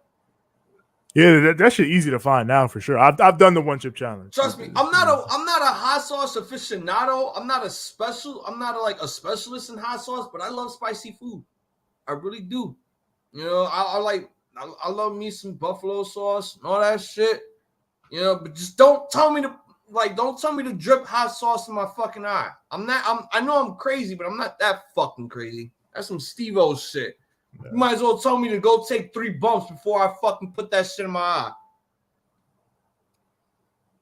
Oh no! I know that we have to do predictions, but this chat is getting too. This is probably the best live stream we've done right now. Are you reading this? I'm a wizard. So wait. So everyone's calling themselves a wizard. So you mean to tell me that you guys are Kevin Nash in WCW? Oh my God, the odds. So is that what you guys are telling me? Is that what you're telling me, Chris Jericho? When I watch Only Wrestling weekly, you mean to tell me that you're Kevin Nash? You're a Kevin Nash gimmick? You mean to tell me, Johnny Wrestling, that you're a Kevin Nash gimmick? Because last time I checked, I don't see you on your shit throwing fireballs, Kamehamehas. I'll be right this back. This is the wildest stream. Yes, Young Wolf, this is the wildest stream ever. This is probably the best stream ever right now. This shit will probably get like 1,000 fucking views. Thank you, chat, for starting this goddamn work shoot feud. I love this. We need more work shoot feuds on the chat. I'm gonna start writing a script for how you guys are gonna feud with each other. I'm gonna start a feud with Surf Wrestling versus Johnny Autism Wrestling. I'm gonna be like, all right, guys, here's what's gonna happen. So Surf Wrestling is gonna be the babyface because he agrees with me on some things as face terms, and Johnny Autism is gonna be the heel because he agrees with me on some heel things. And then you two are gonna fight each other in the ring that I'm probably gonna order online, and you guys are gonna fight in my parking lot behind my building. And then we'll put it on YouTube, and then we'll sell a lot of money. And then I'll be the one booking you guys every week all across the fucking United States, the circuit, and the globe. And I'll take all of your money, and you get nothing. No royalties. I'll be fucking you guys. And you'll be like, yo, where is that iZombie? He's been fucking on me for too long. I want my money. But no, we can make a good angle out of that shit. Indeed. Like, bro, don't think about it. They privately fired his ass. Joanne, you telling me he wasn't mad as fuck about that? They fired this man, Eric and Strowman, and RIP to Brody Lee. Yes, RIP to the Exalted One. Surf Wrestling, you're probably friends with Elias. I'm friends with people who know the WWE behind the scenes like Hazel. But here's the thing. You know what's funny about us here at the Ramblemania Show? We've been around for 5 years, going into 6. But we've been starting the YouTube stuff for a while. We get all of our information from all of the other, wrestling dirt sheets and all that stuff. Trust me, if we knew someone on the inside, backstage, WWE or AEW, believe me when I tell you, me, TJ6, Jay, or Ivy will have that news immediately for everyone. We're no Sean Ross Sapp.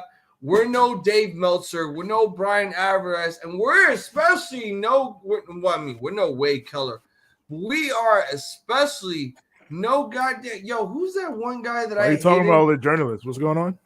Who's that one guy that I hated that I gave shit? Oh, yeah, we're no goddamn Ryan Satin because he sucks. Well, that guy sucks. Yeah, we don't talk about him. Yeah, that guy fucking sucks. Those other journalists, though, those are real journalists. No, because Surf Wrestling says that he's friends with people who knows the WWE behind the scenes, like myself and all of us. It's like, trust me, if we knew somebody from the inside that works in WWE, we'd be giving you guys all the sources immediately. But we're not. We're just an underground podcast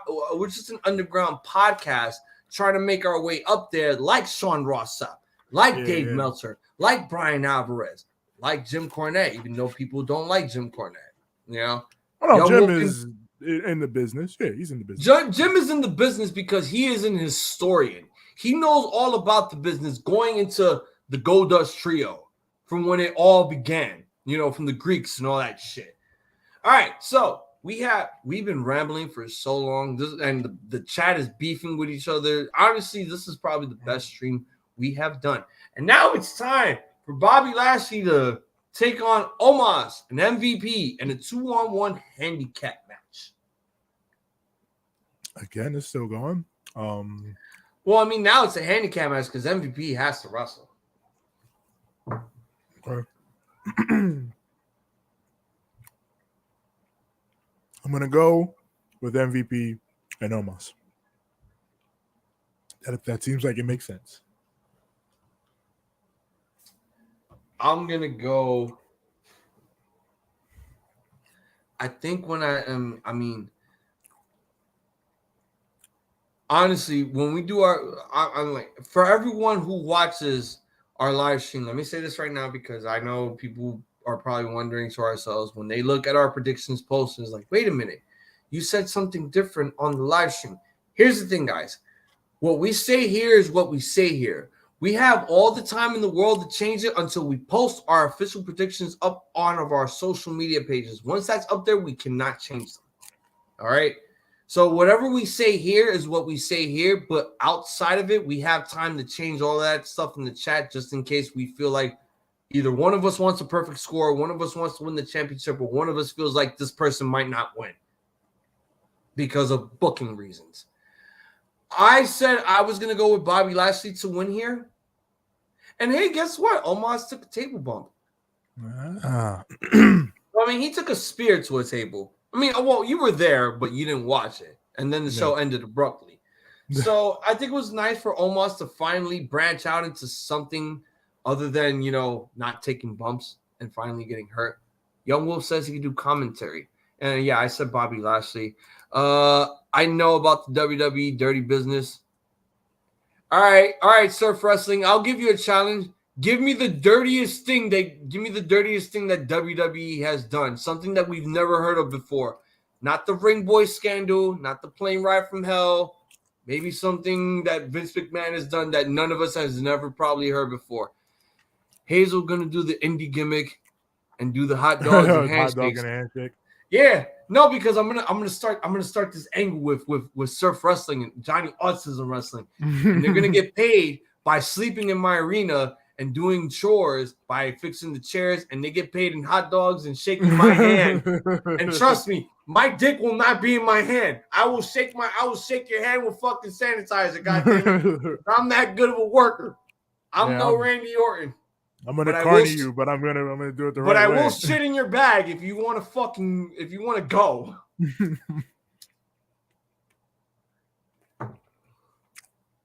I'm sorry, Enzo. I go wherever the fuck the money.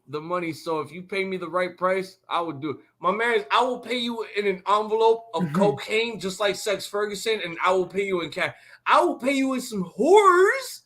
I will pay you in fucking peanut butter. All right. That's a true promoter. My man, I'll pay you in anything but cash. No, I'll pay you in cash on your first job, but then after that, you're not getting paid cash after that. You're gonna have to get Johnny K9 to fuck me up. Oh wait, you can't because he's dead. Ryan Pervert ain't nothing. Yeah, Ryan Sands is full of shit. Did Joe Gacy? No, Joe Gacy lost to Bron Breakker. And Johnny Autism went for Bobby Lashley.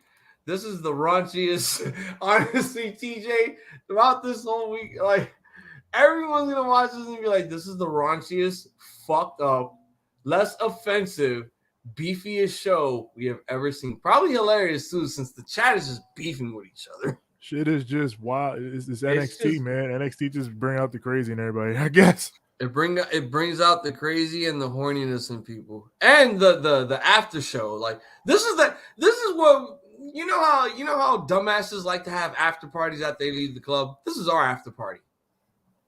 This is our media scrum. This is not Tony Khan with bug eyes talking about how CM Punk is like the biggest draw, and CM Punk is telling him, "All right, shut the fuck up." That's fucking bullshit. Yo, I love that, man. I wish fucking WWE did media scrums and you could see Vince in the fucking, because he would be saying crazy shit too. People act like that's why WWE don't do it, because they're too big. They're too big for shit like that. You'd have to take Bruce Pritchard to your limo to do blow and be like, "Yo, we got this media scrum to do. Let's go." And Vince will just start rambling. Like he'll start out this segment and be like, "Let me tell you something, pal. Life sucks, and then you die." The fuck was it he said to that and then reporter? He just starts rambling incoherently. He said, "That reporter in '99, I resent your tone." Oh, the over the edge shit. Over the edge. Oh my god. Okay, I won't do it. Then I'll go with him. Then I'll go. Then I go where the money is because I'm better than you, and you know it. And you know. He dropped the fucking MJF on you. And Surf Wrestling says Johnny is SAWFT soft. You come promos on each other now. I swear, why do I have the feeling that my neighbors upstairs are gonna blast music the minute we're done with this fucking stream? I have a good feeling they're gonna fucking do that. All right, well. Here we go. The triple threat match for the Raw Women's Championship. Bianca Belair defends the championship against Becky Lynch and Asuka. That sounds fire. Yeah, that's a good match indeed. I mean, I kind of wanted to see Bianca Belair versus Asuka, but no. They just said, fuck it, we need Becky in that shit. All right, hey, it's fine. Shit. I'm actually interested in this match. Pause the game and everything. Yeah, I think Bianca retains. I'm gonna go with Bianca retains. That'd be a great win for her to beat two people like that. That'd be great for Bianca. So yeah, I'm gonna give her that win. Okay, so my neighbors are upstairs are stomping on the floor with their Timberland boots. They're probably trying to tell me, keep it down. We're trying to fuck like jackrabbits up there. The views of Hazel the Eye Zombie are his and his alone, and do not reflect that of the Ramblemania show or the Banter Club. I really don't give a shit. I can be as loud as I want. I'm in the comfort of my own goddamn home. So y'all could just suck my dick. Yeah, we don't know. At this point, Young Wolf, we don't know what the fuck's going on. There's just so much shit going on. I'm cursing my neighbors out. The chat is cursing each other out. Like, we could have a huge angle going on here. I'm about to fucking hit up Grim and be like, hey, I got two guys that want to fuck each other out. Can we use your ring? I'm gonna wait. Who'd you go for here, Bianca? Yeah, I pick Bianca. I'm gonna go with Bianca also. I mean, we got to have the one-on-one match between her and Asuka soon. They just added Becky Lynch here because this angle is not over between those two. And Asuka just feels like a third wheel, which feels dumb. Johnny Autism says, I have no idea, Young Wolf. Let your poor neighbors sleep. And so maybe I will go work for them because you didn't. I got the right money. I could get the right money. I just need to win this, this scam that they call the lottery. Or Jeff Jarrett putting out his pyramid scheme for Global Force Wrestling. And my Global Force Gold. Yeah, that fucking pyramid scheme shit. Hey, if you win the pyramid scheme, you get an autograph 8x10 of Jeff Jarrett. Like, wait, what the fuck? What? No. For the main event, the one and only milk crate match. Finally, they actually did something right. They didn't want to do too many, so they just said, we're doing one. They should have did all of them in Hell in a Cell. I don't know why you want all of them. It gets like I know TNA would do it right, but WWE is like one of those companies. Like, if they do too much of this, I'm gonna get really tired immediately. Just fucking shake it up. Like, if everybody complains about the fact that they've turned their gimmick matches into pay-per-view, so just dive all the way in. So might as well just have everyone compete in the Elimination Chamber. Fuck it. Fuck it. Put everyone in an Extreme Rules match. How about we put our wrestlers in even more fatigue? Let's put them in. Let's have every one of them compete in a TLC match. Fuck it, right? Fuck it. I mean, we're just throwing money away. We're gonna win it back in like every fucking quarter that we succeed. These matches ain't special anymore, so fuck it. Let's go crazy. It's really not. TJ, I said it once. I probably said it maybe a million trillion shibbity blue times. Cody is going to bleed. I'm telling you, it's going to happen. He has to. I believe this is the only time that he will bleed, just so he can feel like a legitimate main eventer. And again, it's going to come down to the point where, Seth Rollins has to lose again. It's the Triple H Batista vibe. Triple H has to put over his former faction mate, and he put him over 3 times. There's nothing wrong. I think the only reason why Seth Rollins is doing this is probably because he's going to get a break. Maybe. He'll probably get a break just so he can go be a dad to his kid and go be a father to the young guys that he's training at his I think it's Black and Bold or Brave and Bold wrestling gym. Oh yeah, his school, yeah. Iowa, the home of Slipknot and clowns. Yeah. So yeah, I think this is probably the one and final opportunity for these guys to put on one hell of a showcasing. No fuck finishes, no ref stoppage. I want blood. I don't care if it's Cody getting the blood. I want blood. This feud has now gotten personal. Seth wants to beat Cody. Cody wants to get to the top of WWE. This is both of their motives going into this feud. Seth didn't ask for this rematch. Cody demanded the rematch. He wanted to go one more time, and I think this was the perfect call. Because he feels as if Seth Rollins was cheated out of that loss from Redacted Backlash, and Cody wants to somehow give Seth his revenge in order for Seth to get redemption. But no, the fucking Homelander is going to fucking win. Goddamn Coldlander. Oh, man. Homelander. I only watched the first episode, but Homelander going crazy this season. I already see it.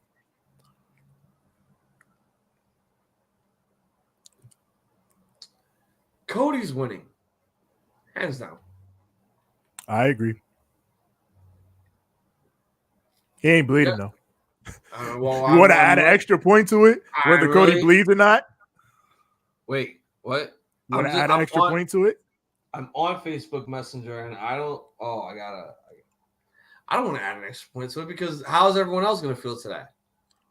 We put it in the chat. We never added an extra point before, so we'll just leave it. Why not shake it up? Why not shake it up? We got to talk to everyone first if they're interested in this. Yeah, we'll talk to everyone, but I think because I'm confident that he will not bleed, and if he does, it's entirely by accident. But I don't think it's gonna happen. I mean, it could be by accident or it could be, intentional. Either way, the man has to do this. He has to. If WWE is going to give him the okay just for this one time, then this has to be the one and only time that they do this. Vince told Bryan Danielson he can't do it. No blood. Okay, but that's Vince. Maybe Vince is looking Vince owns the company. He's the boss. Okay, maybe Vince might look the other way around because guess what? They haven't changed Cody at all since he made his return. They're letting him beat him. Well, this is the one thing that's going to change. I'm telling you. I mean, look, if it happens, it happens. If it doesn't, it doesn't. What everyone wants at the end of the day is this match to not end in some bullshit ref stoppage and some bullshit fuckboy shit. Because we've seen that plenty of times with Brock Lesnar ending the Hell in a Cell match via ref stoppage, with Seth Rollins supposedly merely killing the Fiend with a mallet via ref stoppage. So we gotta, pretty soon, everybody acknowledge me. Acknowledge me. Appreciate us.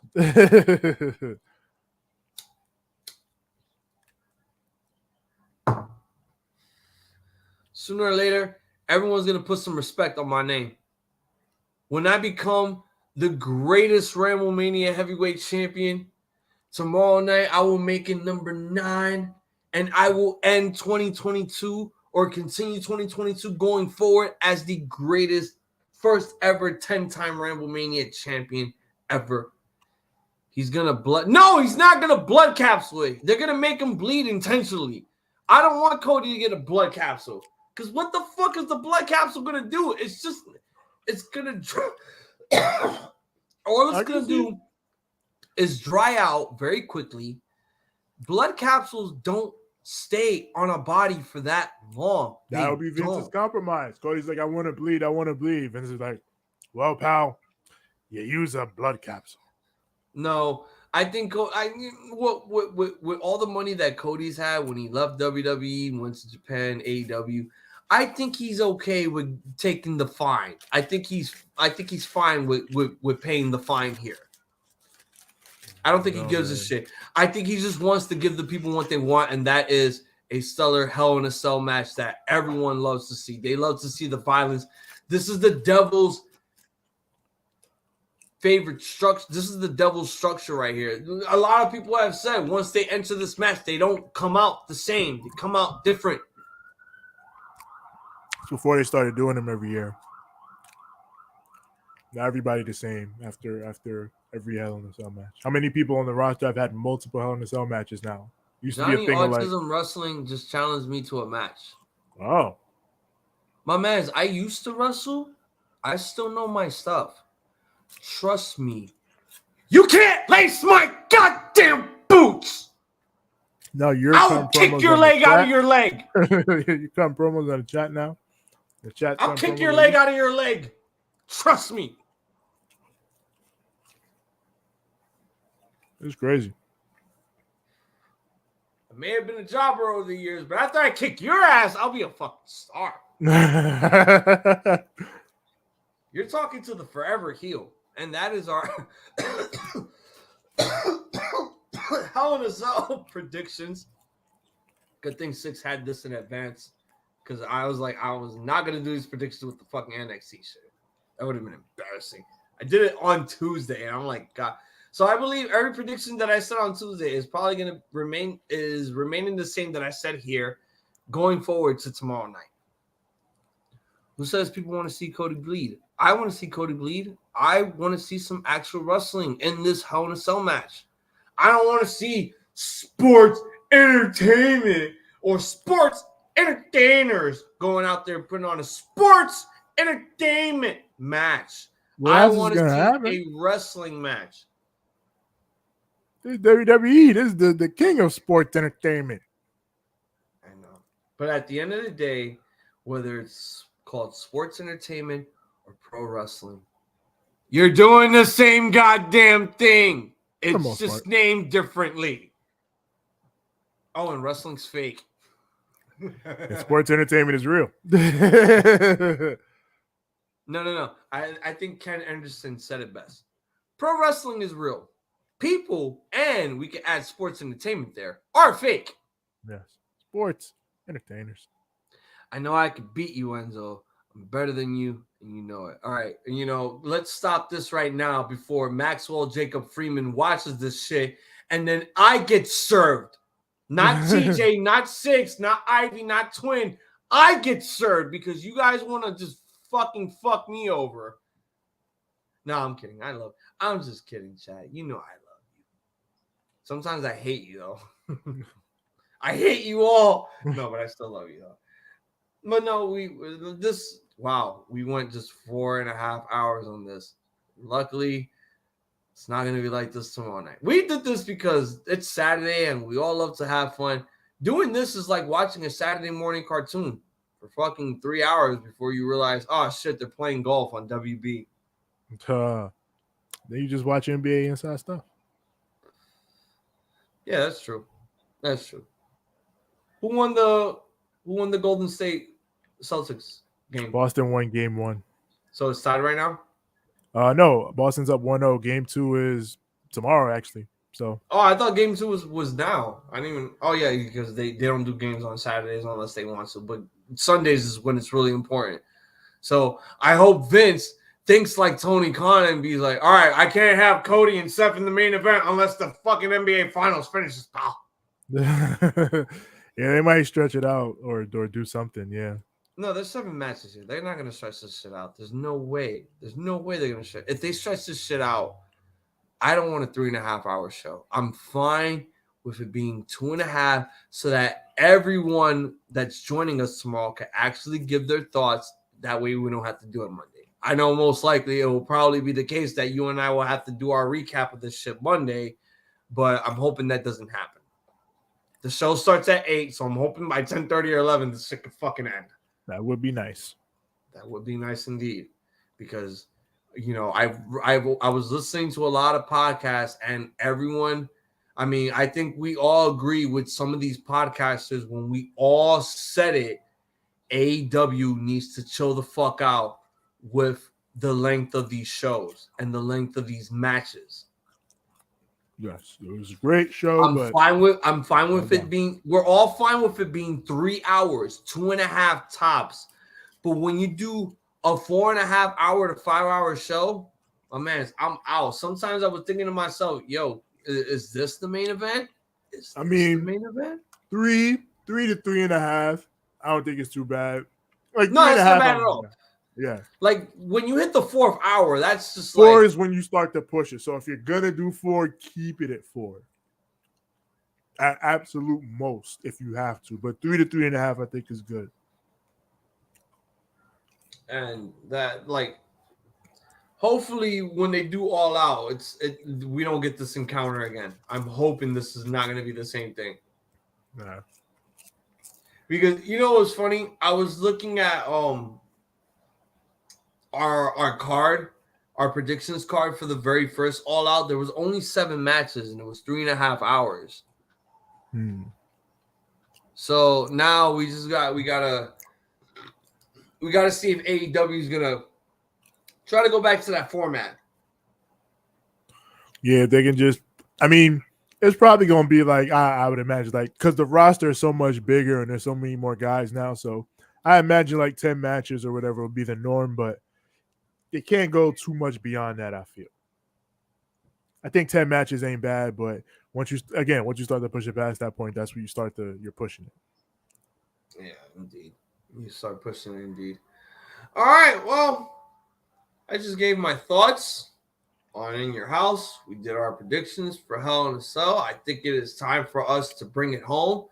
So I'm going to let the great one let all the Ramblemaniacs know where to find us. Indeed. Yeah. You already know where to find us. Find us on Instagram at Ramblemania Show and at Banter Club Podcast. Find us on Twitter at Ramblemania, Facebook.com/Ramblemania Show. Of course, find our group, the Ramblemania Show's Banter Club, where we and the other wrestlers, podcasters, everybody we associate with post all our goings on, all that's going down. Of course, audio, we're on Apple Podcasts, Google Podcasts, Spotify, Stitcher, Anchor, TuneIn, Overcast. Everywhere your podcasts are found, search Ramblemania Show or Banter Club. As far as the visuals, right here, twitch.tv/Ramblemania Show, Spotify video. Of course, on YouTube, Ramblemania Show or Banter Club. You get here, like the videos, click subscribe, and click the bell so that when a new content drops, it goes straight to you. And as far as me personally, find me on Instagram at TJ the Great One. That's TJ the GR, the number 8, the number 1. And find me on Twitter at TJ the Great. That's TJ the GR, the number 8. It's as simple as that. TJ the Great. TJ the Great.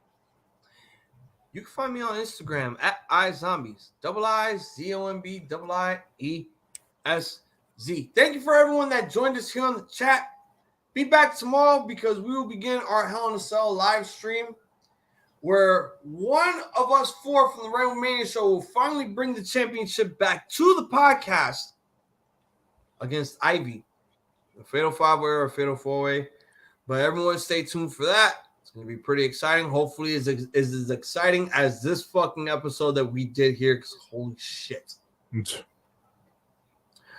For TJ the Great, I'm Hazel the iZombie. This has been NXT In Your House. Also, Hell in a Cell predictions. We would like to wish all of you 8-point goodies. Hey, yo, and that's too fucking sweet. And a good fight and a good night.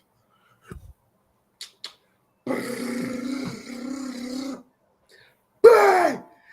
Oh, God. Perfect score. Please. You may hope.